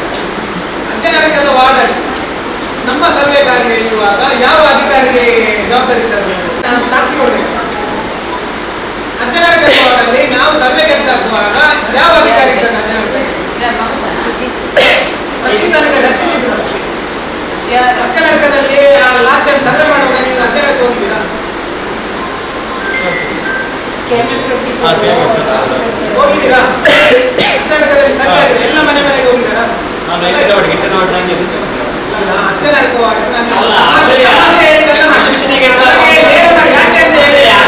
ಅಂಚೆನಡಕ ವಾರ್ಡಲ್ಲಿ ಮನೆ ಒಳಗೆ ಹೋಗದೆ ದಾಖಲೆ ಇರುವುದು ಬಂದುಕೊಂಡು ಬಂದಿದೆ. ಅದಕ್ಕೆ ಯಾರು ಅಂತ ಕೇಳಿದ್ರೆ ತಮಾಷೆಗೆ ನಾನು ಹೇಳಿದರೆ ಮಾಧ್ಯಮದವರು ಇರ್ತಾರೆ. ಅದನ್ನೇ ಹೇಳುದು, ತೆರಿಗೆಯ ವಿಷಯದಲ್ಲಿ ರಾಜಿ ಮಾಡಬಾರ್ದು. ನಾವು ಅಭಿವೃದ್ಧಿ ಕೆಲಸವನ್ನು ಎಷ್ಟು ಮಾಡಿಸುವುದು ನಮ್ಮ ಜವಾಬ್ದಾರಿ, ಹಾಗೆ ತೆರಿಗೆಯನ್ನು ಸಂಗ್ರಹಣೆ ಮಾಡುವುದು ಕೂಡ ನಮ್ಮ ಜವಾಬ್ದಾರಿ. ಅದನ್ನೆಲ್ಲ ಒಟ್ಟು ಸೇರಿಸಿ ಮಾಡಬೇಕು. ಮತ್ತೊಂದು, ಈಗ 731 ಕಮರ್ಷಿಯಲ್ ಕನೆಕ್ಷನ್, ಕಮರ್ಷಿಯಲ್ ಹೌಸಸ್ ಅಂತ ಹೇಳಿ ಅದು 731 ಅಲ್ಲ. ನಮ್ಮ ಗ್ರಾಮದಲ್ಲಿ ಅತಿ ಹೆಚ್ಚು ಬೀಜು ಉಂಟು. ಈ ಕಾಲದಲ್ಲಿ ಅತಿ ಹೆಚ್ಚು ಕಮರ್ಷಿಯಲ್ ಮನೆ ಬಾಡಿಗೆ ಕೊಟ್ಟಿದ್ದಾರೆ. ಅದನ್ನೆಲ್ಲ ರೆಸಿಡೆನ್ಷಿಯಲ್ ಅಲ್ಲೇ ಟ್ಯಾಕ್ಸ್ ಕಲೆಕ್ಷನ್ ಮಾಡ್ತಿದ್ದಾರೆ. ಇದನ್ನೆಲ್ಲ ಯಾರು ಗುರುತು ಮಾಡಬೇಕು ಅಲ್ವಾ? ಮತ್ತೊಂದು, ಈಗ ನೀರಿನ ಕನೆಕ್ಷನ್ ನಾವು ಸಾರಿ ಹೇಳಿ ಕಮರ್ಷಿಯಲ್ ಕನೆಕ್ಷನ್ ಇಡೀ ಕೋಟೆಗಾರ ಗ್ರಾಮದಲ್ಲಿ 7 ಇರುವುದಾ? ಅಧ್ಯಕ್ಷರಿದ್ದ ಮತ್ತು 4 ಸಭೆಯಲ್ಲಿ ಪುನರಾವರ್ತನೆ ಮಾಡಿ 7 ಕಮರ್ಷಿಯಲ್ ಕನೆಕ್ಷನ್ ಇರುವುದಾ? ಇದನ್ನೊಂದು ಗುರುತು ಮಾಡಿ ಅದಕ್ಕೆ ಎಕ್ಸ್ಟ್ರಾ ಕಲೆಕ್ಷನ್ ಮಾಡಬೇಕು ಅಂತ ನಾವು ಹೇಳಿ ಅದನ್ನು ಯಾವುದು ಮಾಡಲಿಲ್ಲ. ಈಗ ಜಾಹೀರಾತು ಶುಲ್ಕದ ಬಗ್ಗೆ ಹೇಳಿದ್ರು.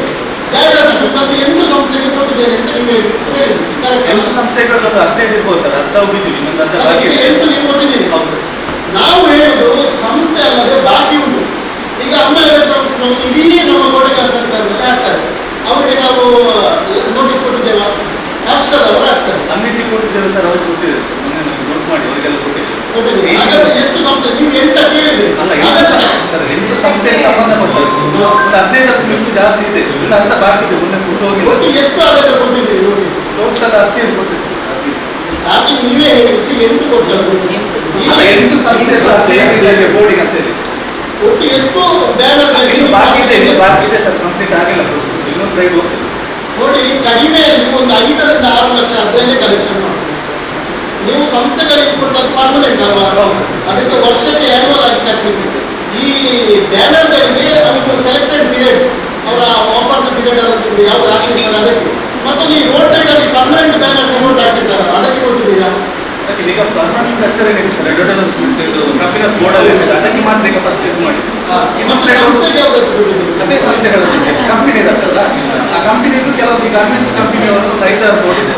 ಒಂದು ಬೀರಿಂದ ಇರ್ಬೋದು, ದೇವರಗಟ್ಟೆ ಇರ್ಬೋದು, ಒಂದು 5 ಇರ್ಬೋದು. ಅವರಿಗೆ ಅಂಥದ್ದು ಟೋಟಲ್ 8 ಕಂಪನಿ ಇದು, ಅಲ್ಲಿ ಇದು ಇದಿದೆ ಬೋರ್ಡ್ ಅದಾಗಿದೆ. ಇನ್ನು ಕೆಲವು ಯಾವುದೇ ಪ್ರಾಬ್ಲಮ್ ಇಲ್ಲ. ಮತ್ತೆ ಈ ಇದು ಕೂಡ ಯಾವುದು ಟ್ಯಾಕ್ಸ್ ಕಲೆಕ್ಷನ್ ಎಲ್ಲ ಎಷ್ಟು ಮನೆ ಉಂಟು ಅದರದ್ದು ಎಕ್ಸೆಸ್ ಎಷ್ಟು ಉಂಟು ಎಕ್ಸೆಸ್ ಅದನ್ನು ಹಾಕಿ ಮನೆಯಲ್ಲಿ ಕೊಟ್ಟಾಯ್ತು. ನಾವು ಯಾವುದು ಪೆನಾಲ್ಟಿ ಹಾಕಿದ್ರೆ ಎಕ್ಸೆಸ್ ಎಷ್ಟು ಉಂಟು ಅದನ್ನು ಹಾಕಿ ನೆಕ್ಸ್ಟ್ ಯಾವುದು ಟ್ಯಾಕ್ಸ್ ಕಟ್ಟಲಿಕ್ಕೆ ಬರುವಾಗ ಅದನ್ನು ತೋರಿಸ್ಬೇಕು. ಮತ್ತು ಒಂದು ಆ ಕಾಪಿ ಅವರ ಹತ್ರ ಇರಬೇಕು, ನಮ್ಮ ಹತ್ರ ಇರಬೇಕು.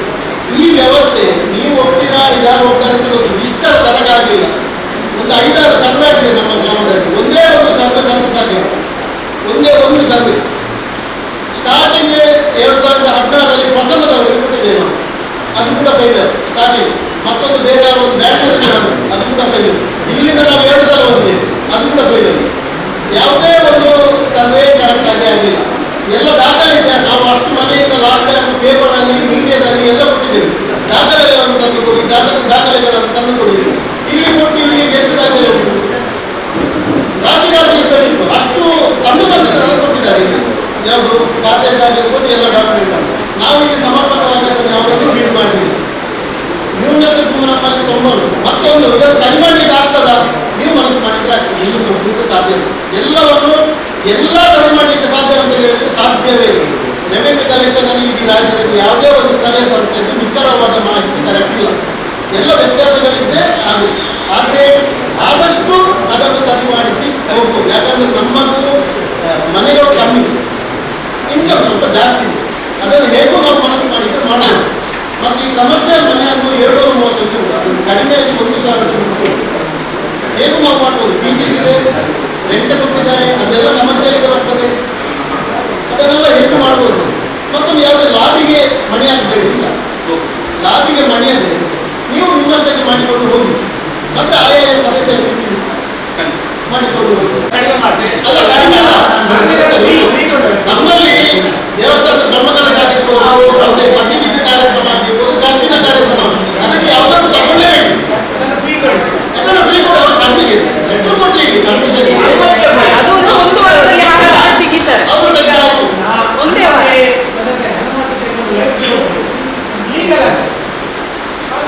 ಕಟ್ಟಲೇಬೇಕು.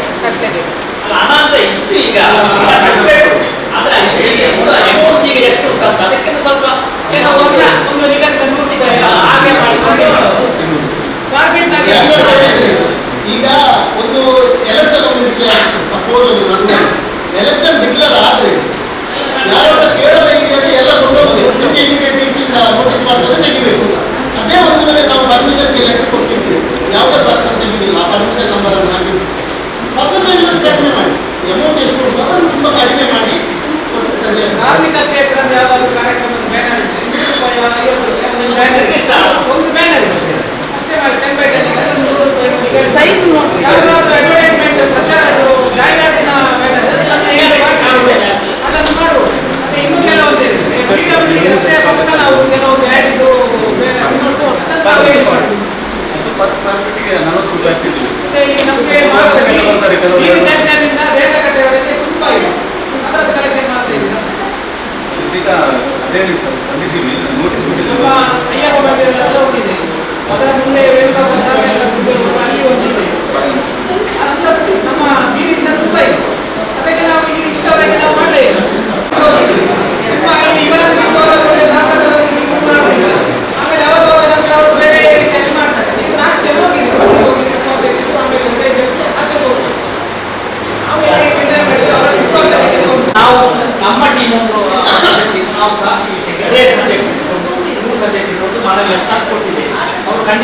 ಒಳ್ಳೆಯ ನಮ್ಮ ಉತ್ತರ ಹೇಳಿದ್ದಾರೆ. ಉದ್ಘಾಟನೆ ಮಾಡುವ ಅಂತ ಹೇಳಿದ್ದಾರೆ. ಆದಷ್ಟು ಬೇಗ ಮಾಡ್ತಾರೆ ಅಂತ ಹೇಳಿದ್ದಾರೆ. ನಮ್ಮ ಶಾಸಕರು ಮಾತಿಗೆ ತಪ್ಪುದಿಲ್ಲ ಅಂತ ಹೇಳಿ ಎಲ್ಲ ಹೇಳ್ತಾರೆ.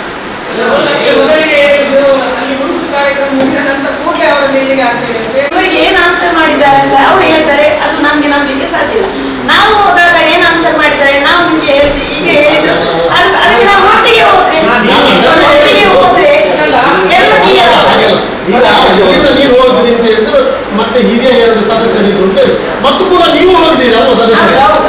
ಈಗ ಒಂದು ಆಗ್ಬಾರ್ದು ಅಂತ ಹೋಗ್ತಾರೆ ಒಟ್ಟಿಗೆ ವಿಷಯ ಒಂದಲ್ಲ ಅದೇಗ. ಈಗ ನಿಮಗೂ ಅದೇ ಆಗಬೇಕು, ನಮಗೂ ಅದೇ ಆಗ್ಬೇಕಾಗಿದೆ. ಒಟ್ಟಿಗೆ ಹೋದ್ರೆ ಆಯ್ತಲ್ಲ, ನೀವು ಕ್ಲಿಯರ್ ಆಯ್ತಲ್ಲ. ಮುಂದಕ್ಕೆ ಹೋಗುವಾಗ ಇಂಜಿನಿಯರ್ ವಿಷಯದಲ್ಲಿ ನಾವು ಹೋಗುದಾದ್ರೆ ನಾವು ಒಟ್ಟಿಗೆ ಹೋದ್ರೆ ನಮ್ಗೆ ಆನ್ಸರ್ ಅವ್ರು ಏನ್ ಮಾಡ್ತಾರೆ ಅಂತ ನೆಕ್ಸ್ಟ್ ಹೋಗುವಾಗ ಒಟ್ಟಿಗೆ ಹೋಗಿ ಮಾಡಿ. ನಾವು ಹೇಗೆ ನಿರ್ಣಯ ಮಾಡಿದ್ರೆ ಕೇವಲ ಇಂಜಿನಿಯರ್ ವಿಷಯದಲ್ಲಿ ಇಂಜಿನಿಯರ್ನ ಇಲ್ಲಿಗೆ ಸಹಾಯ ಮಾಡುವ ಒಂದು ನೋಟಗಾರಿಗೆ ಸ್ಪೆಷಲ್ ಫಂಡ್ ಕೊಡಬೇಕು. ಎರಡನೇದು ನಮ್ಮ ಇಂಜಿನಿಯರ್ ಪರ್ಮನೆಂಟ್ ಇಲ್ಲಿ ರೂಪಿಸಬೇಕು. ಮತ್ತು ಮೂರನೇದು ನಮಗೆ ನಮ್ಮ ಎಲ್ಲ ಸ್ಟಾಫ್ ಕಡಿಮೆ ಉಂಟು ನಮ್ಮಲ್ಲಿ. ಅದನ್ನೆಲ್ಲ ನೀವು ಹೇಳುವ ಉದ್ದೇಶ ಬಂದು ಅಧ್ಯಕ್ಷರು ಹೇಳುವ ಅಲ್ವಾ, ಒಟ್ಟಿಗೆ ಹೋದ್ರೆ ಒಳ್ಳೆದಲ್ಲ.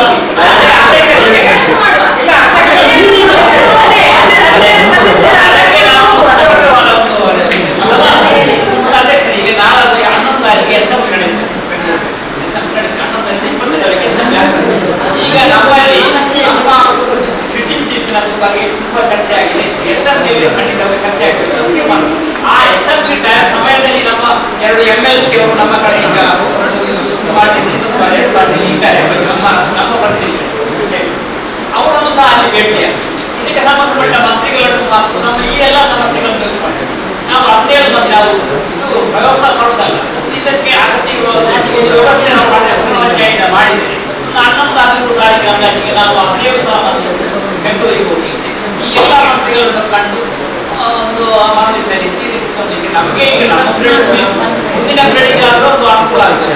ಈ ಸಿಂಡಿಕೇಟ್ ಅಂತ ಒಂದು ವ್ಯವಸ್ಥೆಯನ್ನು ನೀವು ಮಾಡಿದ್ರೆ ನಮಗೆ ಈ ನಿರ್ಣಯ ಪುಸ್ತಕದಲ್ಲಿ ಮನೆ ಸೋತದ ಅಂತ ನಾವು ನಿರ್ಣಯ ಮಾಡಿದ್ದು ಸ್ಪೀಕರ್ನ ಜೊತೆಗೆ MP ಅವರು MLC ಅವರನ್ನು ಕೂಡ ನಾವು ಭೇಟಿ ಮಾಡಬೇಕು ಅಂತ ಹೇಳಿದ್ವಿ. ಅದರಲ್ಲಿ ಸ್ಪೀಕರ್ ಮಾತ್ರ ಒಂದು ಹೆಸರು ಬಂದಿದೆ. ಯಾಕೆ ಅಂತ ಗೊತ್ತಿಲ್ಲ. ಮತ್ತೆ ಅವರು ಬೇರೆ ಹೇಳಿದ್ರು ನೀವು ಹೋದಕ್ಕೆ ಹೋಗೋದಲ್ಲ, ಅವರ 2 ಹಿರಿಯರ ಫೋಟೋ ಕೊಡಿ ಅವರು ಹೋಗೋದಂತ ಹೇಳಿ ಗೊತ್ತಿಲ್ಲ. ನಾವು ಚರ್ಚೆ ಮಾಡಿ ಅದರ ಬಗ್ಗೆ ಏನಾಗಿದೆ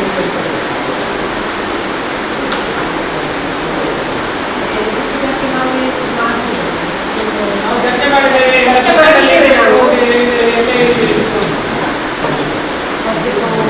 ಬಸ್ ಸ್ಟ್ಯಾಂಡ್ ಪಕ್ಕದಲ್ಲಿ ನಾವು ಇದು ಟೆಂಡರ್ ಆಗಲ್ಲ, ಬಸ್ ಸ್ಟ್ಯಾಂಡ್ ಆಗಲಿ ಅಂತ ಮಾಡುವುದಿಲ್ಲ. ಹಾಗೆ ಎಲ್ಲ ಕಡೆ ಇರುವುದಿಲ್ಲೋ ನಿರ್ಣಯ ಮಾಡಿ ಅದು ಮಾಡುವ ಶೌಚಾಲಯದ ಅವ್ಯವಸ್ಥೆ ಬಗ್ಗೆ ಅದು ಓಪನಿಂಗ್ ಆಗುತ್ತೆ ಯೂಸ್ ಮಾಡ್ತೀವಿ. ನೀವು ಅಲ್ಲಿ ಯಾರೇ ಅಧಿಕಾರಿಗಳು ವಿಸಿಟ್ ಮಾಡಲಿಲ್ಲ, ಅದರ ಬಗ್ಗೆ ನೋಡಲಿಲ್ಲ, ಏನು ಮಾಡಲಿಲ್ಲ. ಈಗಲೂ ಅಲ್ಲಿ ಅವ್ಯವಸ್ಥೆ ಇದೆ. ಅದನ್ನು ಓಪನಿಂಗ್ ಆಗದೇ ಅಲ್ಲಿ ಫುಲ್ ಅದು ಹೋಗಿದೆ. ಇಂಟರ್ಲಾಕ್ ಆಗಲಿಕ್ಕೆ ಇದೆ.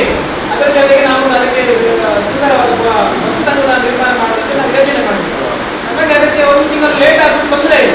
ಆದರೆ ಅಲ್ಲಿ ಆ ಶೌಚಾಲಯ ನಿರ್ಮಾಣ ಆಗಿದೆ, ಅದಕ್ಕೆ ಯಾವುದೇ ರೀತಿಯಾದಂಥ ವ್ಯವಸ್ಥೆ ಸಿಂಟ್ಯಾಕ್ಸ್ ಇರಲಿಲ್ಲ. ಆಮೇಲೆ ಅದಕ್ಕೆ ಡೋರ್ ಲಾಕ್ ಆಗಲಿಲ್ಲ, ಅದಕ್ಕೆ ಪೈಪ್ ಲೈನ್ ವ್ಯವಸ್ಥೆ ಆಗಲಿ. ಈಗ ಏನಾಗಿದೆ ಅಂತ ಹೇಳಿದ್ರೆ ಎಲ್ಲರ ಬಂದದ್ರಲ್ಲಿ ಅದನ್ನು ಯೂಸ್ ಮಾಡ್ತೇವೆ, ಕಪ್ಪು ನಾಡ್ತಾ ಇದೆ. ಅದನ್ನು ಕ್ಲೀನ್ ಮಾಡಿ ಯಾರು ಕಾಂಟ್ರಾಕ್ಟ್ ಇದ್ದಾರೆ ಅದಕ್ಕೆ ಬೀಗ ಹಾಕಿ ಅದಕ್ಕೆ ಹೋಗಬೇಕು ಅಂತ ನಾವು ನಿರ್ಣಯ ಮಾಡಿ ಇಷ್ಟವರೆಗೆ ಯಾರು ಬರಲಿಲ್ಲ. ಅದು ಒಂದು ವೇಳೆ ನಾವು ಈಗ ಅದನ್ನು ಆ ರೀತಿ ಯೂಸ್ ಮಾಡಿದ್ವಿ, ಮುಂದಿನ ದಿನಗಳಲ್ಲಿ ಅದನ್ನು ನಾವು ಲೋಕಾರ್ಪಣೆ ಮಾಡುವಾಗ ನಾವು ಹೇಗೆ ಅದನ್ನು ಮಾಡಿದ್ವಿ, ಅಲಂಕರಣೆ ಮಾಡುವಾಗ ಹೇಗೆ ಮಾಡಿದ್ವಿ ಬರಲಿಲ್ಲ ಅಂತ ಹೇಗೆ ಮಾಡೋದು ಅಂತ ಹೇಳಿ ಮಾಡಬೇಕು. ಅದನ್ನು ಕೆಲಸ ಕೂಡ ನೀವು ನೋಡ್ಬೇಕು. ಯಾಕಂತ ಹೇಳಿದ್ರೆ ಸರಿಯಾದ ರೀತಿಯಲ್ಲಿ ಅವರು ಮಾಡಿ ಅದನ್ನು ಅವರನ್ನು ಕರೆದು ನೀವು ನಾವು ಕೂಡ ಬರ್ತೇವೆ. ಅದನ್ನು ನೋಡಿ ಆದಷ್ಟು ಬೇಗ 1 ವಾರದ ಒಳಗಡೆ ಅದನ್ನು ಕ್ಲೀನ್ ಮಾಡಿ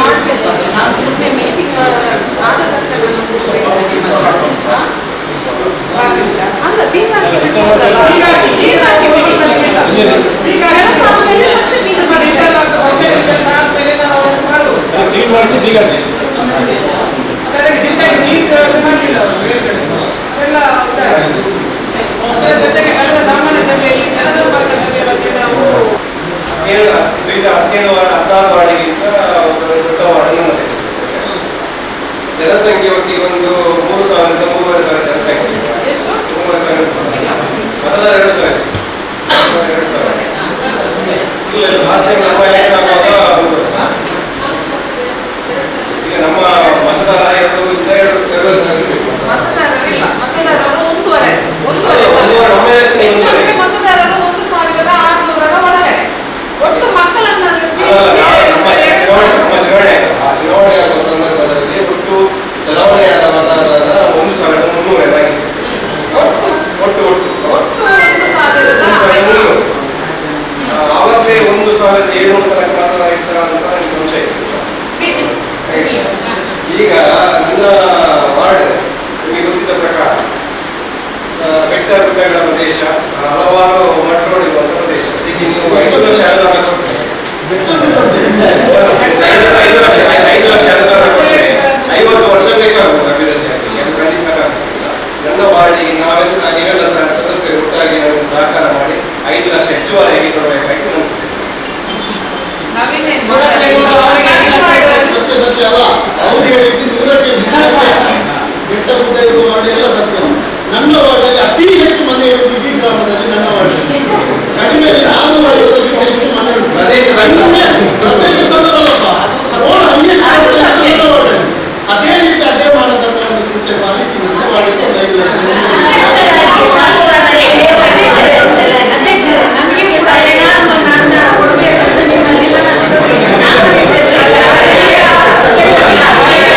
ಸಮಾನತೆ ಇದ್ದಾರೆ. ಹಾಗಾಗಿ ಹಿಂದಾಗಿಯೇ ಹೋಗಿ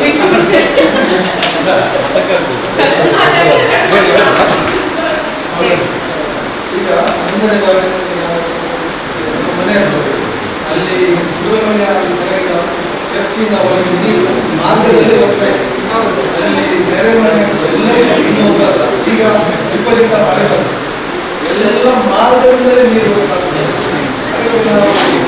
ಅಲ್ಲಿ ಒಂದು ಮಾತಾಡ್ಬೋದಲ್ಲ, ಆ ಸೈಡ್ ಈ ಸೈಡ್ 2 ಸೈಡ್ ಕೂಡ ಕಾಂಪೌಂಡ್ ಕಟ್ಟಿದ್ದಾರೆ. ಚರಂಡಿ ಮಾಡಿಕ್ಕೆ ಜಾಗ ಇಲ್ಲ. ಯಾರು ಕಾಂಪೌಂಡ್ ಕಟ್ಟಿದ್ದಾರೆ ಅವರಷ್ಟು ಒಮ್ಮೆ ಮಾತನಾಡಿಸಿ, ನೀವು ಜಾಗ ಬಿಡ್ತೀರಂತ ಕೇಳಿ, ಆಗ ನಮ್ಗೆ ಏನಾದ್ರು ಚರಂಡಿ ಏನಾದ್ರು ಮಾಡ್ಬೋದಲ್ಲ. ಇಲ್ಲದಿದ್ದರೆ ಅಲ್ಲಿ ಏನು ಮಾಡುವ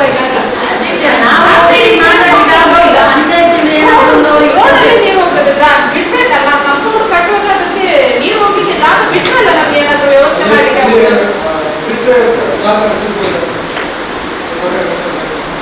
ಸಹಕಾರ ಸಿಗ್ಬೋದು. ಅಧ್ಯಕ್ಷರೇ, ಇವಾಗ 13ನೇ ವಾರ್ಡಲ್ಲಿ ನಾಟಕದಿಂದ ನೀರು ಬಂದು ನಮ್ಮ ಪನ್ನೀರು ಇದೆ ಸ್ಕೈವರ್ಸ್ ನೀರು, ಅದರಿಂದ ನೀರು ಹೋಗ್ತದೆ. ಅಲ್ಲಿಂದ ಬಂದ ನೀರು ನಮ್ಮ ಇದರಲ್ಲಿ ಹೋಗ್ತದೆ.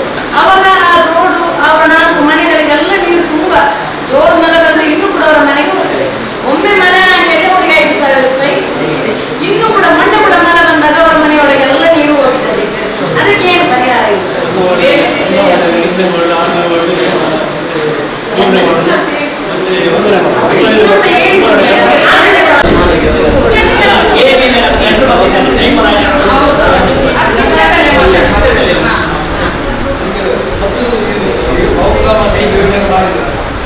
ಅದು ಎಲ್ಲರಿಗೂ ಕಲೆಕ್ಷನ್ ಕೊಡ್ತಿಲ್ಲ. ಒಂದು ವಿಷಯ ಮತ್ತು ಮಾಡಿದ್ದಾರೆ ಕೆಲಸ ಪರ್ಫೆಕ್ಟ್ ಮಾಡಿದ್ದಾರೆ, ರೆಸ್ಪೆಕ್ಟ್ ಕೊಡ್ತಾರೆ, ಸ್ಪಂದನೆ ಕೊಡ್ತಾರೆ. ಆದರೆ ಹೇಳಿದ ಬರುವ ನೀರು ಇರ್ತಲ್ಲ, ಅದು ಮುಂಚಿನ ಅವರೆಲ್ಲ ಹೇಳಿದ್ದೀವಿ. ಯಾಕಂದ್ರೆ ಯಾವಾಗಲೂ ಆ ಬಜೆಟ್ ಹೊರಗಡೆ ಬಿಟ್ಟಿದೆ, ಅದನ್ನು ಸ್ವಲ್ಪ ಸರಿ ಮಾಡಿ ಹೇಳಿದ್ರು. ಅವರು ಹೇಳಿದ್ರು ಈಗ ನಾವು ಬೇರೆ ಕಡೆ ಕೆಲಸ ಮಾಡ್ತಾ ಇದ್ದೀವಿ. ಅದು ಆಫೀಸ್ ಶಾರ್ಟ್ ಆಗಿದೆ, ಅದು ಸ್ವಲ್ಪ ಸ್ಲೋ ಆಗಿ ಆಗಿದೆ. ತುಂಬ ಒಳಗೆ ನಮ್ಮ ಮಡಿಯೂರು ಏರಿಯಾ ಒಳಗೆ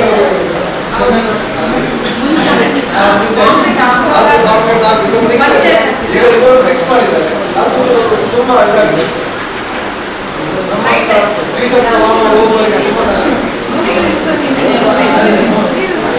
ಮುಖ್ಯಾಧಿಕಾರಿಯ ಅದರ ದುರುಪಯೋಗ ಆಗ್ತಾ ಇದೆ ಆಫೀಸ್ ಟೈಮ್ನಲ್ಲಿ.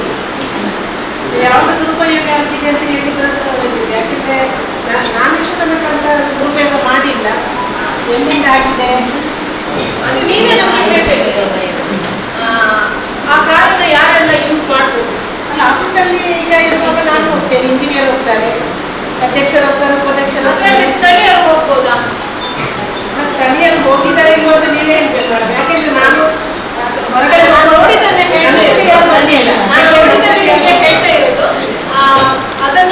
ದುರುಪಯೋಗ ಮಾಡ್ಕೊಳ್ಬೇಡಿ. ನೀವು ನೆನಪು ಮಾಡಿ ಎಲ್ಲಾದ್ರೂ ಆ ಥರ ಏನ್ ಮಾಡಿ ಆದ್ಮೇಲೆ ಅದನ್ನು ಮತ್ತೊಂದು ಮುಚ್ಚಿಡಬಾರ್ದು.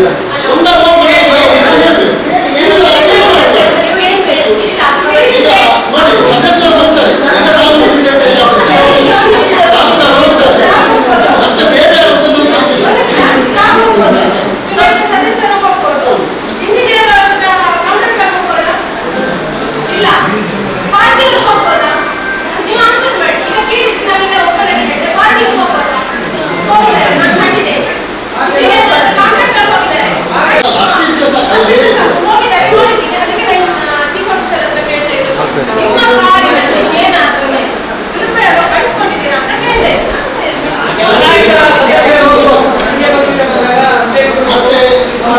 ಯಾರಾದ್ರೂ ಕಾರು ವಾಪಸ್ ರಿಟರ್ನ್ ಬರುವಾಗ ಒಬ್ಬ ಯಾರಾದ್ರೂ ಒಬ್ಬ ಸಿಕ್ಕಿದ ಕೈಯಲ್ಲಿ ಡ್ರೈವರ್ ಇಟ್ಕೊಂಡು ಮಾತಾಡ್ತಾರೆ.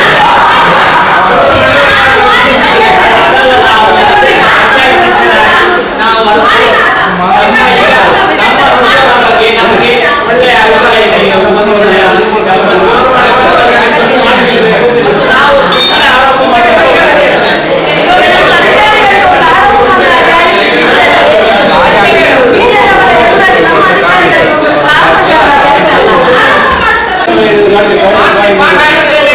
ಮುಖ್ಯಾಧಿಕಾರಿ ಇರುವಾಗ ಸೋಮೇಶ್ವರ ಬೀಚಿಗೆ ಹೋಗಿದ್ದಾರೆ ಅವರು, ವಾಟ್ಸಪ್ ಅಲ್ಲಿ ಎಲ್ಲ ಬಂದಿದೆ, ಅದನ್ನು ನಾವು ನೋಡಿದ್ದೇವೆ.